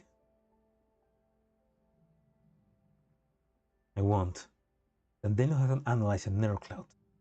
If the risk of something like that existed, it would have popped up to warn me beforehand. Don't trust that Dinnergate rider one bit. Well, since the commander trusts her, and it's the only way we have to figure out why Sextons show up here. Frolic, I'll need help from you and Bepley to enter Sexton level 2. Just upload a neural backup to the cloud. If anything happens, cut the connection immediately. Alright, leader. Don't force yourself if you run into anything. She's about to connect to neural cloud. Damn. We're back in Garcia, boys. That's how the neural cloud collab happens. Don't worry, I understand. Nemesis, you're in charge of minding Sexton's frame. Nemesis nods silently. Alright, let's begin. Grosa reaches out and connects to Sexton's neural cloud. Since the data in there has been wiped, it meets with no resistance when entering. A flash of pale blue light darts through Sexton's eyes. The exposed mechanical endostructure makes their opening and closing looks a little scary. Oh yeah, we're gonna Inception this bitch.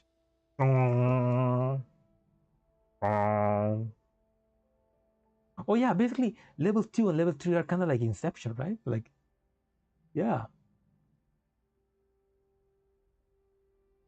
A faint spark crackles at the end of a severed power cable. Her eyes open again. Nemesis immediately reaches her gun and goes to the highest alert level.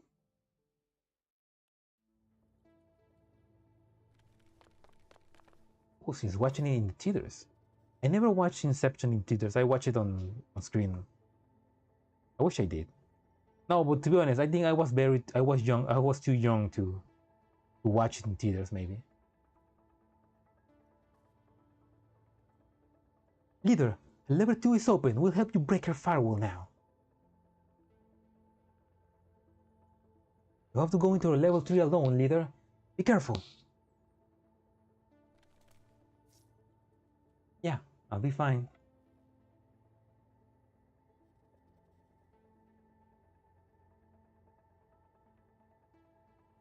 Okay, this is gonna be easy.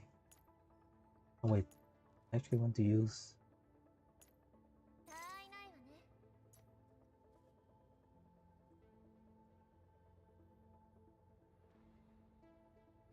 Yeah. The Dandelion M4 special. 6 seconds. I'm sorry, Sexton, but you're about to get Sex out. Oh my god, 1 turn kill.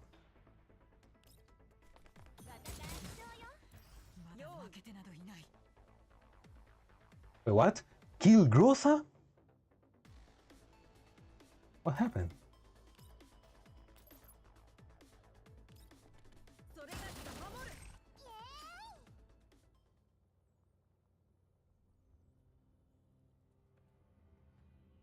Why did we have to kill Grosa? But this is the base layer of a Tyrian doll. Grosa continues advancing through the endless fog. The nettle wipe has caused the landscape to represent sex and data models to take on a bizarre, twisted form. Tries to extract useful data. Search remains fruitless even after looking for a long time. For her lies a fathomless darkness, as well as unending void. Just as she's about to give up, hears a voice.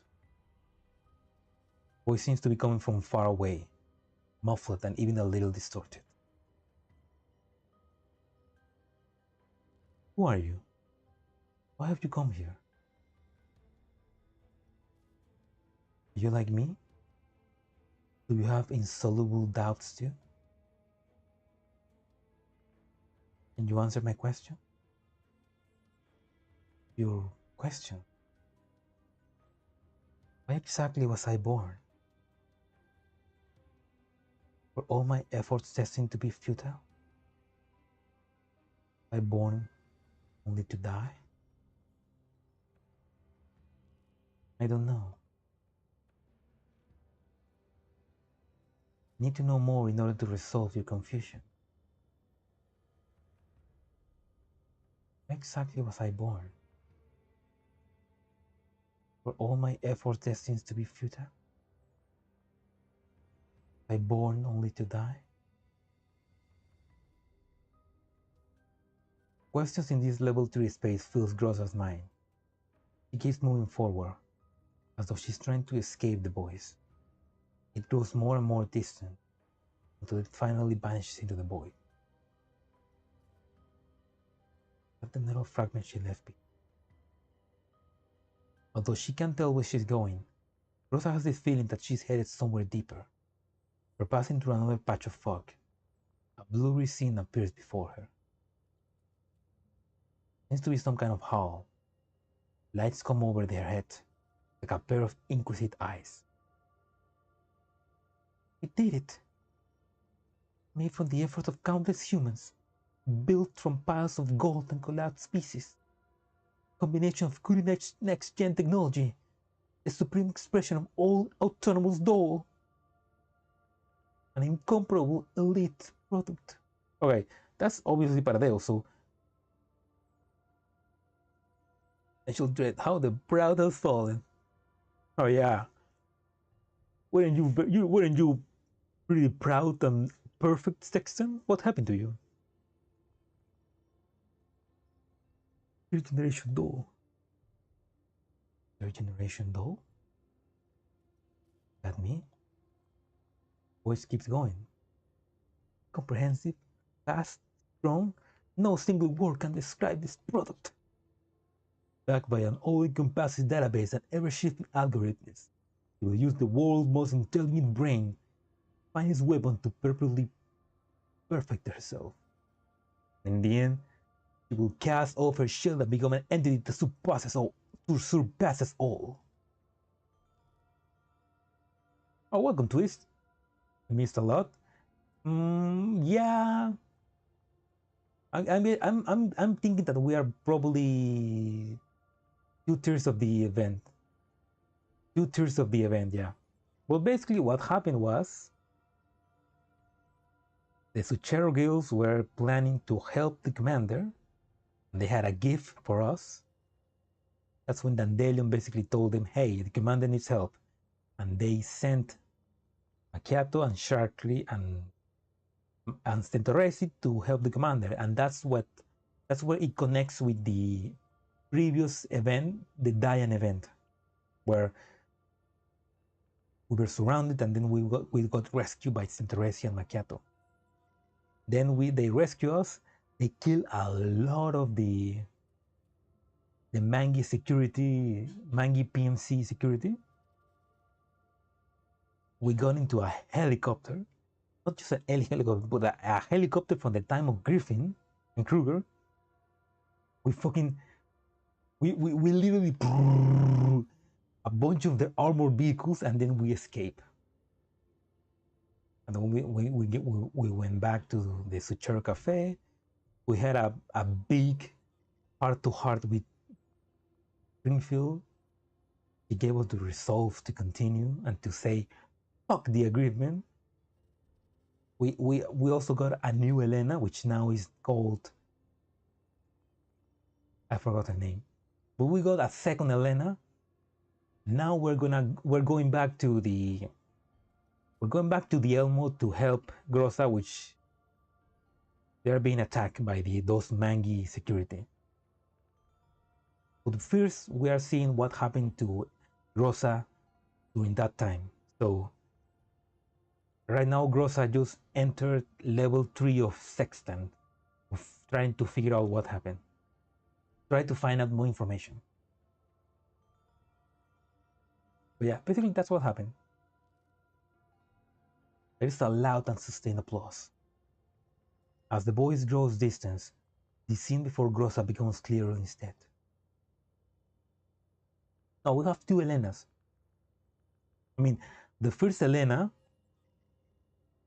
is got the first Helena the first Helena is right now with Springfield and Machiatto, and they're going to meet up with Helena and trying to heal her because she is dying again. And the second Helena, which is named Mariana, Malane.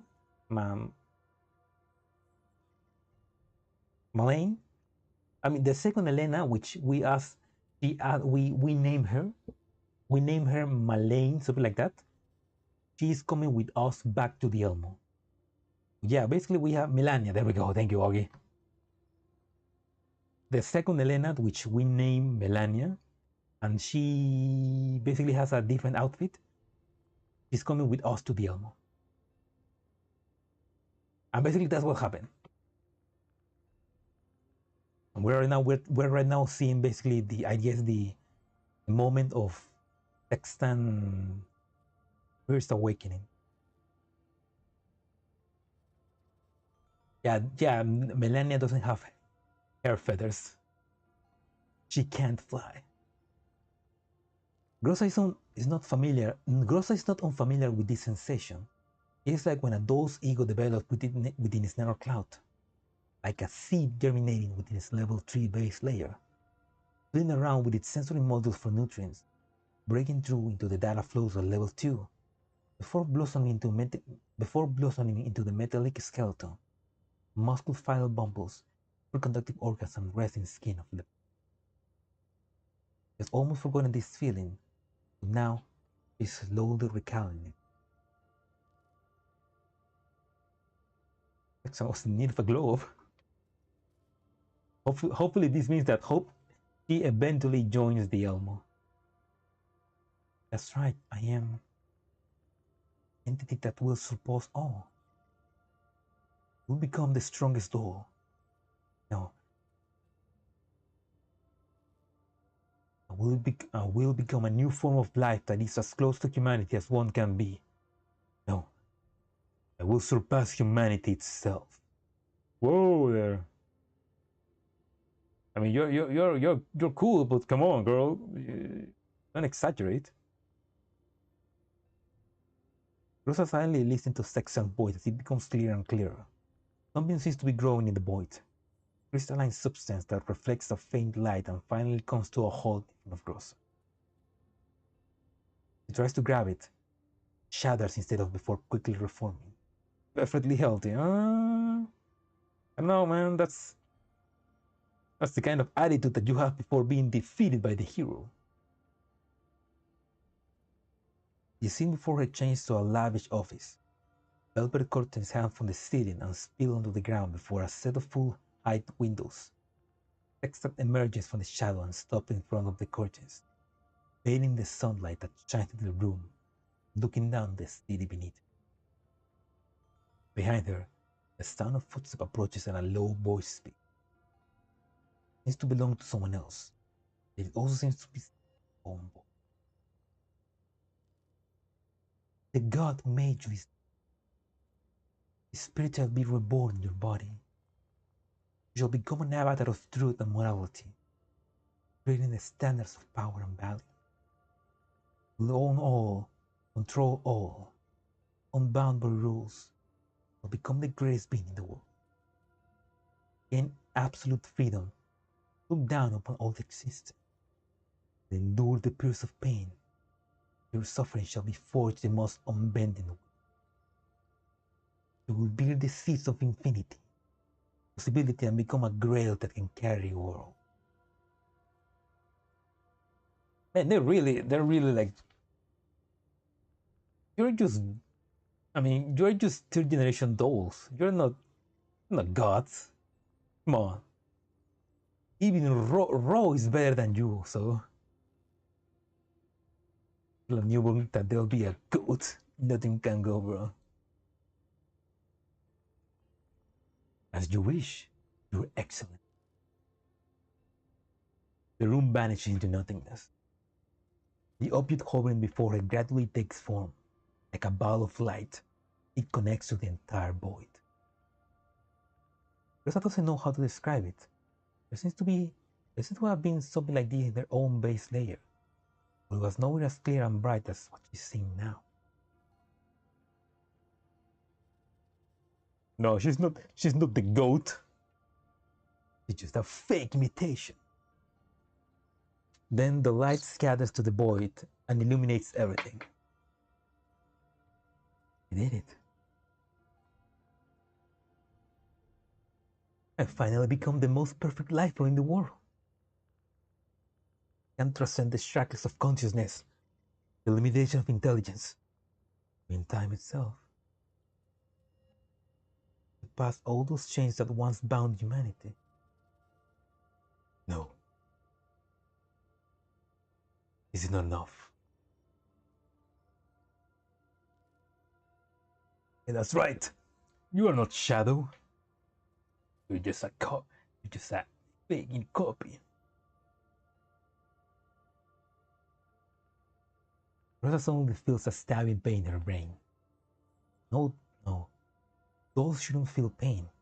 What is this? No. Don't. Ah! Why? Why am I feeling pain? Why?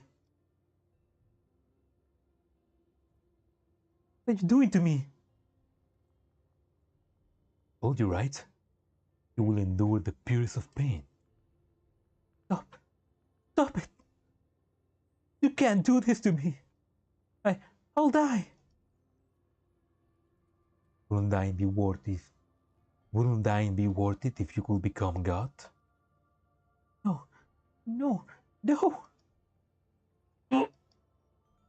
I don't want to become the God you're talking about. Man is a rope stretched between the animal and Superman. A rope with an abyss. And walk this rope, except the revolution. Oh, great.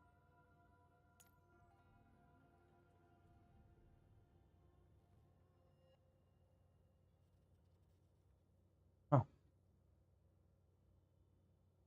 Yeah, this is definitely Paradeo's thinking, because it's like, yeah, but they're trying to become Superman, or like they say, like trying to create the next step of evolution, and they're calling her a Grail. Amidst the pain, Rosa opened her eyes, trying to make sense of what is happening before her. She's inside a lab. Two lab-coated human researchers seem to be working on something. One of them seems to be leisurely sitting back in an armchair, arms folded and looking at her in amusement. The other seems to be moving between terminals. Every operation on the terminal feels a multitude of extreme sensation flash to the inner cloud. This is hell. This is heaven. There is also the world of man. Increase the output. Do you want to do that? The inner cloud will completely break down. The inner cloud isn't important. Even the loftiest grail beating from gold is nothing more than a container used to behold the essence of the divine. All of our experiment need to this body.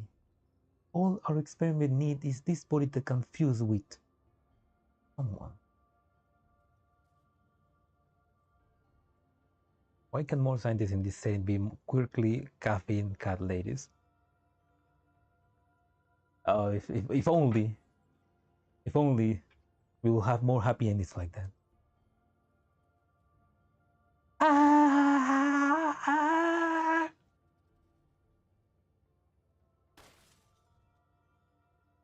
Something breaks. Grosa feels herself falling into the void. She stumbled down through the abyss for a long, long time, until time and space itself loses all meaning for her. Finally, she hits the ground hard and passes out.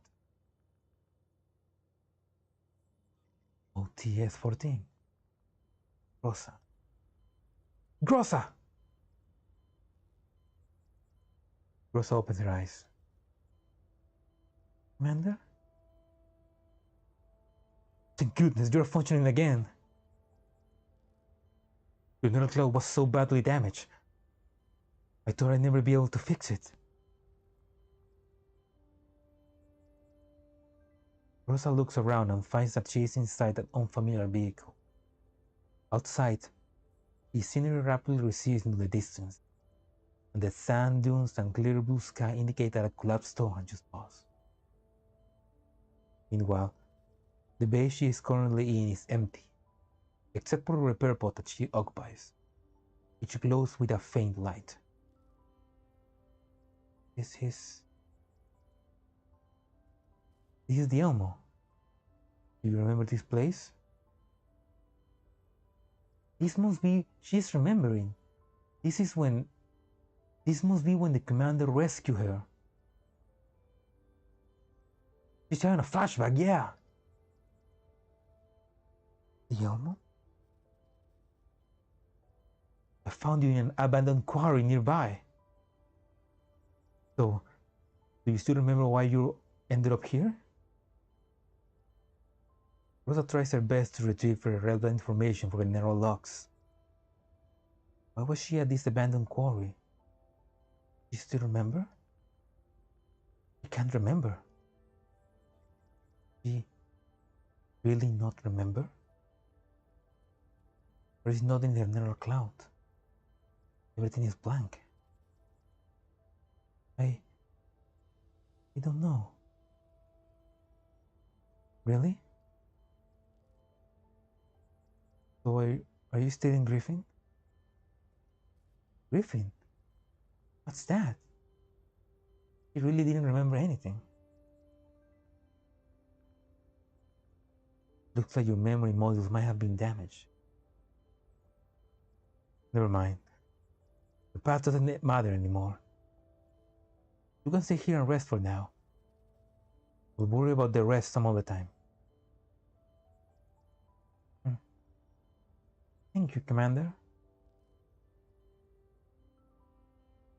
Wait a minute.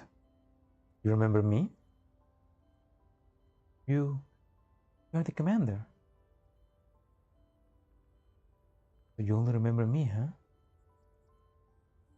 Maybe your modules took a varying levels of damage. Oh. Oh, that's cute. It's like, yeah, she remembers she forgot everything except the commander. It's like the commander was such a cool guy that got imprinted into her base layer. Like, even if she gets factory reset, she will still remember the commander. Which I imagine maybe all of the dolls are like that. Yeah, she could still be a sleeper agent. Yeah, that's true. But maybe not. Who knows? Ah, looks like you're fully charged now. Want to stand up and see if you can move around? The door to the repair bay opens. Grosa stands there dumbly, looking at the man who's holding a hand out to her. She reaches a hand to him as well.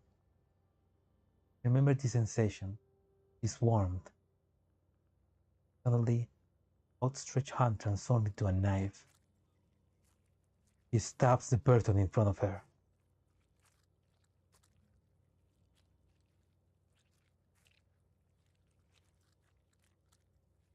What?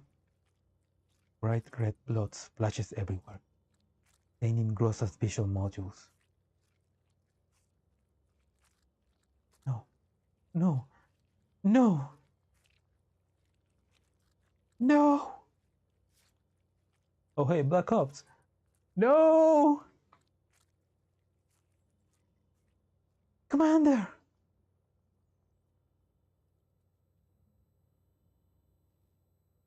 Was that like...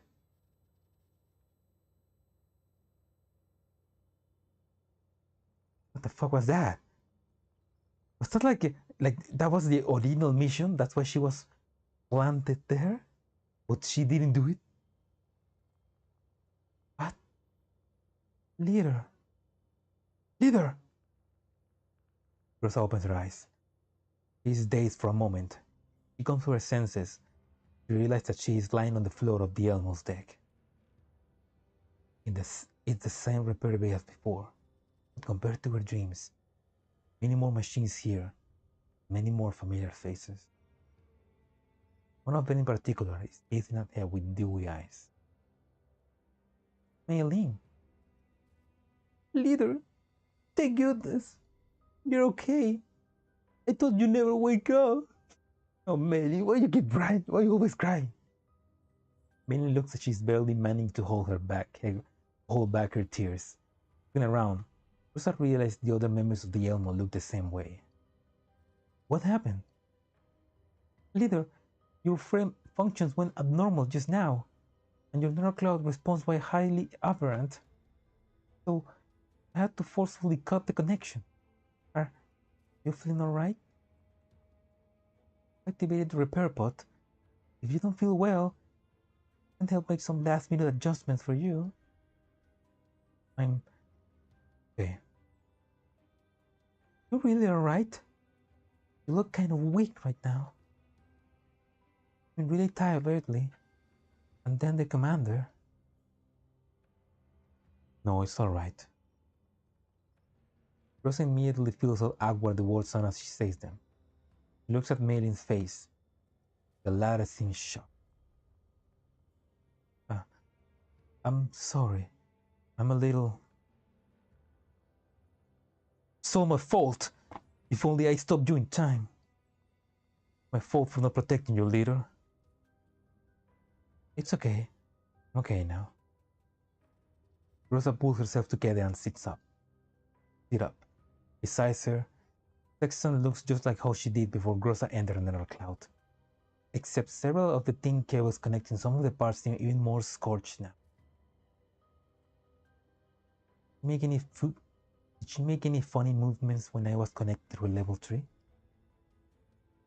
Nemesis shakes her head. Good. Rosa rubs the access port on the back of her head. Right after that, she realized something. Oh yes, smelling. About the commander. What are the commander and the others doing now?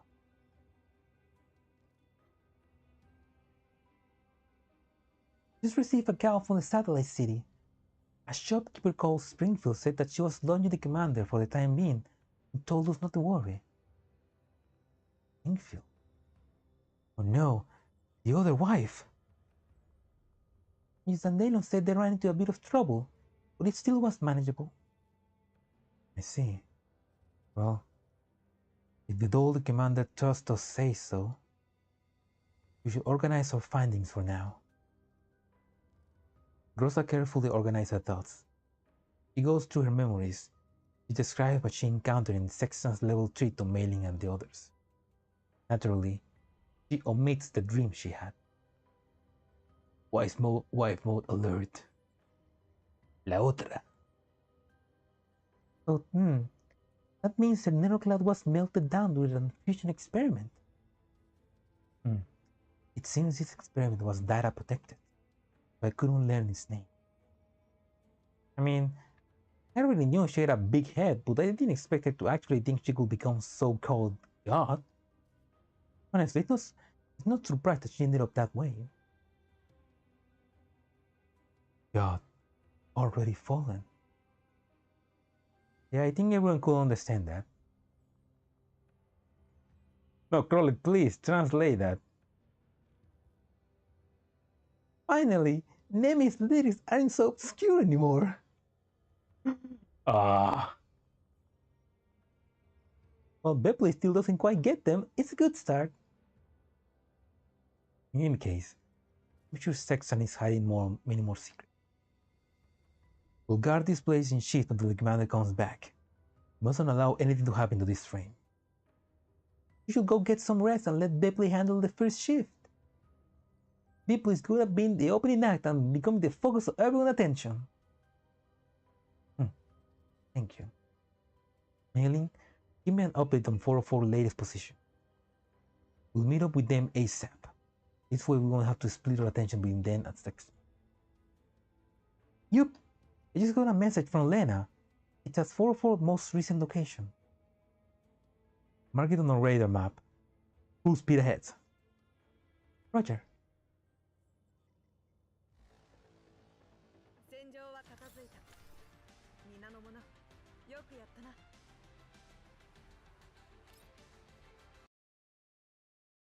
Nice.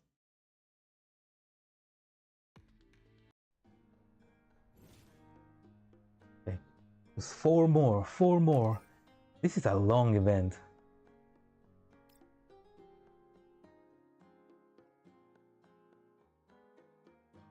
I wonder if we're actually gonna see 404 here.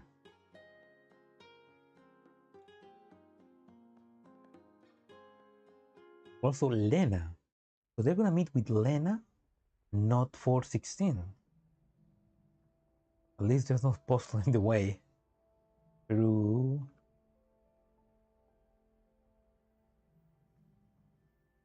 I like puzzles. The Elmo advances steadily with Mailing at the helm. Long periods of staring at the unchanging center is starting to take toll on her stamina. Mailing yawns and switches on the Elmo cruise control. Things are going so well that I'm getting a little bored. Shh, don't jinx it. Mailing hurriedly covers her mouth and looks around. There are no enemies or allies in sight, not even collapsed particle cloud that usually fill the sky. The only thing visible is the sand carried by the hole in the wing, crashing against the Elmo window. Still, quiet. Too quiet. Oh, good night, Salo. Yeah, it's pretty late. But thank you for staying around. Good night, Salo. Good night. Ten unas buenas noches.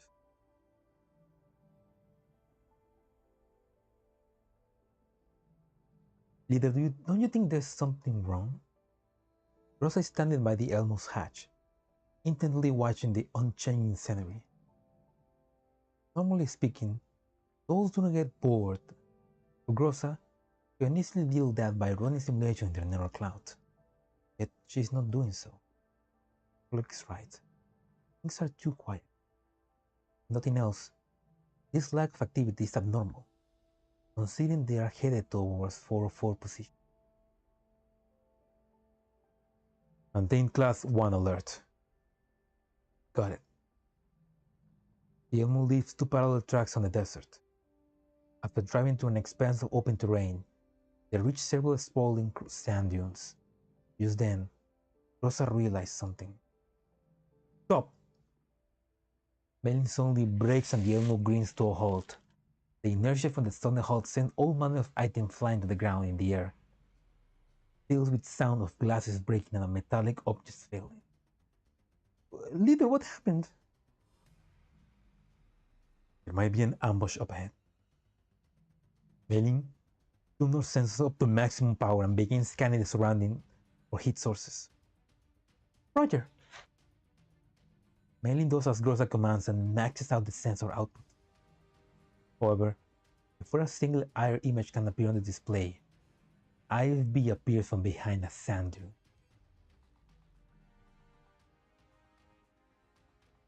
Oh, it's those guys. Yeah.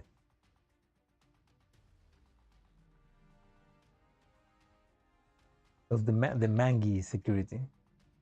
Adjutant, we arrive at the location of the radar contact. Is the Elmo? The broker Sintel was right. It really is here. So this is the MB beat of that bastard from just now, huh? Let's blow it sky high. Easy, Kenny. This MBB owner is a tough nut to crack. Get everyone ready for combat. We need to face the upcoming battle in top condition. Roger. The IFB hatch opens and a head pokes out. Wait, so they were so angry at us for fucking them up on the Paradeus mission that they're going after us now? The commander is not even there. Lentine takes off her helmet and a shock of red hair spills out as she lands against the IFB roof. All Rhino units, log on the targets and surround it. 12 IFB emerge from behind the dunes, racing towards the Elmo position. Rhino 4, 6, and 12 circle around from behind the dunes, flank them and cut off their escape.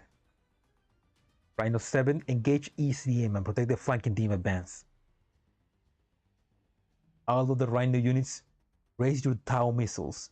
Engage once the flanking raid team forces the MBB into your kill zone. Yes, ma'am! The IFB quickly split up and race toward the designated positions. After giving the troopers their orders, Lentine falls around and stands on the roof of a vehicle, narrowing her eyes as she looks at the Elmo in distance. Neither of you have a few elite dolls. I doubt you'll be able to hold off a wolf pack attack delivering such a heavy firepower, right? You think you're a wolf pack?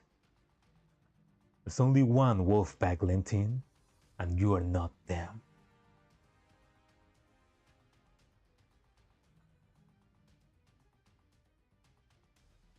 Sometimes it's impressive knowing this setting. I mean, yeah. Yeah, I mean, the Barjaggers, if the Barjaggers could have said, you know what, fuck it, let's leave this guy alone, they would have survived. If that guy with the pink hair said, you know what, maybe that box isn't that important, he would have survived. If this Mangi, I mean, we don't know if they die, but if they have just said, you know what, fuck it, because she knows the commander. She was in Frankfurt. Like, she knows how efficient the commander is, but like, she still wants to fight him. I mean, to be honest, we killed like a bunch of her soldiers, so she's definitely angry. Still, you're not them. You're not them, girl. The Elmo responds quickly and rapidly selects the ideal route for disengagement. While they do not drive into the kill box set up by the ambushers, the left side flank is moved to cut the Elmo escape route. This forces the Elmo to change course and avoid the larboard convoy attack. However, when changing course, The IFB convoy on the other side that has been lying in wait comes into view. The Elmo's driver notices this and also once again makes an emergency turn. Unfortunately, the ambushing IFB are ready to launch their anti-tank missiles. Bye. Oh, there's the fireworks. Missiles streak out of the tubes, tracing a series of trajectories through the air before exploding around the Elmo. While the Elmo's vehicular force field has deflected those attacks, its shielding cannot withstand a sustained barrage of this level. If the Elmo takes a few more missiles like this, it will probably be dead in the sand soon.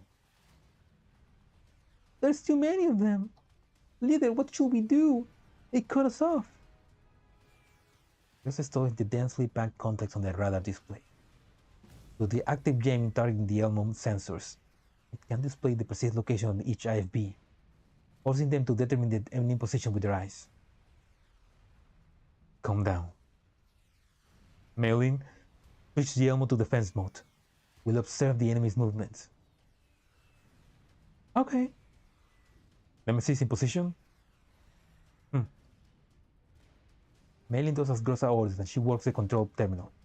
The armored shutters slowly slide down over the Elmo windows, turning it into an impenetrable steel fortress. However, the running gears are also affected by the armor protected and the Elmo speed visibly drops as a result. Nemesis already climbed up to the roof landing pad and taking a position facing the enemy attacks. He has already taken down several long-range missiles with accurate fire. Ambush detachment fires the missile again. Nemesis shoots them down again. There are just too many for her to respond. 2 missiles manage to hit the Elmo. They fire a volley once again, and after Nemesis shoots the most of them, there is one left over which hits the Elmo. Then, as though they have already tested the Elmo's ability to withstand their attacks, the enemy does not continue the offensive. While the radar cannot accurately pinpoint the location, Grosa can still use the thermal images from the external cameras to tell that several IFB are slowly circling the Elmo from different directions.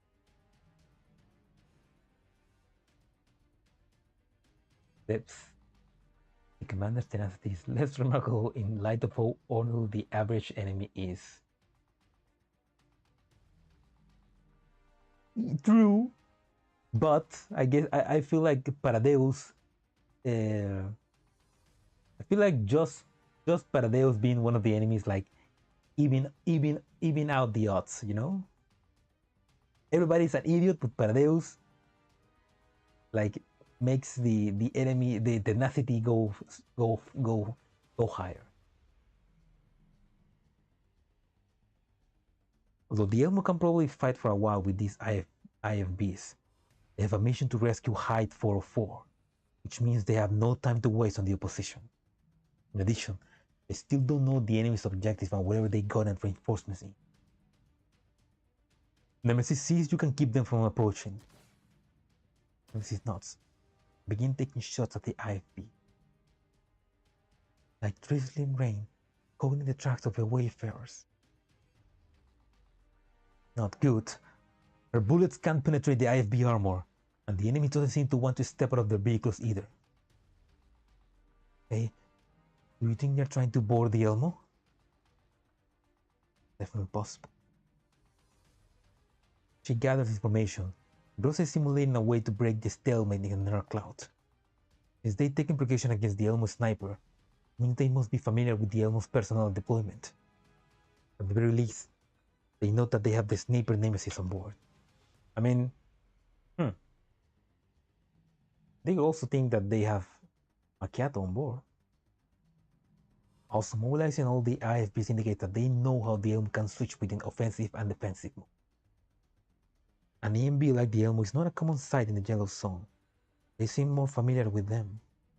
Clearly they done their homework and before coming here. At the very least, they gathered plenty of information related to the Elmo. Would it be that the enemy's leader is connected to the commander? If that's the case, it might not be a situation she can resolve by herself. It can be helped. Everyone, mind your positions. I'm contacting the commander. Grosa keys her ears make and sends a transmission on the special channel reserved for emergency communication.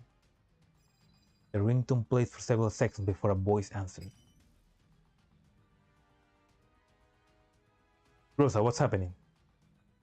Commander, we're being followed by unknown enemies. The opposition is closing in on the Elmo at high speed. They already launched a direct attack against us.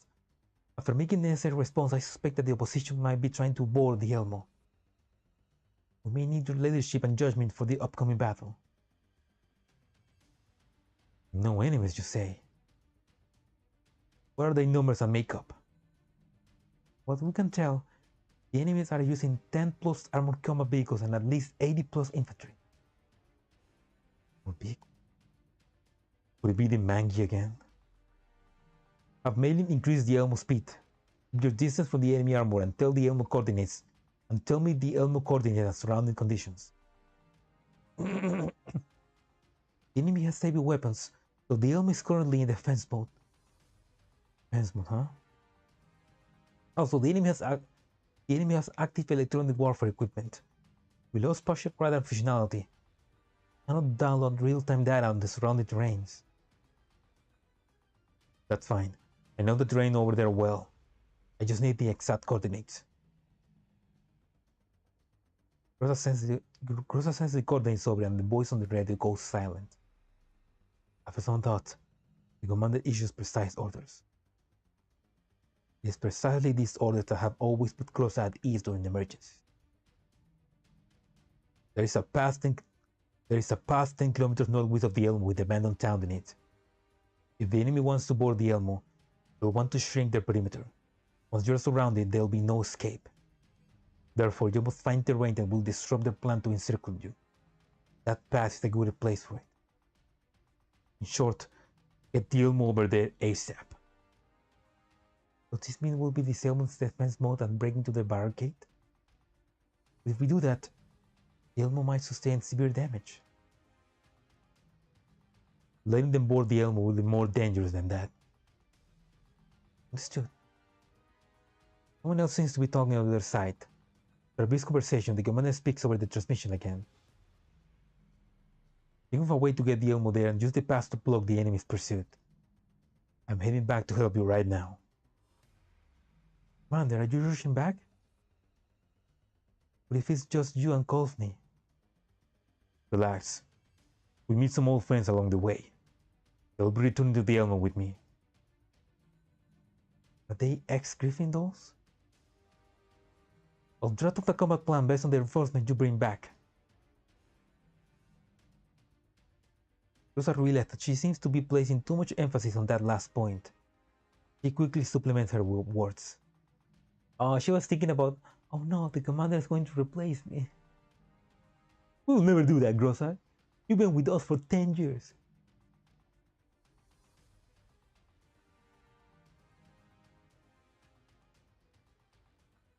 You're basically almost the canon wife. Fortunately, the commander doesn't seem to have noticed it. Yeah, I'll be bringing 5 extra dolls back. We'll be returning by helicopter. Understood. I'll keep the Elmo and everyone on it safe until you return. Thank you, Grosa. Commander hangs up. Grosa stands in the operations room, both hands on the main terminal, her mind deep in thought. Then she raises her head and stares at the APC approaching the Elmo. Mailing, deactivate the Elmo's defense mode. But the force field is going to collapse at any moment. The Elmo is going to take several damage if we do that. I know. These are the commander's orders. Change course now. Divert all power to engines and accelerate to maximum speed. Head northwest to a path 10 kilometers from here. That's our objective.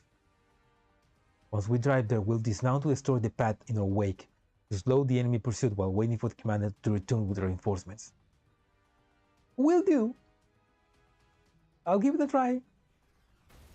With the Elmo's defense mode activated, sounds of machine gun fire, grenades and cannon blasts wash over the Elmo. The opposition's furious bombardment fills the operations room with deafening alarms, but Grosa is undeterred. Instead, she systematically works the control stick, eyes focused on the destination the commander assigned her. She has got to get there. She has to ensure the Elmo and its crew are safe until the commander gets back. And for that, there are more people around to protect the commander. This will probably be the final task she performed for him. No, Gross, I don't think that. Lentine sits in their IFB, puffing furiously on her cigarette while she watches the MB and its deployed shield through a pane of armored glass. Her forces have encircled the Elmo. The next step will be to close the net, then board it and seize control. There are many questions in her mind. She's eager to have them answered. This thing is harder to handle than expected. What's the status on their missile storage? We have 24 more shots. Enough. Have the Rhino cease fire for now. Use the now up when we launch our all-out assault.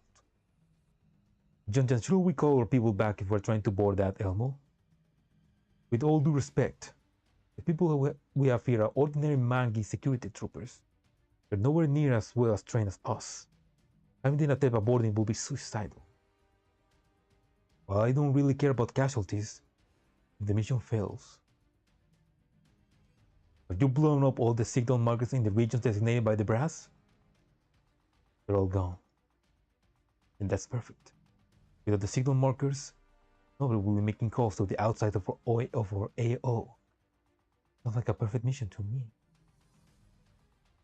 Also, we have drone surveillance for this mission. Even if someone wants to cut in, we have enough time to hunt them down later. Plus, it's not like I'm actually going to let those rookies fight those crazy dolls in close combat. Our objective is just to make that vehicle commander think we're going to board them.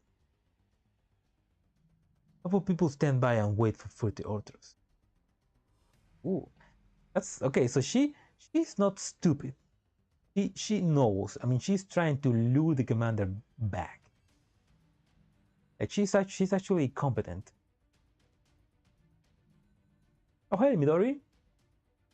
Welcome. How is it going? Well, you want the long story or the short one? But basically, we got rescued by Machiatto and Centoresi and Sharkly, which then promptly gave us a helicopter. Not just any helicopter, but a Griffin helicopter. Then we went to Zucchero Cafe. We had a big heart-to-heart with Springfield about our feelings. And then she left. She was gonna leave with Helena and Machiatto to meet up with Kalina, while the commander, Monsoon Squad, Centoresi, and Sharkly, and Colvin, and the other Helena, which we name Marianne, Mainland, which we name, I forgot the name, and the other Helena, which we properly name Melania, are going back to the Elmo to rescue the dolls because they are being attacked by the Mangi security because they're angry that we killed their soldiers. Basically, that's what happened.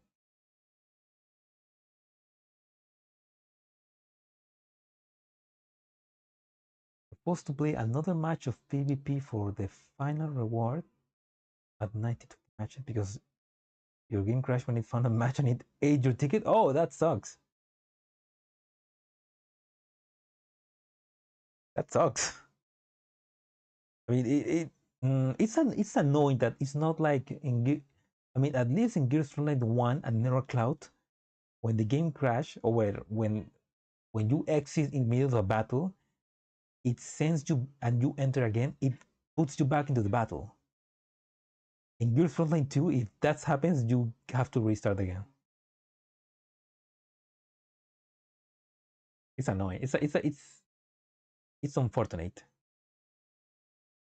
Other people stand by and wait for the orders. Kenny is clearly used to Lentine's habits and doesn't prove further. The assaulting IFB draws closer to the Elmo. but Lentine keeps her eyes focused on the screen, as though she's waiting for something.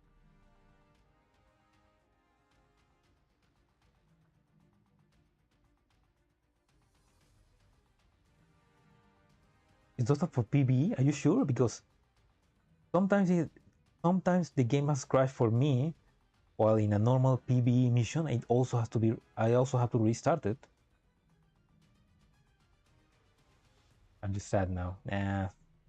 Yeah, sorry to hear, man. But do you try actually to win, or do you just only do it for the reward? Because every time that I try to do that, like I get to like maybe 5 successful wins, and then they begin putting me with people with fucking stronger though, like people with Machiatto B6 and a Suomi B6, and then it's become impossible for me to win.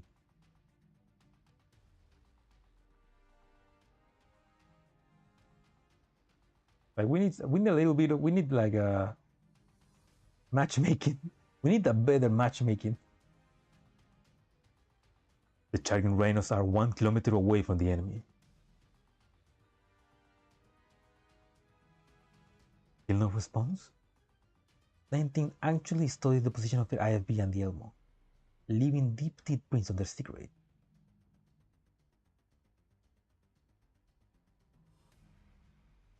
The commands, the weapons. Yeah, true. You win pretty often. Currently top 30. Lucky you. I mean, I also I did it already, and I think I'm top 50. I think, because I always get the worst, the most strongest enemies. Yeah. This is reading the story. The 5 task members, AK-12, A-94, talking about the commander didn't interrupt their mission. Didn't interrupt their mission? What story do you mean? The Angular Gyros? Junta, the enemy MB is on the move. The MBB seems to have realized that they can't just keep taking a pounding like this.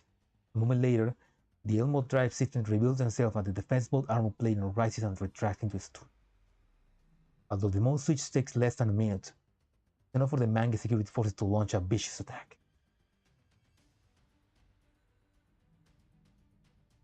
Oh, the early story of Zucchero.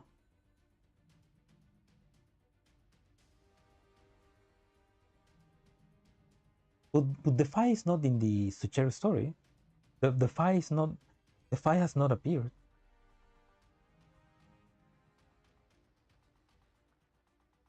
At last. Kenny, have the rhinos launch out remaining missiles now. Explosions rocks the MBB as Lentine order is executed. Your CE is 36 and you beat a team 51? Yeah, dude, how do you win? My team is 41k, and I lose to teams with 50 at 45k. What the hell? What's your secret? Am I just that bad of a commander? Explosions rocks. Oh yeah. Although the MBB dolls do their best to intercept the incoming projectiles, the saturation missile strike overwhelms the MBB shielding and scores direct hit on the superstructure. The unarmored parts of the deck are instantly pop hole and the high-strength polycarbonate windows begin to crack. No, my Elmo! By the time the dust clears, the MBB has barely managed to finish its mode change. The MBB before the Manga security forces drags its bulk market shell along and turns into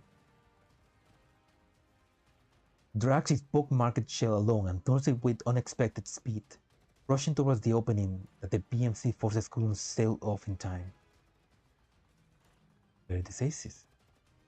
Very decisive. There's nobody else who will make that shot. Line 4. Have your forces concentrate fire on the MBB on their carriage. Several autocannons roar as they blast away at the Elmo's running gears. While each individual shell is not too devastating, the sustained barrage deals tremendous damage to the hulking MBB.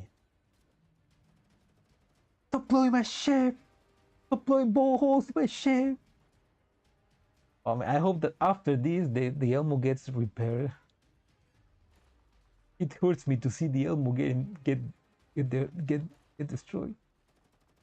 However, the Elmo seems intent on breaking out of the encirclement and ignores the attack from the IFB around it, driving into the face of the shell, raining down on it towards some unknown destination. Behind it, the Mangi security forces are in hot pursuit. Multiple hits on the running gears by the autocannons cause the load-bearing wheels to fall from the mountain.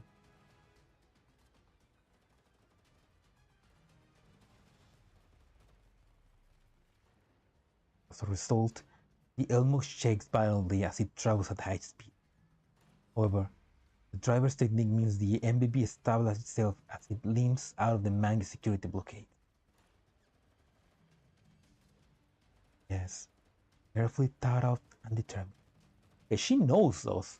Like, she knows how the commander works. Who are you?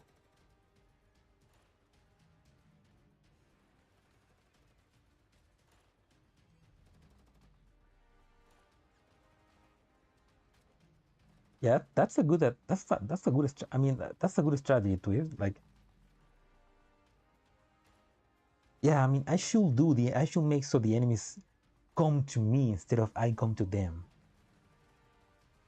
The thing is, I always try to do everything fast. Lentine studied the direction where the Elmo is headed, then a topographical map of the region. They're zooming out repeatedly. She sees an abandoned town to the northeast.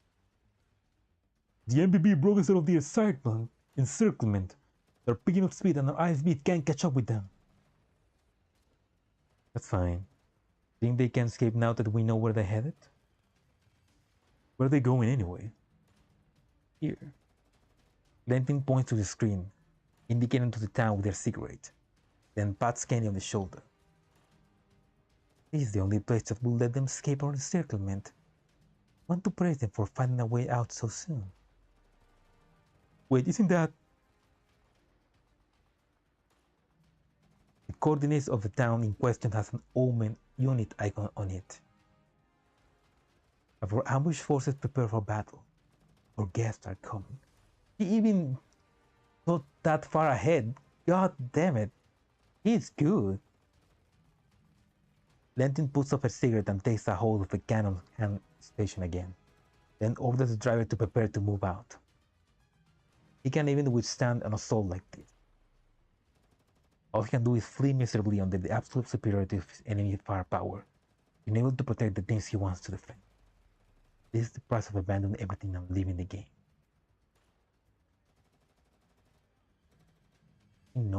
She knows those. Who are you?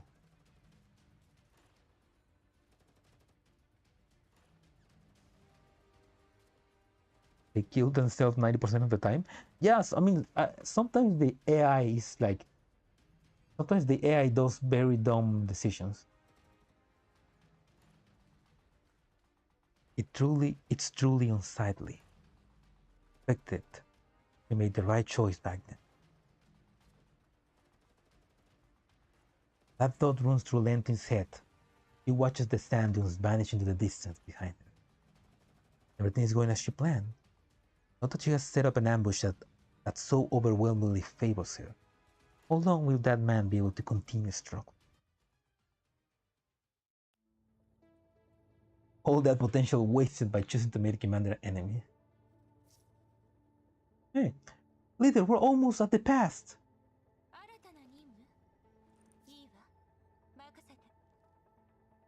Everyone, get ready for battle. Mainland, how's the Elmo? The substructure of being is badly damaged and the engine severely overheated from all the high-speed travel just now. Our top speed is now only 15 miles an hour. Miles? What the hell is that?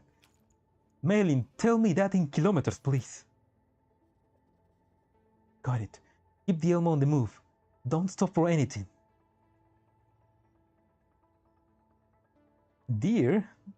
No, Deer will never do that. Deer, our favorite fanboy.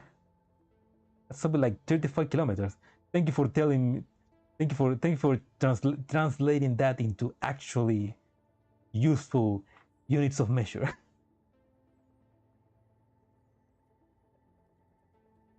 The road behind the Elmo is the only thing wide enough to accommodate it. I saw a couple of unstable looking buildings on either side of it. We're going to plant charges on the load-bearing columns. Okay, 24 kilometers, okay. Oh, that's pretty slow.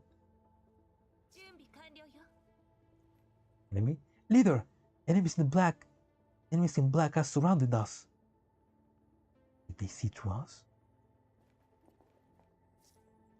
Your plan. Eliminate the enemies near the Elmo. Crowley, try to figure out the numbers and position of the enemy. Remember, don't let them tie you up. Okay.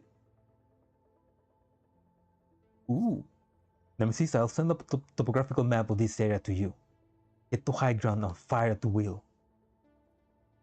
They're crumbling in all directions. Bellplay, you're in charge of distracting the enemy forces on the ground. Give Crowley and Nemesis a chance to break their formation.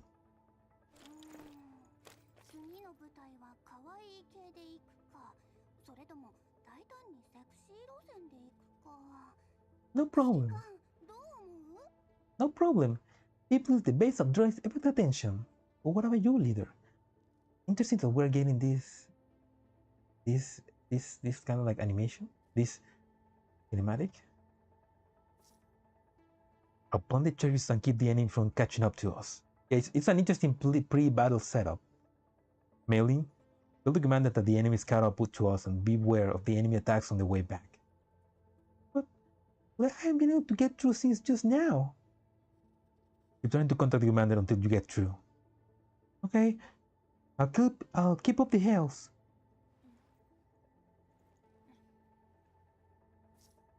Right, that's our plan then. Everyone, let's go.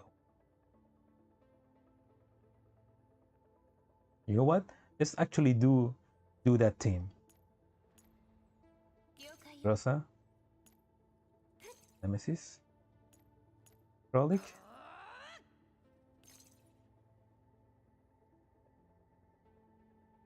and Bepley.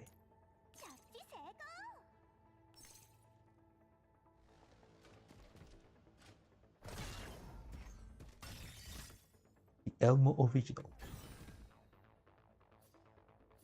You can't watch because of spoilers. No, Philly. No, that's fine, man. Don't worry. Oh, also you have work, yeah. Well, that's fine, Philly. Don't worry. Thank you. Thank you for sticking around. I hope it's not too much work. Like, take a rest, man. I mean, actually, it's in the middle of the week, so it makes sense. Let's go, Bibley. Kill them down. Fuck them all good. Let's use the grenade.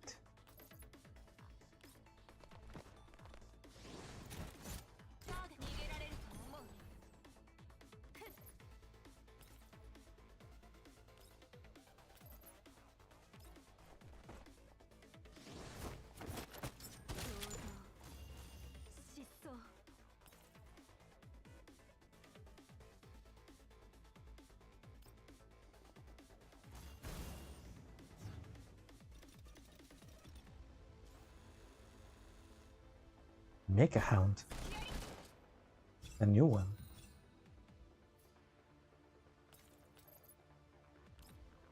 Pico.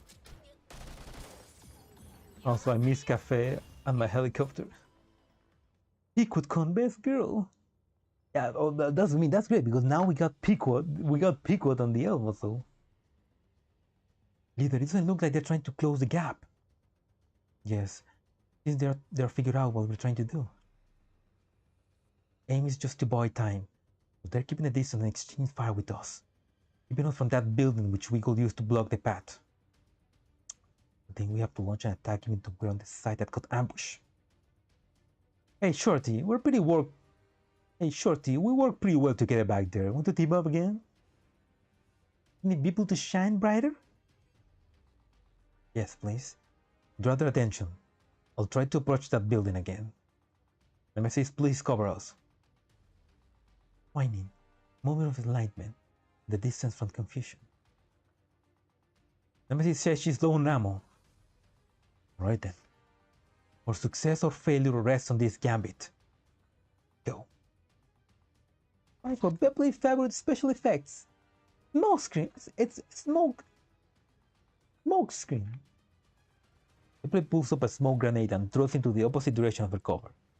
The moment it bursts, the enemy bullets rain down a spreading smoke cloud.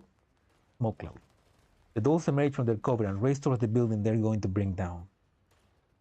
Crawling enemies on your 9, roughly 50 meters away. Either you guys carry on, I'll wipe them out.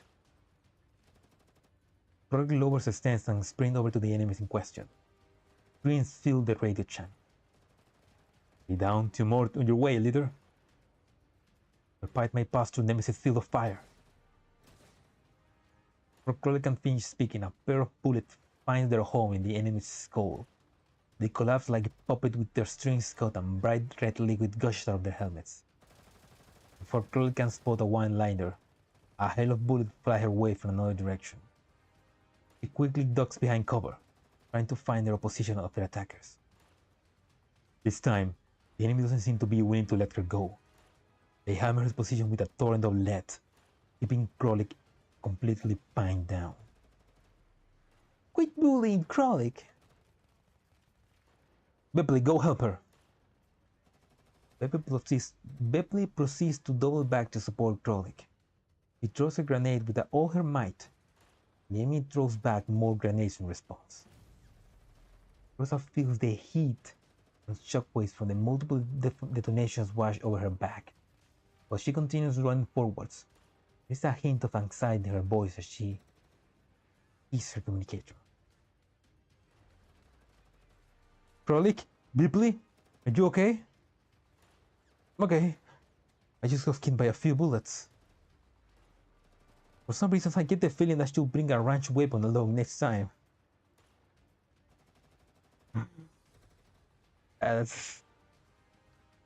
Hey, Crowley, that should be your next mod 3, you know? Getting a gun.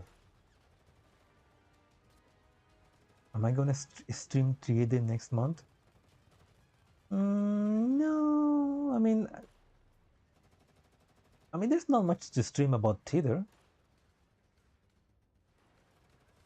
I mean, if there's a new event and theater still is going on, I'll do that during the event. But nah, I don't try hard. I don't try hard theater. I just do it for the easy stuff.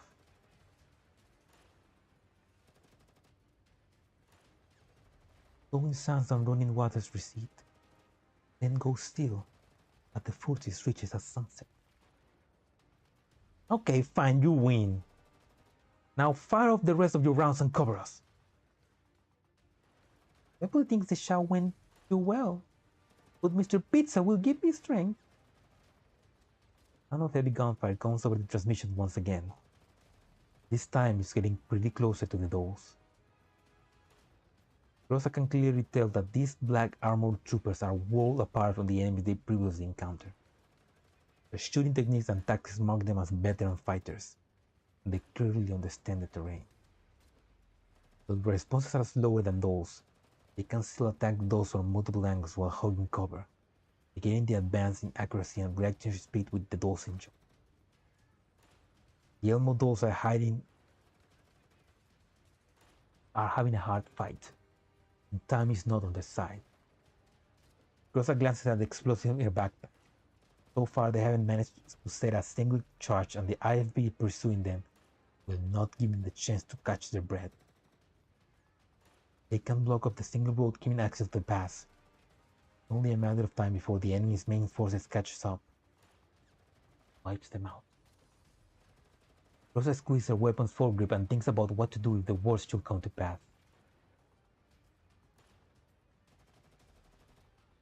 Fell for it. We weren't trying to delay us. They're just planning to directly destroy us.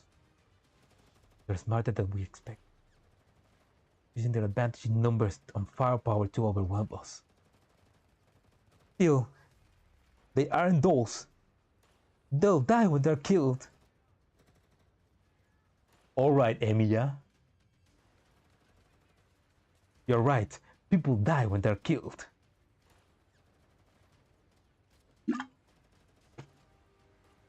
Alright, Shiro. You are definitely the bone of your sword. You've taken out so many of them already. Doesn't the commander give a damn about their men? He doesn't know how to answer Crowley's questions.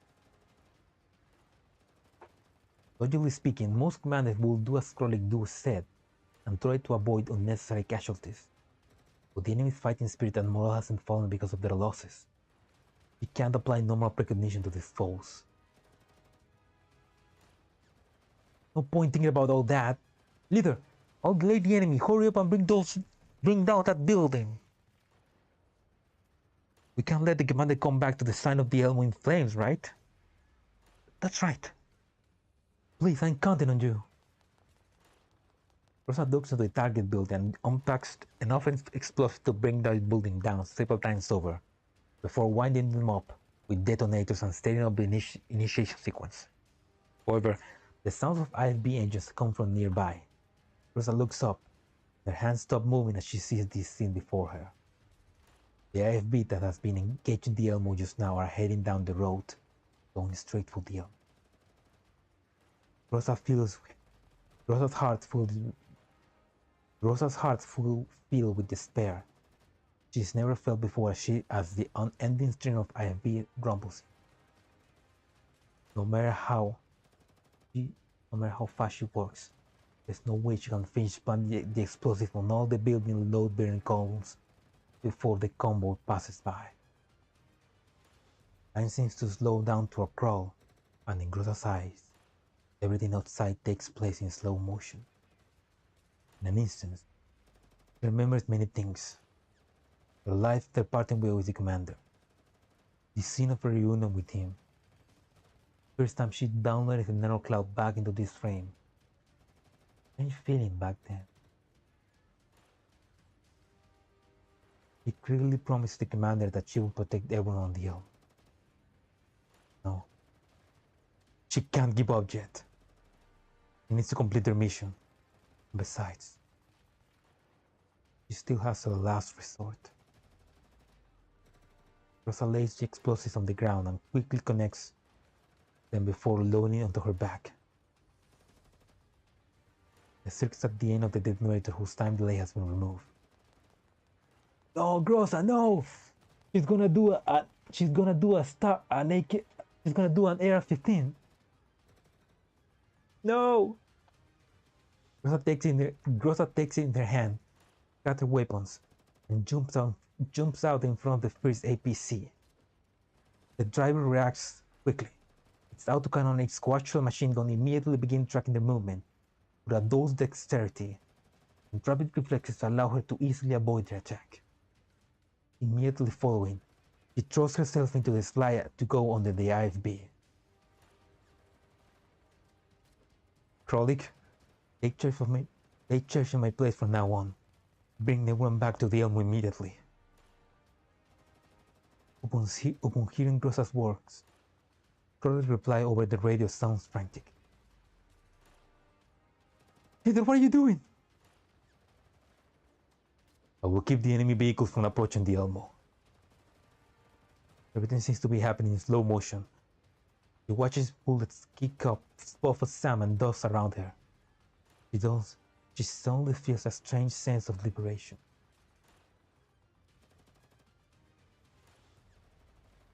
What? Neural upload synchronization command selection. Table? Warning. This command entails a high degree of risk. Please reconfirm the disable order. Leader, talk to me. What are you doing? Can't. Not again. Confirm. Command confirmed. Neural upload synchronization then disabled. Why?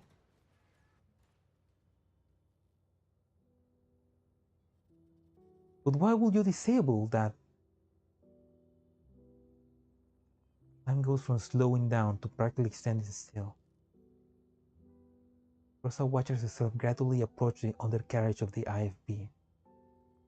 Even sees the driver look of panic as she tries to pull off his handgun, but fails to do so in time. She sees the shell casing ejected by the turret guns, as well as each and every pebble thrown into the air by the shaking of the ground. She sees a strange, blue-colored flower blossoming before her, a blue butterfly feeding out of the flower's heart. Ignacia, are you here? Final thing she sees is the commander's face, but for some reason it seems a little blurry. Strange feeling welled up from the depth of a narrow cloud. But the real stranger is herself, standing in front of the commander. That self wears a completely different uniform from her. Has a completely different expression on her face. She's like seeing herself, but with the briefing uniform. Powerful wave of fatigue washes over Grosa. She closes her eyes and stops thinking.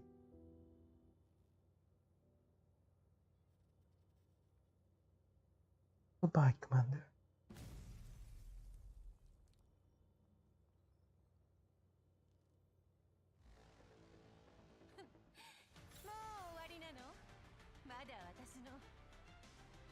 Oh.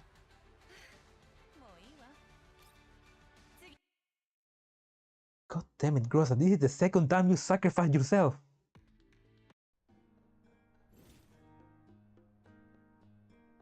My god, there's still 3 more. Okay, before we continue, I need to go to the bathroom. But god damn it, Grosa, this is the second time you sacrificed yourself. Why? And why did she deactivate the neural background? The neural background doesn't make sense.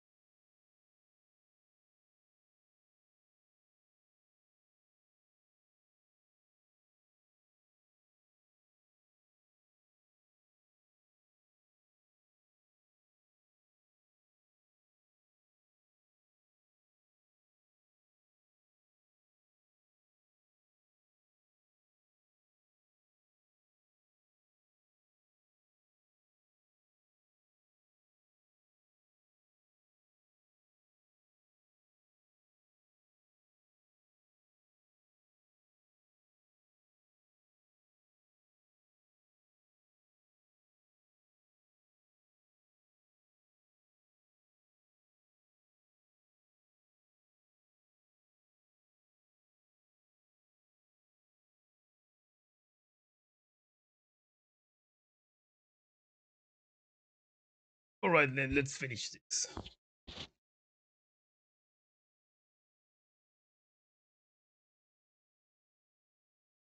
It is concerning how often the dolls will look after Gouka ruining Kamikaze.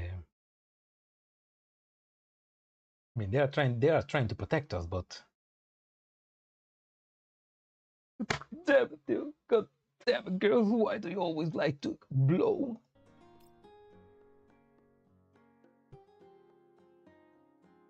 They all have just an explosive personality.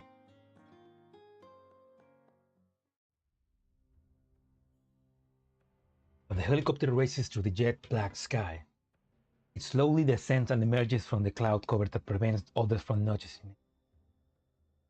I can't help but worry as I look at the reflection in the window and back at the terminal in front of me. The terminal displays a connection lost icon, assigned, and I try to re-establish the communication link.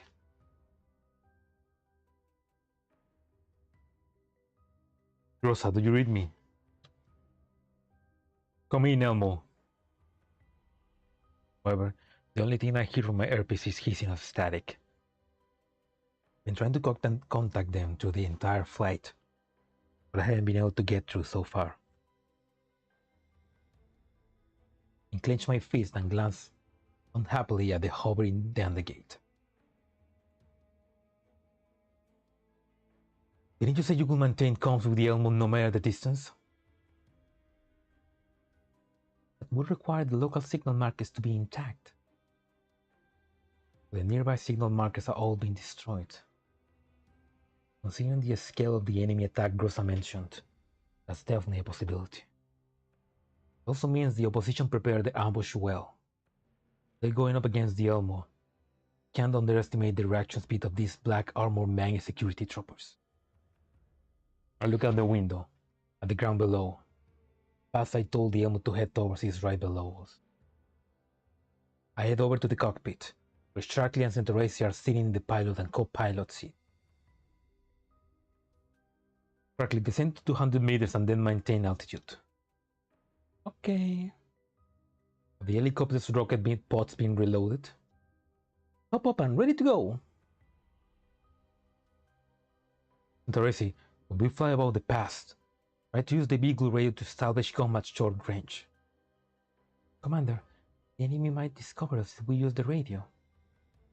Right, we won't be able to respond. The helicopter soars through the air above the pass. I can see quite a number of ant-like vehicles swarming the entrance. There are intermittent flashes of light in the settlement at the Mount Pass.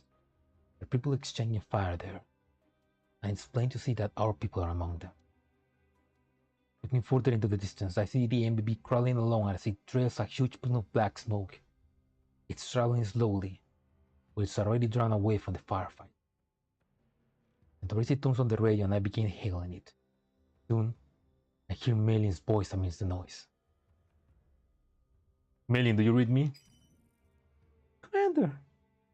Thank goodness I got through at last!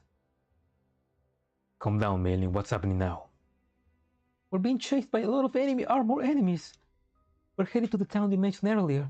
But there were enemies there waiting to ambush us. Leader Grosa took the dolls out to intercept them and she said she would blow up the road on this side. They sat through it, huh? Did you contact Grosa? No, I can't. Lentine and the others haven't been responding since just now. Do you think they're in danger? Go back them up. You keep driving the Elmo and don't stop for nothing, got that? I got it. Commander, please bring back Grosa and the others. Leave it to me. I put down the handset and return to the passenger cabin. I look around at the dolls holding their weapons and ammo, then begin handing out combat assignments. Diane, Yangyu, Sawi, and Centaurace, you'll be forming the squad to assist and relieve Grosa's team. You already know who Grosa is.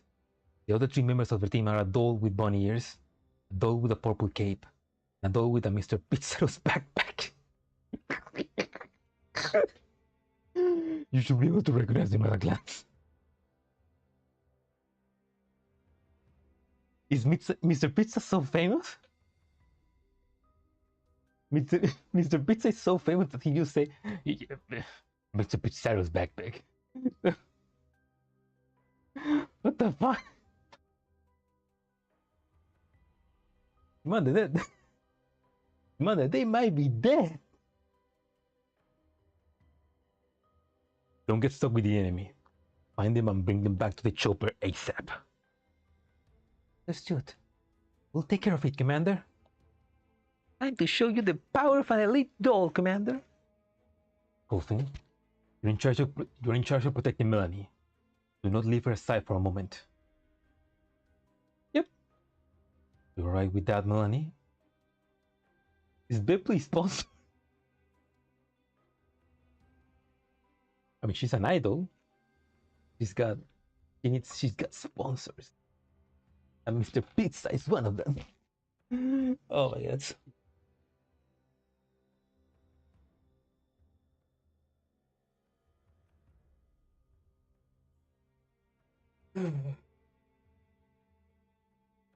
Being an idol, people has a drip.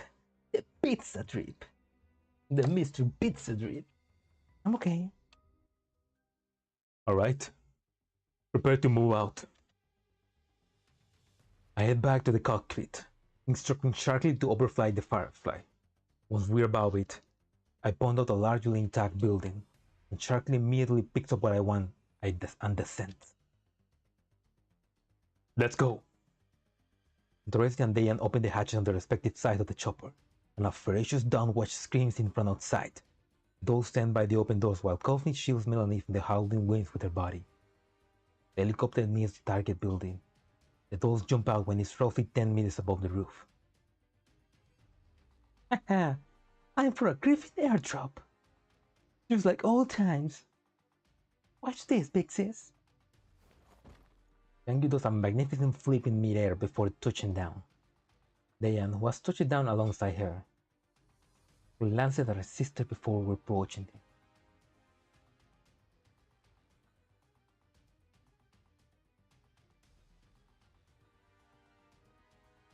Careful, Youngyu. We're in a combat zone now. But that's what I want. It feels just like old times. But this is what you used to do now. No wonder you're always so restless. Why, you jelly? Days of monsoon. Let's head out. Pardon us, Miss Tracy. Let's go. The dolls dart into the building and the helicopter pulls up again. It heads toward the mount as it heads toward the mount of the pass. Looks like it's about time. In the co-pilot seat, I see multiple IFB working their way through the town area. They're driving single file towards the Elmo. Perfect opportunity for us. Sharky, target this road and blow all those APC to scrap. Will do. Oh, there we go. Oh, shit. Oh. Fuck them up. Fuck them up. Fuck them up good, Sharky. Is that Grosa? The helicopter adjusts its position on its hovers, then plunges in for a strafing rune. Rockets scream out of their pods in rapid succession, and explosions erupt along the length of the road, tuning the IFB into burning wrecks. Does Sharky know that they're rescuing Bepley? Probably not. So it's gonna be extra funny when they say, "Wait, you are here?" I want to see that. I want to see that encounter. Man, look at that! Look. We are raining fire on Maggie. Plug them off, girls. Grosa feels her frame hit the ground hard with a dull thud. In the wake of the deafening explosion, the walls of the pass crumble, and the ruined building nearby collapses, engulfing the fleeing Mangi security troop. Oh yeah, Sharky and Beepley know each other because Sharky and Beepley were originally idols doll idols made to entertain the masses of the yellow zone. Like the Rosatrix plan was basically to make dolls, idol dolls, to entertain and to give hope and whatever to the people suffering from outside the green zones. But that didn't work too well, and they eventually just were left. That program was, I guess, to cancel, and Sharkly ended up with Zucchero, and somehow Bibley ended up with a underground Brooker, which obviously then the commander was gifted by. Yeah, there used to be a duo. And they can't, Sharkly hated Bibley, and Bibley was like, I don't understand you, but. And Bibley Bibley cannot hate anybody, so like she's like, we're friends. Something like that.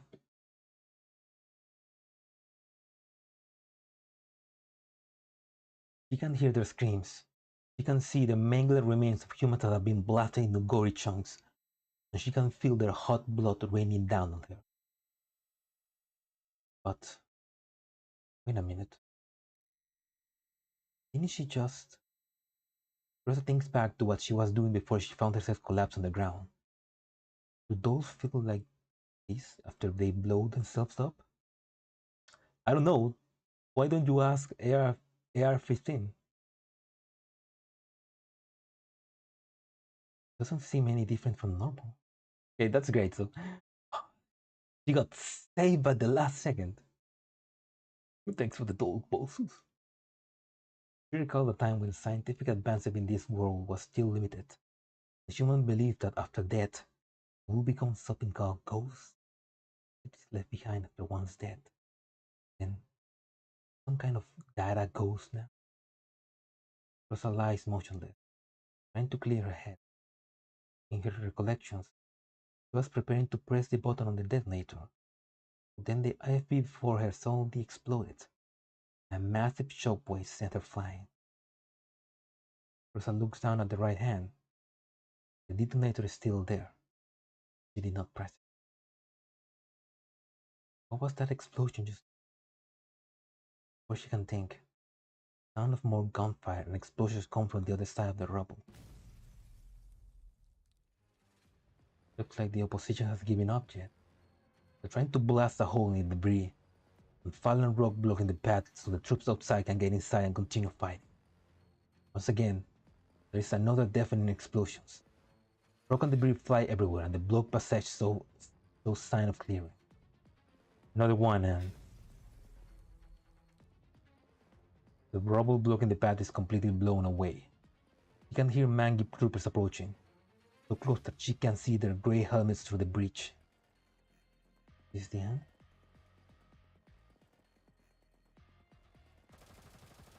Bullets slowly fly past her, accurately striking the Mangy troopers in the head.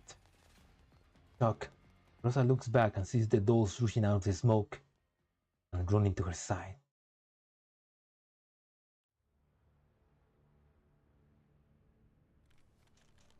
Soldier is thick. Oh, look at that. Miss Grosa, are you alright?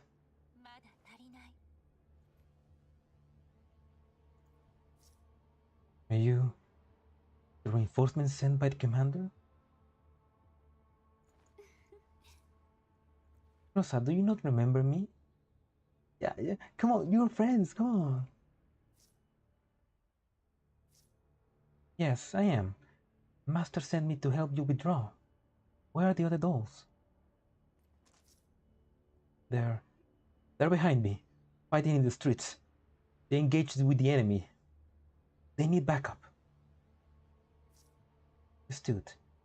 Miss Dayan, please take Monsoon Squad and reinforce the other dolls. I'll be back with Miss Grosa. Understood. We'll leave these things on this side to you. Please stay still, Miss Grosa. You sustained severe damage to your frame. I'll drag you out of there. Nemesis, what happened to your cover fire?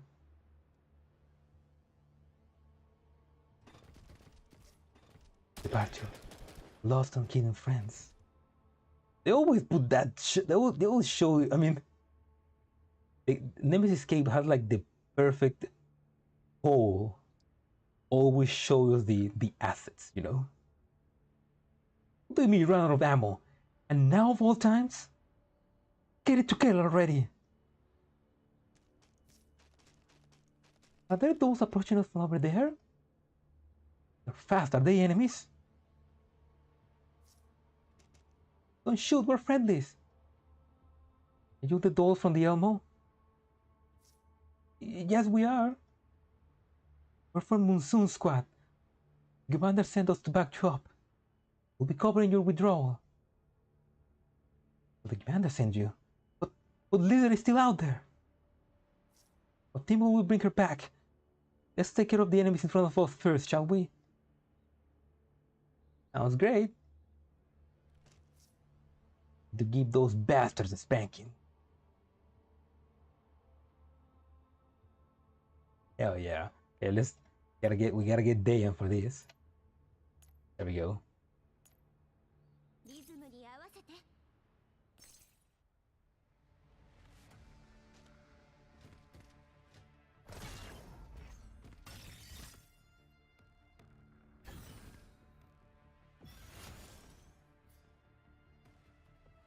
I mean, I liked Centeresi as well, but I must be strong. I can't wait.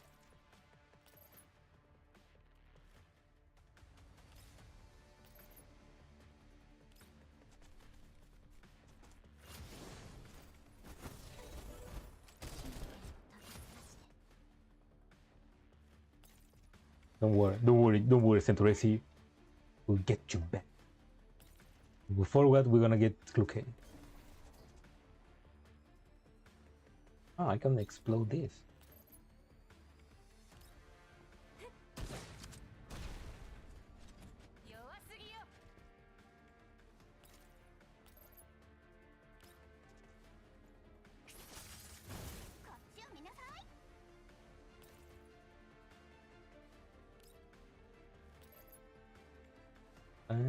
Can I?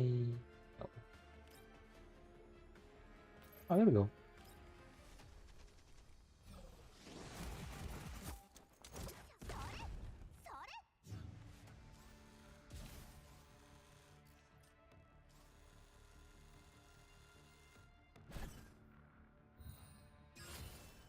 Look at that little dog. Do double the attack.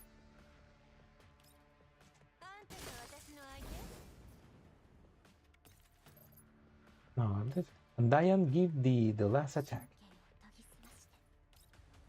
Oh no, not this.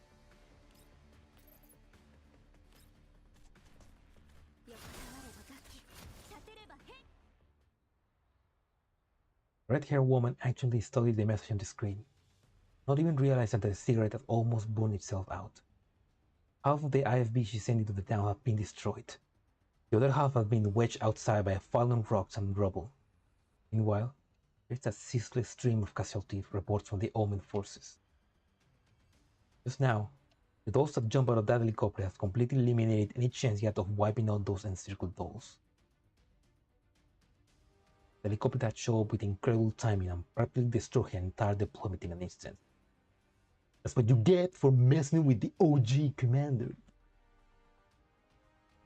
Would it be that the fleeing MB had all been a decoy? She the one being ambushed all alone? Confidence she had started with crumbles in an instant, and Lentine can't help but wonder if there's a bigger trap waiting for her behind all of this. The other person will probably not be able to do it, but she can't even begin to imagine what kind of strategies that man came back from Frankfurt can employ. Lentine's underestimation of him already cost her dearly, and right now, she knows that her only choice is no choice at all. Contact all the squads. Have them begin withdrawing. Load up the dead and wounded where possible and return to our muster point. Jonathan, we can still fight! We still have those dolls surrounded! What if there are more dolls lying in wait for us? But we still have a perimeter lockdown mission ahead of us. We can't lose any more men. Bring everyone back now. Yes, man. Damn it! Kenny angrily punches his seat before leaving the IFV. He doesn't look back. I know she's showing self-preservation instincts. Oh. You're clever, Lentine. Because if you weren't, you would be dead. It is only now that Lentine notices the burning pain at her fingertips. He clicks her tongue and drops the cigarette butt. Lingering heat scorches a black edge circling the intelligence report lying on the floor of the vehicle. Lentine picks it up, preparing to throw the pages that made her lose so much out of the vehicle. However, her hand stops halfway. Lentine instead throws the report back on the ground. There's a strange feeling in her heart. She's been there for full 10 years, appearing in her dreams, showing her wherever she doubted herself, forcing her to find all kinds of excuses for her actions in order to get it under control. As it is, she can no longer hold it back. The feeling that utterly denies all the choice he has made, an emotion that completely crushes her soul to the depth. How is it that he can still beat me, even after falling so far?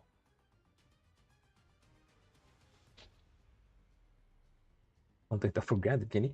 Okay, she definitely was in Frankfurt and we fought with her.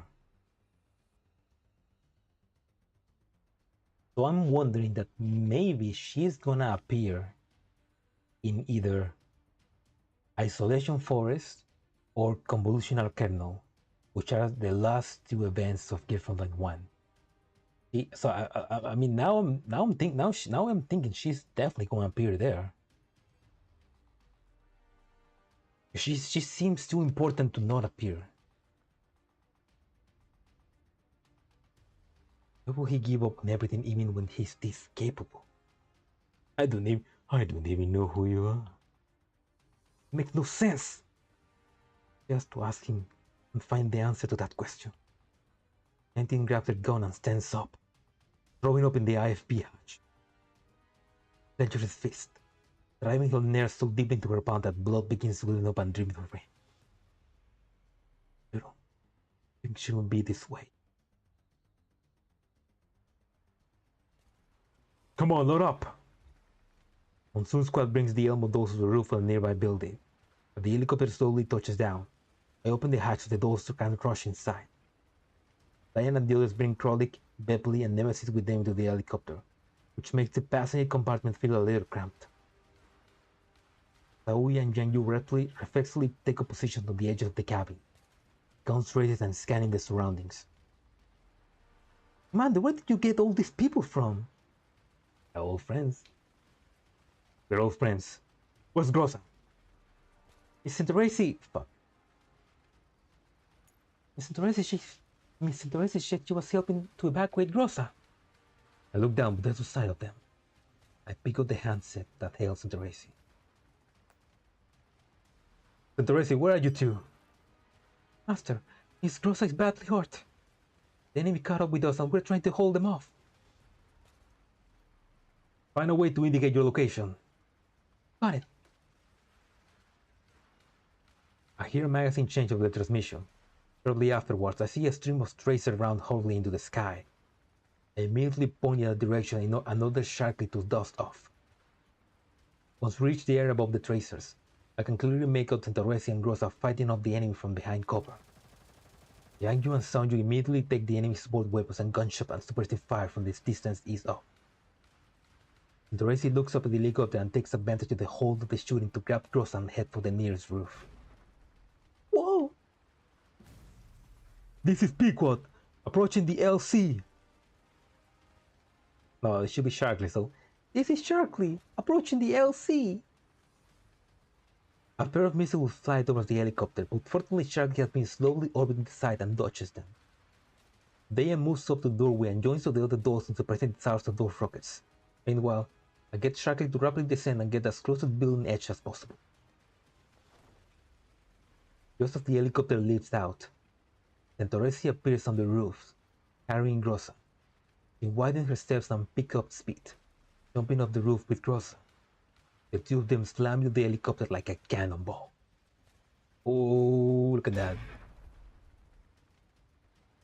Fortunately, the other dolls help them soften the impact. Dayan helps Santoresi lay Grosa on the cabin floor while Yang Yu immediately closes the hatch. Seeing that everyone is aboard, Sharkly immediately climbs into the air, beating the hasty retreat while being pursued by more rockets. The helicopter flies towards the Elmo. Fortunately, the roof landing pad isn't too badly damaged. Sharkly lands the chopper on the Elmo. Dolls dismount, waiting for further instructions. Looking to the distance, the Elmo is clear of that ruined town, and the enemy shows no intention of continuing the pursuit. Sighing in relief, I turn my attention back to the dolls. Rosa's frame is riddled with shrapnel. Frolic and Nemesis are careful unloading her from the helicopter. Rosa, are you alright? Okay. I'm fine. I'm sorry. I almost failed to complete my mission. It was my fault for coming back late. Don't speak. Need repairs. Rosa nods and closes her eyes. I hear the chime of the hangar elevator nearby. A Mainland rushes out as the head door opens. Commander! Leader, are you okay? Rosa shakes her head. Does not respond. Mainland, you've done a great job. I need you to do a little more. Got it. I'll start fixing Leader right now. With Mainland urging them on, Frolic and Nemesis help Grosa up to the repair bay. Leader be alright? I hope it's just surface level damage. We'll have to wait for Mainland to finish running diagnostics. Speaking of diagnostics, why don't you give Melanie a checkup? After that, we can get her a room to rest in. Alright. Come with me, okay, Melanie? Melanie glances at me, then obediently follows calmly down the stairs. I have Bepley give the other dolls a tour of the Elmo. It also includes performing a damage assessment of the stricken area. Bepley is gonna be like, so this is the Elmo, here are the rooms, here are the Commodore, here's the common area, the bedrooms, here's the Bepley is the perfect person for that. No, but I want to see Bepley and Sharkly. Head back to the operations room. Thanks to the recent attack, total mess. Glass panels have been broken and fragments are everywhere. Can't help but sigh as I think about how the Elmo had just been repaired not long ago, only for it to be reduced to this state once. I sit back now in my chair. Who would have thought that so many things would have happened in the course of just one? The hitherto silent Dandelion flies above my head once again, and Dandelion's smooth voice rings out from above. What an exciting day this was, Commander. Does it remind you of your Griffin days? I can't help but be reminded of them. Reach out to grab the Dandelion above my head, but it nimbly evades my grip. The Dandelion flies before me and projects Dandelion's face again. He's yawning and stretching his legs. So were the day's events a coincidence that you arranged to do? What would that be? The only coincidence I arranged was for you to meet up Moonsuma and Zucchero. But then you ended up rewriting the script in your own way. It had nothing to do with the encounter in that underground lab, like with Mangi Security or that girl. Oh, really? Anyway, about that data you found in the underworld lab, you learned anything yet? One piece of information before we left in the range of the signal maker network.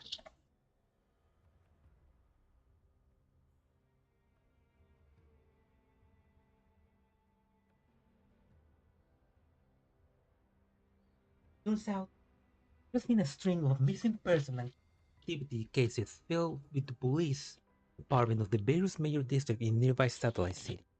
So far, I read through 80 plus reports, over 13,000 pictures, 46 videos, and the material involves over 1,000 people.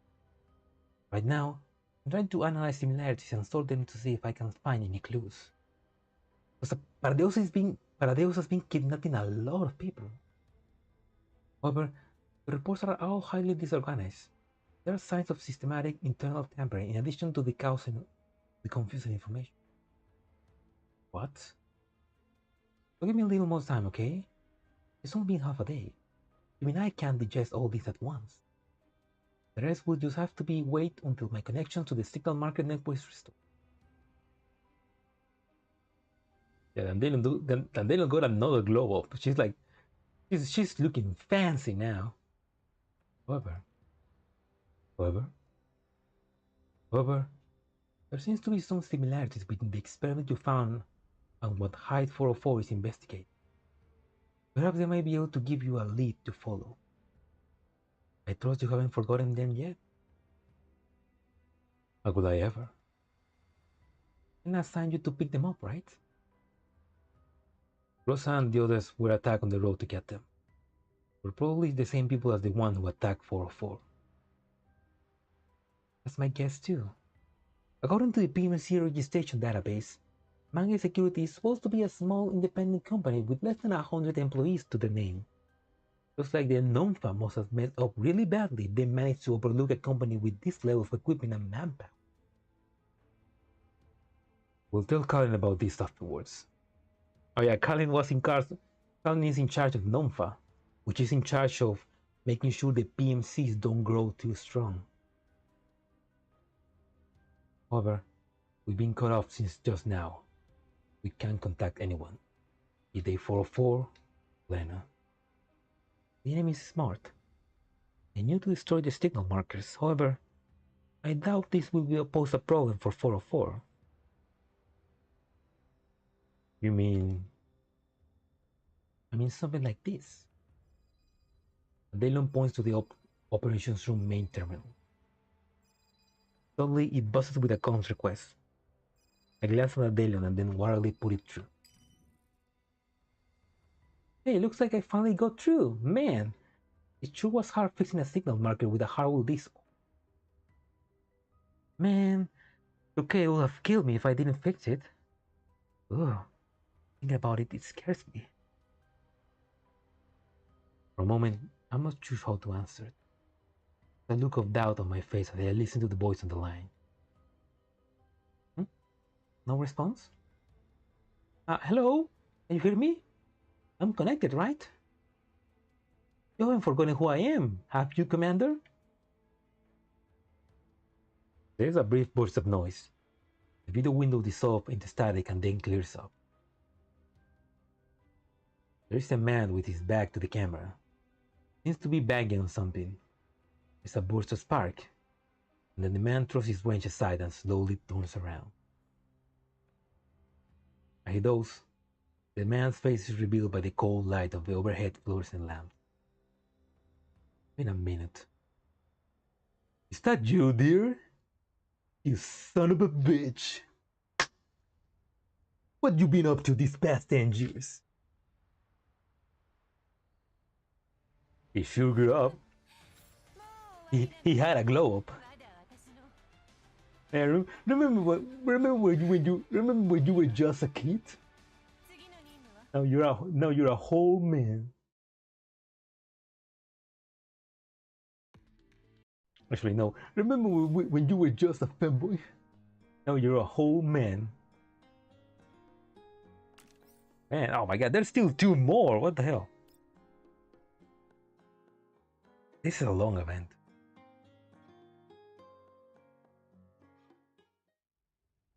Outside the Elmo windows, a sandy gust of wind speeds through the darkness sky. There are no Eli coppers here or now shining monsters. And the sun are clean as truth, nothing has ever happened. The helicopter slowly lands on the Elmo. The doll opened the hatch and jumped down from the chopper, while Deer followed behind them as he touches down on the Elmo. Oh, wait, 404! So Deer was with 404 then.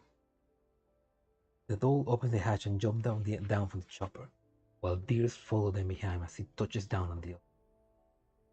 After receiving Deer's distress signal, Sentoresi took Diane and the others to the beacon station where Deer was.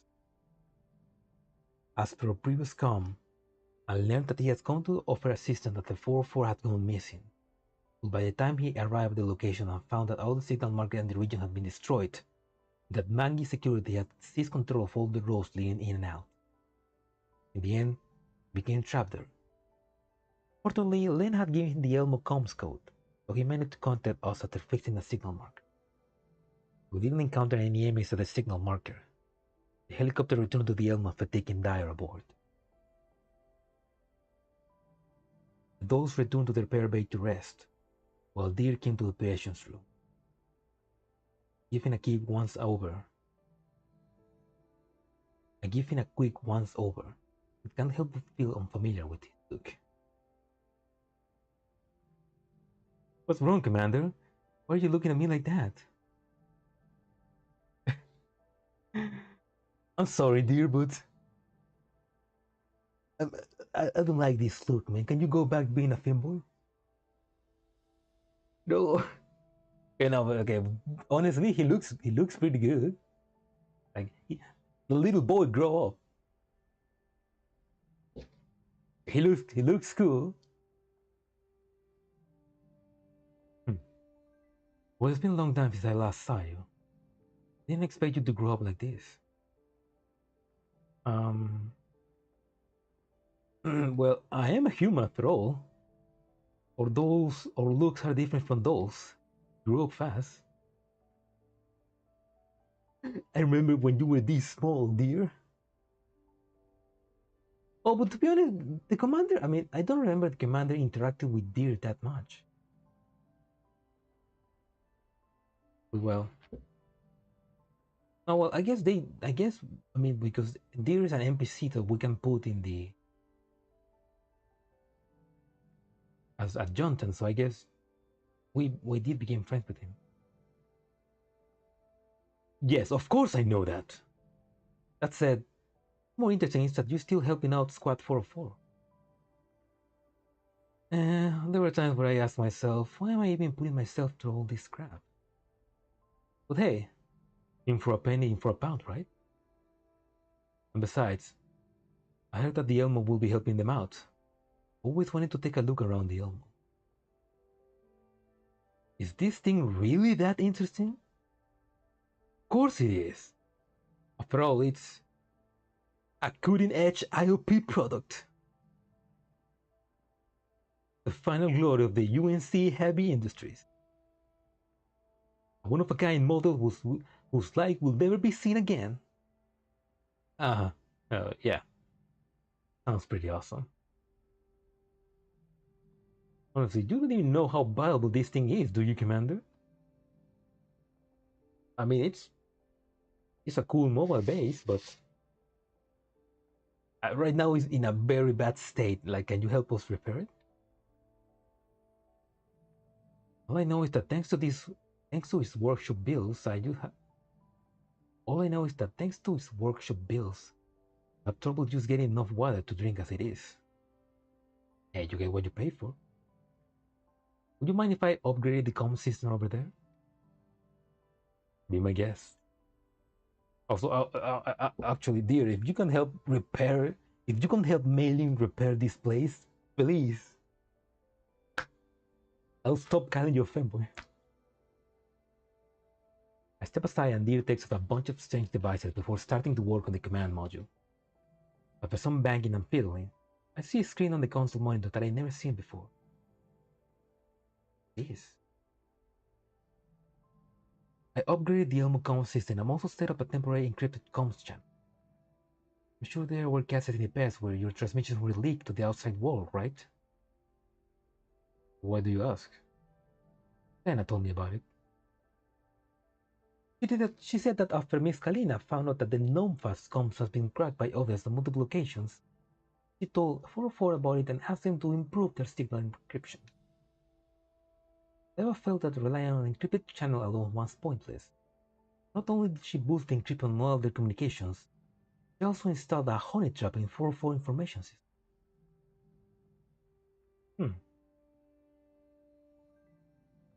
Any visitors who haven't been invited by 404 will receive a special surprise from them. Unfortunately, the upgraded technology still hasn't managed to catch that visitor who turned up so many times before. Encrypted comms channel I set up here is similar to the one Squad 404 is using now. This way we can better ensure data security between both sides. If that's the case, then Helena has best upgrade. If that's the case, Helena had best upgrade on her end too. What about that? Don't dare to mess around lightly with things on GNOME-FAS end. Though I think that's where the biggest hole in security is. You think GNOME-FAS is the problematic? Like, it would be strange if a government organization of that level didn't have loopholes, right? I fall silent for a while and don't respond to Dearest words. In principle, I trust Karen unconditionally. She's part of GNOME-FAS, and I can't make up my mind about them right away. After some thought, I decided to change something. Oh yes, you were saying that Lena asked you to come over? Oh, welcome. Welcome. A Girls Frontline too. X-Speedline. Howdy, welcome. Yeah, how are you and Mitchie? No, we still haven't met Mitchie, so.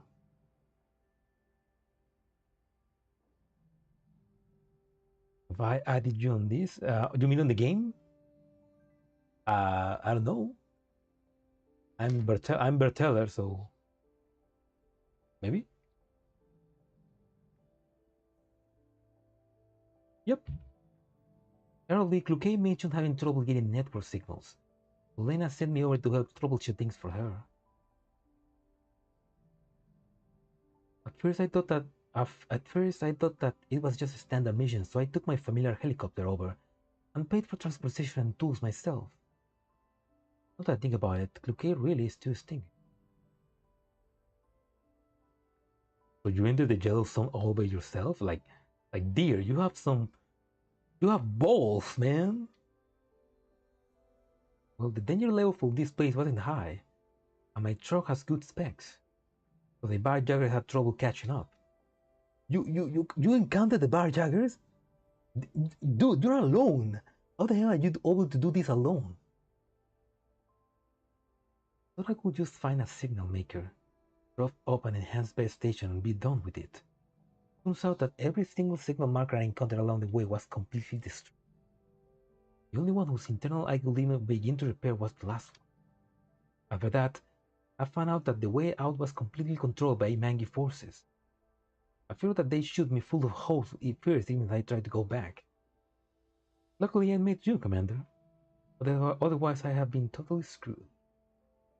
And you are pretty chill about that. Saying so, you're filled with the console interface and rescan for new transmission channel. The moment the rescan finishes, a mining point immediately appears on the screen. What's this? It's a transmission base station. It's broadcasting right now. Can I connect to it? Yes, do it now. It connects to the transmission. Rapid, loud voice speak over the channel. 376-2 platoons, the 7 environmental stored by corps. We have an emergency and need support. I repeat, we need support. Stored by corps. Aren't those the forces that 404 are working with? Can we communicate with them? No, there's no response. This is an audio clip on the loop broadcast. Can we backtrace the signal then? Sure we can. Alright, location confirmed. You're not far away. I pick up my terminal and contact Santoresi. Master? Santoresi, I have a new assignment for you. Get ready for battle along with Munsun's squad. Met in the hangar. Understood. Preparing now. I have Deer send the coordinates to the dolls and look up for the night sky as dark and mysterious as this mission. This might be your break in finding Height 404. Oh, good night, Augie. Good night, Augie. Thank you for sticking around. Have a good night. Deer dealing with Mangi or dealing with 404, 416? I think, yeah, between Mangi and 416, I think 416 is way scary. You don't have me yet. Okay. After this, I'll show you my ID.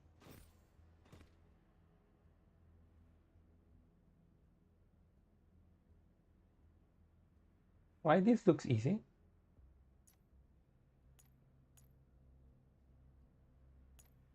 Wait, let's get. Oh, let's get. Okay, there we go.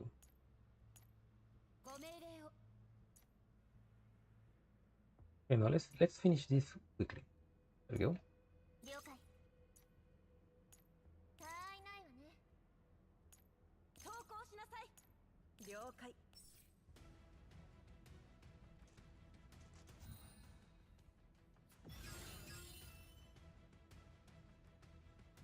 Right.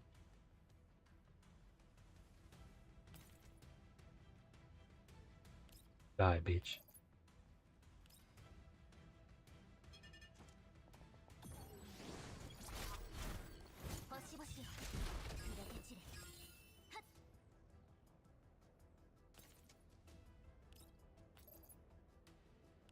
League strike captain, huh?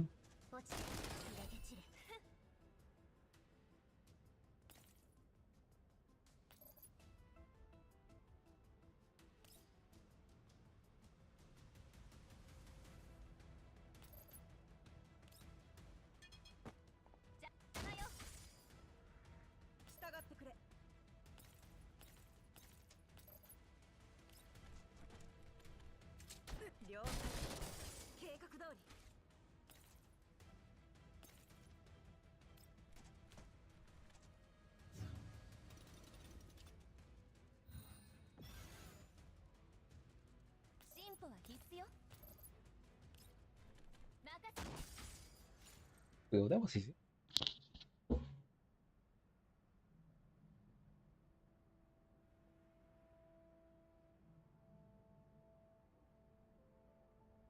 Helicopter takes off from the Elmo.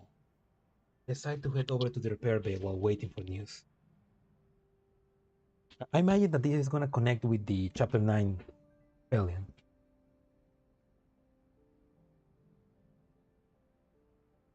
Leave the operations room after telling the Dandelion to keep an eye on the Elmo status and its surroundings. Deer follows me down too. When we enter the repair bay, we see Mainland performing the final adjustments on Grosa, while the other dolls kept her company. Commander, you're here. Yep. How are things? Many say things are okay, but just now, leader. Oleg immediately shuts up when she realizes what's going on and pushes Nemesis and Bepley out of the room. Right. We're going to check on the rest of the Elmo. You guys have a good chat, Commander. After the dolls leave the room, Rosa sits up on the diagnostic table. Clap. Rosa? Are you alright? Commander, I'm fine. Thank you for sending help. Yeah. Things were really close out there. Meaning, how's the leader's frame? I was startled when I first saw her, but I ran my diagnostic and realized there weren't many penetration injuries. Fortunately, most of the wounds were caused by shrapnel. While it caused a certain amount of damage to her limbs, We can fix them with replacement parts. That's good to hear. After seeing that Grosa is alright, managed to calm down at last. Step aside to make room for Deer and introduce him to Grosa and Mailing. This is Mailing. She's the Elmo chief engineer. Grosa is the leader of the Elmo doll squad. Deer nods to them. Mainly returns the nod, a little timidly. This is Deer. Guess you could call him 4-4. Just call me 4-4 technician. Do everything I can do to help you out during the upcoming operations. Nice meeting you. Oh, alright. Grosa nods to Deer. For some reason, Grosa seems to be acting. Only Deer's eye light up as he excitedly rushes over to the slab behind Grosa. Also, I follow his movement with my eyes and see him practically skip over to where Sexton is lying. Oh yeah. Oh, is Deer gonna repair Sexton? Sexton's frame has been badly damaged. Just about all her exposed skin has been destroyed. Her body is also badly deformed. Yo! You even have a 3rd generation doll? No, this is a 3rd generation doll. Of course I do! This is the latest tech developed by the Orlock conglomerate. Even the core collaborator companies who are working on it need to wait in line for 6 months to look at the relevant files. I can't believe you got so rich and powerful as we've not seen you for so long, Commander.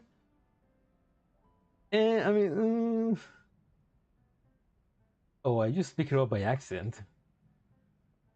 By accident? A 3rd generation doll cost as much as a skyscraper. Oh, really? And that's just the financial cost alone.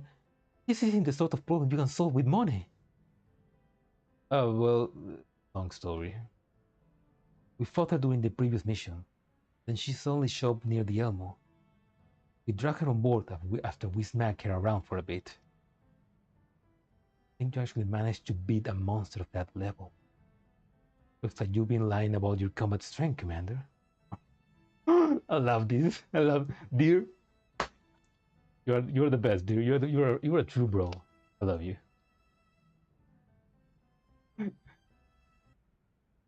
Well, not really. There seemed to be something wrong with her when we ran into her. Both the perception and memories were confused. Maybe you will help me take a look at her. Need to help. Still, in her current state, well, the materials for repairing her would cost an astronomical. I coughed to hide my awkwardness. Is there a cheap way to do it? Cost aside, the main problem is that my understanding of 3rd generation dolls is surface level at best. Frankly speaking, I don't have much confidence in doing it. You got a chance now? Yeah, I think so too. Well, since I got a chance to take a crack at this, don't mind if I do. Deer pulls off his toolbox and produces a plethora of instruments I have never seen before. After plugging all manner of cables into Sexton ports, Deer instruments begin to flash and make noises. It's a mess in there. Just cut and back sectors everywhere. Commander needs to accidentally find some sadist gold off of some barjaggers. Yeah, we need to kill some barjaggers. Her brain was pretty much mush when we meet her. On saying that we are discussing Sexton, Mainland helps Grosa out with a slap and walks over to me. While you weren't around, Leader tried hacking into the Neurocloud to gather information. Why did you take that risk? Her firewalls were down. I judged that hacking into her will not pose any risk. So did you make any progress? The Neurocloud was a mess when I hacked in. I guess it's that it was terribly damaged by a fusion experiment. We're connecting to her level 3 base layer. There are some things. Apparently, someone ran an experiment on her and deliberately destroyed her. However, Her internal files were too badly damaged and I couldn't make out any detail. Hey. Dear, I need the information in the Nether Cloud. Please help me fix her Nether Cloud as best as you. Why don't you ask the moon for it? Why don't you ask the moon too while you're at it? Here takes another electronic device and hooks it up to several small cables on Sexton's head. After a while, the connection crackles and throws up sparks. You can say the device deals holding on fire. Your secret. How is it? It's like what Leader Grosa said. Someone wrecked this third-gen doll Nether Cloud, almost to the point of complete destruction. Whoever did it targeted all the beetles and irrecoverable parts of Nether Cloud. Although her frame structure is still larger and intact, it's almost inoperable. Kind of like a neurosurgeon went and severed linkages in the human brain. There aren't many destroyed nodes. The Nether Cloud model is pretty much a write-off. Also, it seems her body didn't narrow his size and carefully studies an almost destroyed portion of Sexton's epidermal layer. Wrong? No. Ew. How would anyone make a doll frame out of this? Really imaginative, I was up. Is there any material you haven't seen before? Well, it's not like I haven't seen it before, it's just that I never thought anyone would make a frame out of it. Get to the point, what is it? He thinks for a moment and reaches into his toolbox and takes off something that looks like a microscope. He looks for a place on Sexton's body and sets it up to call me over. Here, Commander, take a look. What is this? Looks like some kind of biological tissue, or rather, some kind of cell. Looks like someone was trying to fuse this doll frame material with some kind of cell. That's a little surprising. So they were trying to fusion the doll with not human, but just biological cells. Those don't look very active. Looks like the fusion didn't work. Think about what Deer is saying. And then I suddenly sense someone staring at me. When I turn around, I suddenly notice a little figure standing in the doorway. There is the pitter-patter of footsteps, and then Coffin appears on the doorway as well, grabbing the arm of the little figure. Melanie, where are you going? There's something here. Melanie. Upon hearing my words, Melanie reflexively backs away. Is this something like Melanie's gonna be able to fix Sexton, maybe? Oh dear, no, come on. So you adopted a daughter as well? I adopted two, actually. Look, it's a really long story. Hi, hello, Melanie. Melanie backs away even further. Do I look that scary? Coffin, what were the results of the checkup? Melanie's vital signs are all stable. Too stable, in fact. Melanie ignored the exchange between Coffin and me. She raises her hand and points to the door behind me before addressing me directly. I want to see that doll. Doll? I point to Sexton. You mean her? Melanie nods. Sure, I guess. Melanie approaches us. Suddenly a chill runs down my spine and my hand reflexively reaches for the gun at the waist. I don't realize what I'm doing. I quickly turn aside so he doesn't see me and fold my arm across my chest. That's weird. It's like suddenly our fight or flight reaction activated. He walks up to Sexton and looks her up and down. Finally, her gaze settled on the position where we discovered the signs of cellular fusion. Knew it. Knew what? You've seen her before? Not this one. She looks a lot like the ones I saw before. She also has signs of this fusion. Only words make me stiff. Do you know what these signs of fusion are? They're for volume extra. They show signs like this after fusion. They've been trying to combine volumes with dolls? Volume cell structure. Hang on. This activity has just increased. Deer quickly checks on sex and condition. Grosa walks up in front of me and reflexively takes up a defensive position, while Confident pulls Marian and Melanie away. Careful, Commander. Logically speaking, the chances of her self-repairing like this should be vanishing low. The characteristics of volume cell might actually end up coming into play here. Self-repair. To a doll who can self-repair, and a third-gen doll at that. That's interesting. Looks like she's recovering faster than expected. Oh! That was fast. Okay, I'm guessing that getting into contact with little May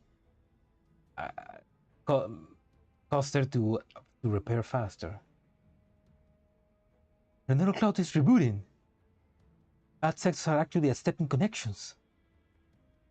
Deer stares incredulously at the instrument she's holding, while Grosa warily raises her gun and points it at Stexan, while shouting to Cosme. Get Melanie and that girl out of here! Okay. Cosme drags Melanie and Melanie outside. Melanie keeps looking back as she goes. After Cosme closes the door behind her, I return my attention to Stexan. Can you repair the neural backups while we're at it? I'm doing it right now.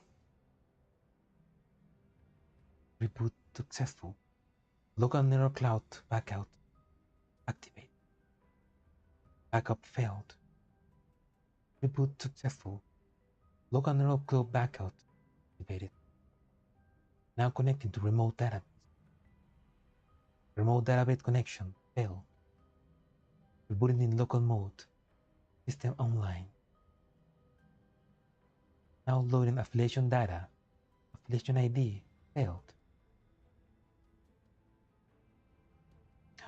Oh, okay, because she cannot so she doesn't have a backup.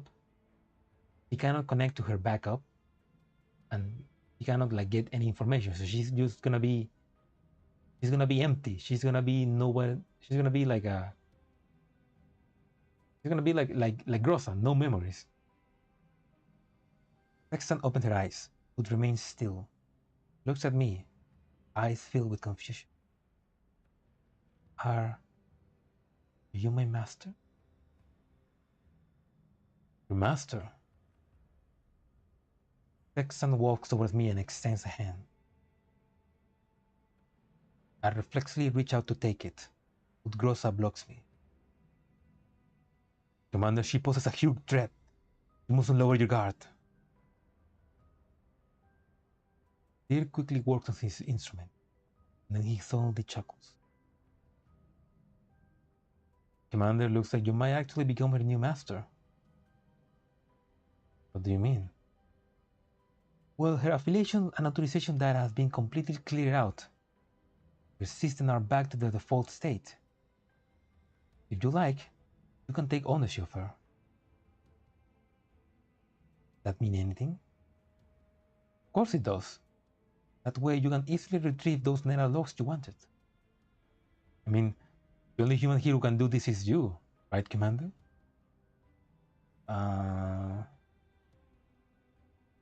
I glance at Grosa. She doesn't look at me. Her gun still trained on Sexton. It will aid in your mission, then you should assume ownership Oh. Oh no, the wife, oh no. The wife is angry. I mean, it's like we just got a new girl, and she's even more advanced than everybody else. It's like Grosa has competition now. I nod, and Deer immediately begins tapping away on his touchscreen. Sexton's eyes briefly flash. Soon, Deer puts his instruments down and confidently addresses me. Done. He won't regard you as enemies anymore. And the nether cloud is reconstructing itself. Also, I found something neat. He has an IFF key in her database. Do you know what that means? You're saying that anything the key regards as a friendly is actually an enemy to us? That's right. See, all the combat logs from nearby have been transmitted to the nether cloud. I guess that these friendly coordinates show the movements of Mangy's security force. Oh, that's great. There's no other PMC with so many guys in these shitty parts of the jail zone. But the third-gen dolls are also linked to Mangy's security. I mean, that much is obvious, right? Third-gen dolls were the product of the conglomerate to begin with. Yeah. But if we have a more precise location for Hive 404, we can use Sexton to backtrace them to Mangy's security positions. I nod, and my terminal suddenly rings. Wanda, do you read me? Loud and clear. Go ahead. On the coordinates, we run into a small detachment of Mangy security personnel. There were few in numbers, and we already eliminated them. We found a couple of Survey Corps troopers during the firefight. One perished. The other is very badly wounded. Can you send him back to the Elm for treatment? His wounds are severe and we cannot move him easily. Miss Dane is administering first aid, but... Diane, what is the trooper's condition? His bleeding isn't stopping. At this rate, it won't last long. You dolls, let me speak with your commander. Master, he... Patch him in.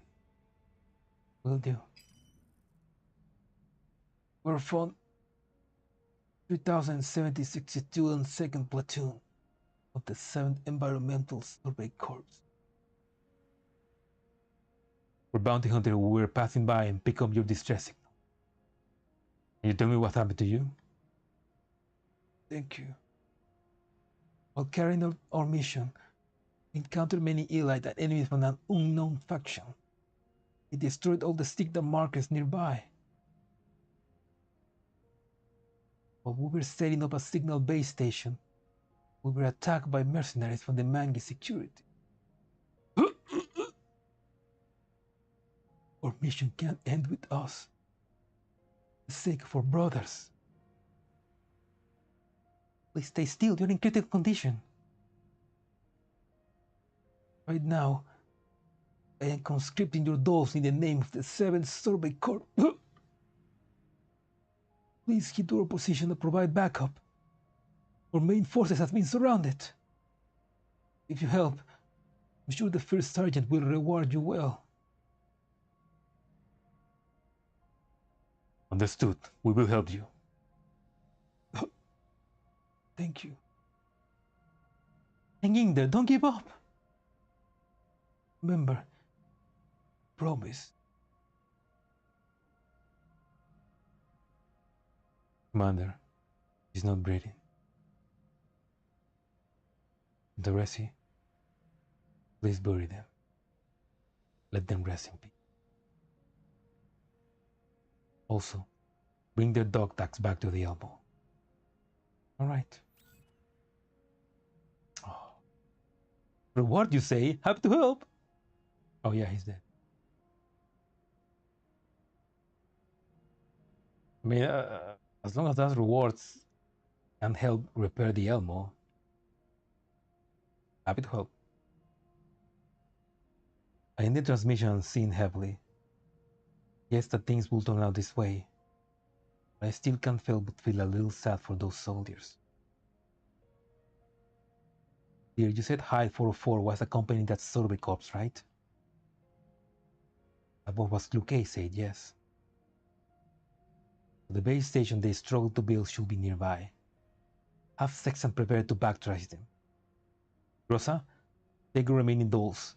Use Sexton as a guide to find Hide 404. Understood. We have to find them. We can't waste what those soldiers spend their lives to protect.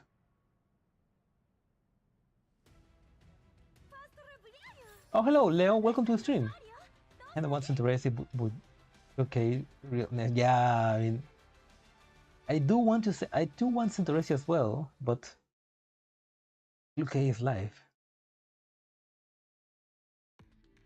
I mean, next time she appears, I'm gonna go for Centoresi, but for now, I need to save up for Cloquet is more important. What is this? Oh, a t-shirt. A return gift from Zucchero and also a memento. Nice. Yeah, I'm just gonna save up all my collapse pieces for Cloquet as well, and Cloquet and maybe Meche.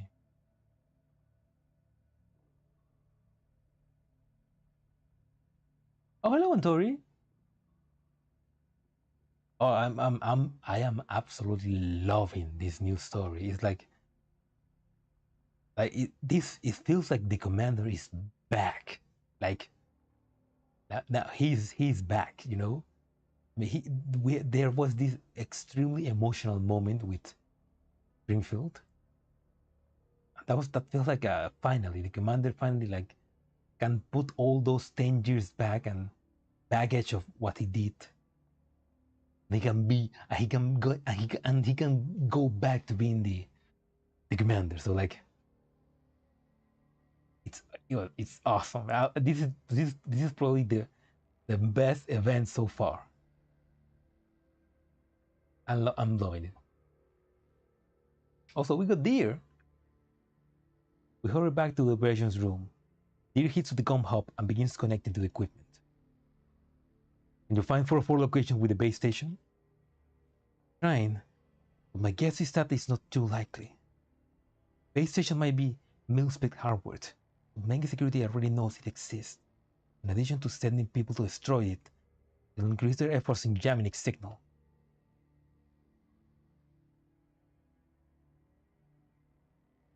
The communication hub emits a signal loss tone, validating their thinking. Oh yeah, we're ready for more PTSD.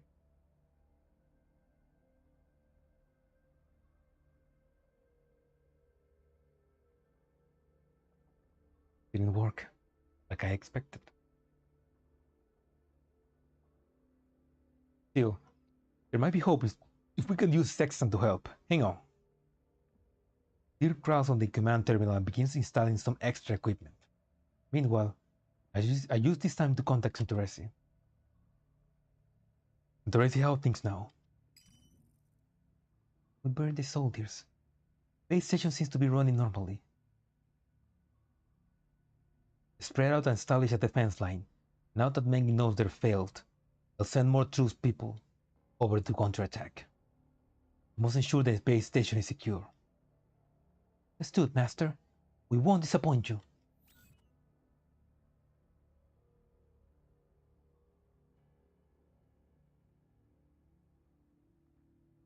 Deer emerges from under the command terminal and taps several locations on the touchscreen, whereupon their menus begin to change. He's just upgrading the Elmo. Right. Copied over the frequency settings from the military base station. This way the Elmo can use it as a relay to search for nearby Mangi security signals. Well done. Rosa, do you read me? Go ahead, Commander. Connect Connect to section level 2 and see if you can find any treasure. Got it, working now. Grosa ends the transmission. Soon, section IFF key is transmitted to the Elmo system. This military base station has great coverage. Now for the nearby signal trace. Ugh. What's wrong? Good news is that this IFE key is really effective. It's picking up traces of every single position Mangi forces have been to. Bad news is picking up traces of every single position Mangi forces have been to. So they're all over the map. Look at the map. After signal analysis has been done, our surroundings are covered in red dots. Like they were really ending their paycheck. Let's think about this plus from a different angle. Look for signal traces belonging to the highest ranked contacts amongst these. Here gets my meaning. He nods and immediately begins working on the task. There are two sets of signal traces corresponding to highly encrypted wavelengths. First was active within half a month to 1 day ago, while the other suddenly appeared a day ago. Like we found them. And we tried to pinpoint the signal location. Moment. Nope. Looks like they're using a different communication network from the rest of Mangi security. We can obtain their exact location with section permission. However, if we can use section permission to connect to the network and crack the firewall, we'll be able to see their location. That said, it'll probably take a full day to crack it with the Elmo current equipment. We'll just have to start trying. We'll just have to try cracking. Well, you start by trying to crack it. That begins his work. Like he said, progress bar on the monitor is scrolling along. Let's think the thought. Let's only think of something to look towards the Dante gate. Hey Dandelion, in cracking your fort? You're terrible, Commander. You only want me for my cryptanalysis. It's enough to make me cry. I'm sorry. You help us out? Well, like that boy said, the Elmo system don't support cracking. As for me, my processing power is limited to that of this tiny gate. You've forgotten that all the signals markers are destroyed. My connection of the outside world has been severed. Commander, look at this! There's only exclamation. I look at the command terminal screen. The opposite signal security level has suddenly fallen. Dar begins tapping on the screen before I can tell him to. They voluntarily lower their own security level. There's a chance now. They lower it. Did they encounter 404? They lowered the security level to be compatible with 404 security channel? That means we don't have much time to do this, given our current speed. Progress bar basically picks up speed. The estimated completion time shows that the operation will still take close to an hour to finish. Damn it, we're still too slow. The Dante gate flies up to the screen and its mono flashes. Then, Dandelion projects her image and smiles smugly as she speaks to me. Well, if they lower the security level to this level, I may be able to do something about it. However, I can't handle the encrypted signal from this level alone. Tell me, what do you need? You know me so well, Commander. I borrowed those cute little dolls of yours? You're not going to do anything dangerous, are you? Relax, I'll return them all in one piece after I'm done. I'll set myself up as the relay, so even if the offensive barrier triggers, I'll be the only one to melt down. Well, I'll allay your concerns. I eyed the Dante gate obviously and then contact Grosa. Soon, processing power reaches the command system. Dante gate purchased and the command terminal begins to work. Yeah, I also wonder about how Seer is doing. I'm guessing that Seer looks even more older because wait, was Seer human or a doll? No, Seer was a human, right?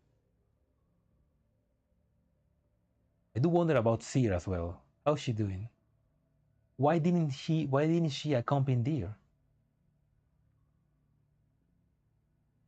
Looks like there were offensive barriers after all. And for me to show what I can do. Yeah, she was human. Okay, yeah. She must be older now. Everyone, I need you to focus your forces on the weakest part of the enemy protocol. I'll see you from the outside and keep you from being contaminated by the enemy data. We're ready? And let's go.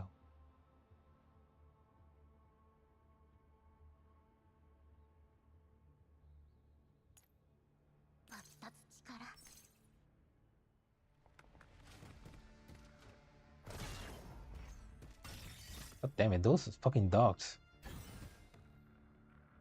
They're not even dinner case. They're not cute enough.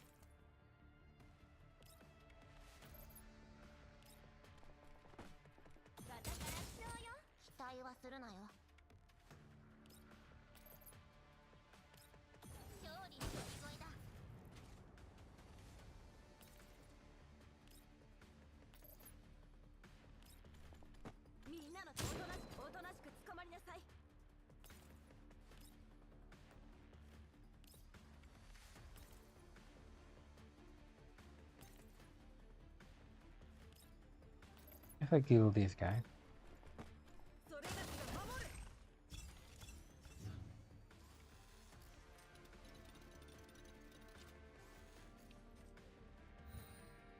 Perfect. So what is that? Mark of the Hunt. When the enemy turn begins, if a target has 3 stack of Mark of the Hunt, the Machinist target attack range is increased to the entire map. The Machinist is dead!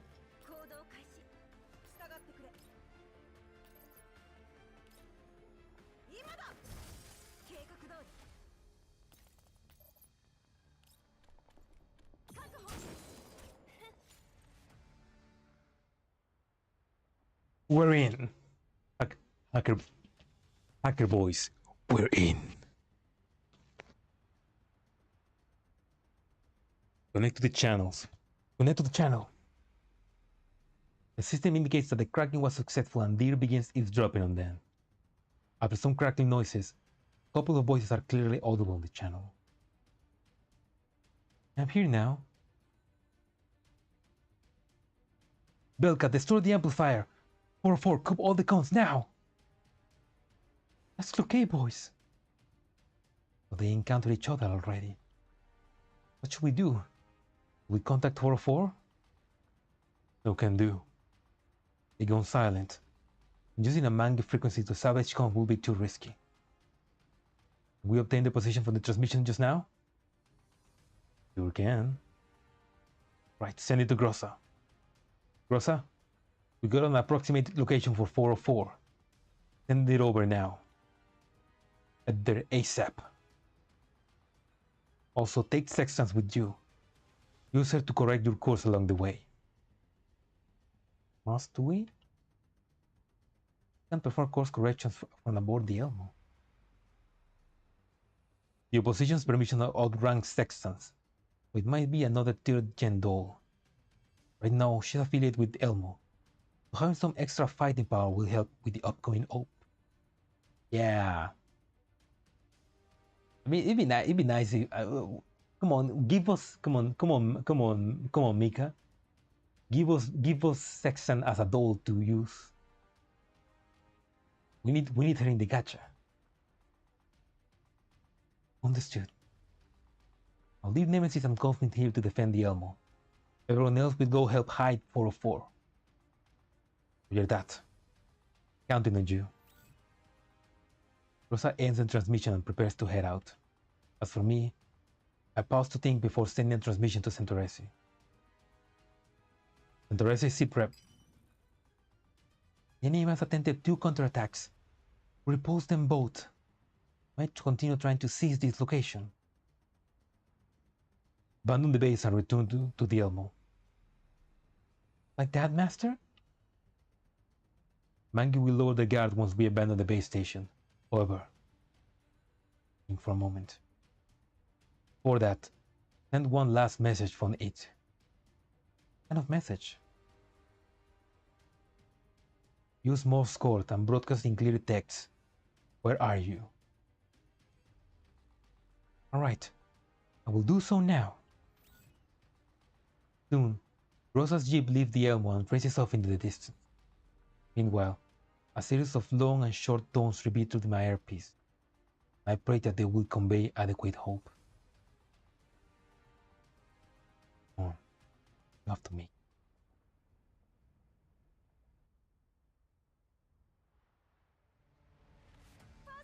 Oh, I'm guessing that Morse code is to Luque. Like, where are you? I'm sure Luque will understand that. Yeah, I also wonder what happened to Stenge's Ferry. I mean, I'm sure they must be fine. But where they are, we don't know.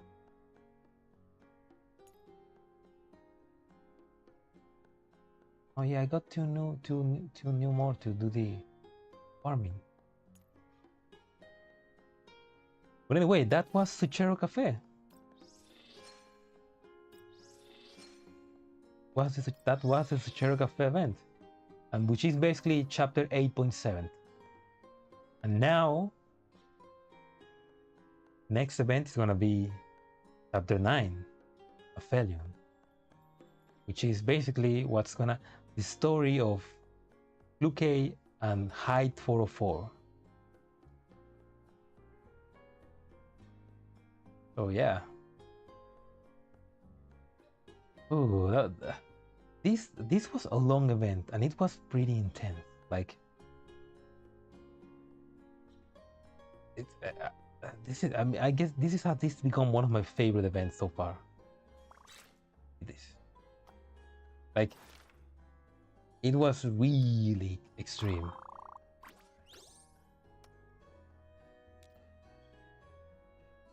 Make more. Like, we were on the top of the game.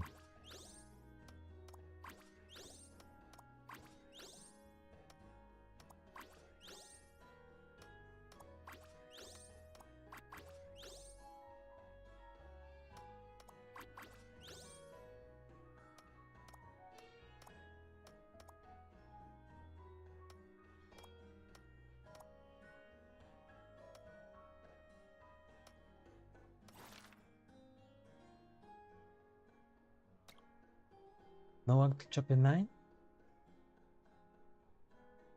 No, the next event, the next major event is Aphelion, and that's the event of Luque. It's not a character event. It's just a major event, but that's chapter 9 basically.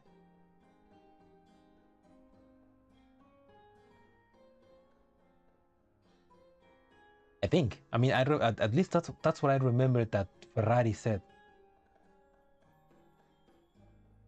I remember Ferrari made a post about it, and he mentioned that Aphelion is chapter 9. I think because after that there's been no new number chapters.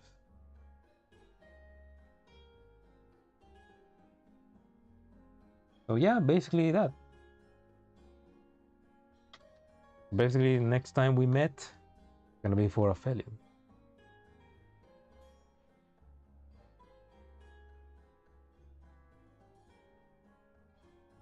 Yeah, this event, man. I love this. I kind of like this more than. I mean, not to say that the GFL event was bad, like. But between right now,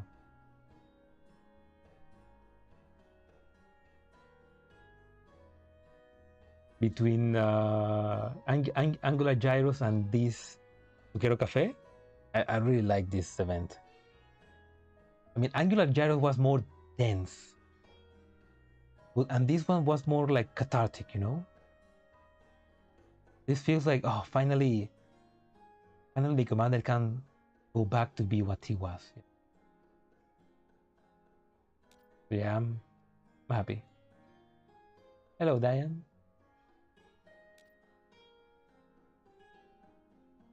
Hello. Hello, Springfield. It's a shame that they have to abandon Zucchero, but hopefully they can go back.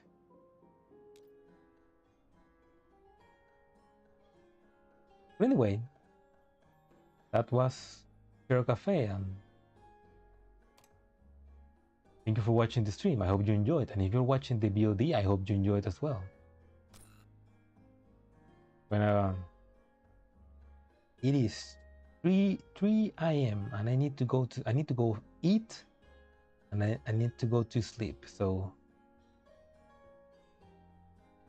yeah, we'll see each other another time. I'll try to stream. Well, I don't know what I can stream next time. I need to catch up with. Nera Cloud, so maybe I'll finally do that. Oh yeah, my ID. There it is. 180150.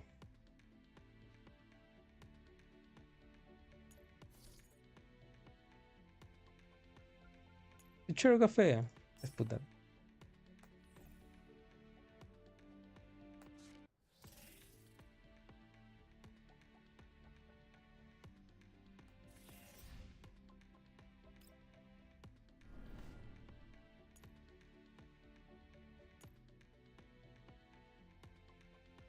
Yeah, my ID is that. My ID is 180150, and my platoon is 101676 25. So if you want to join, please do. We need people. We need people to be more active. So if you don't have a platoon, hey, maybe come and join and help us. I do need to eliminate some people. There are some people that they stop being active. I need to eliminate them, but god damn it. Anyway, oh, there we go. A twist.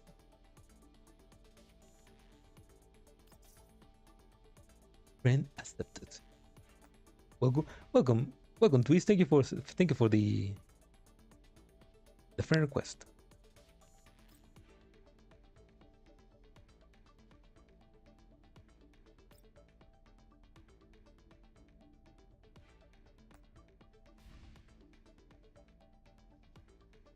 But yeah, welcome. Thank you. Anyway, now I need to. Anyway, yeah, I need to actually go to sleep. No problem, Twist. Thank you for adding me. Use my units when you need. Use my units when my dolls when you need them. Anyway, been a long day. Have a good night, good day wherever you are, and I'll see you maybe Friday for another stream. Goodbye.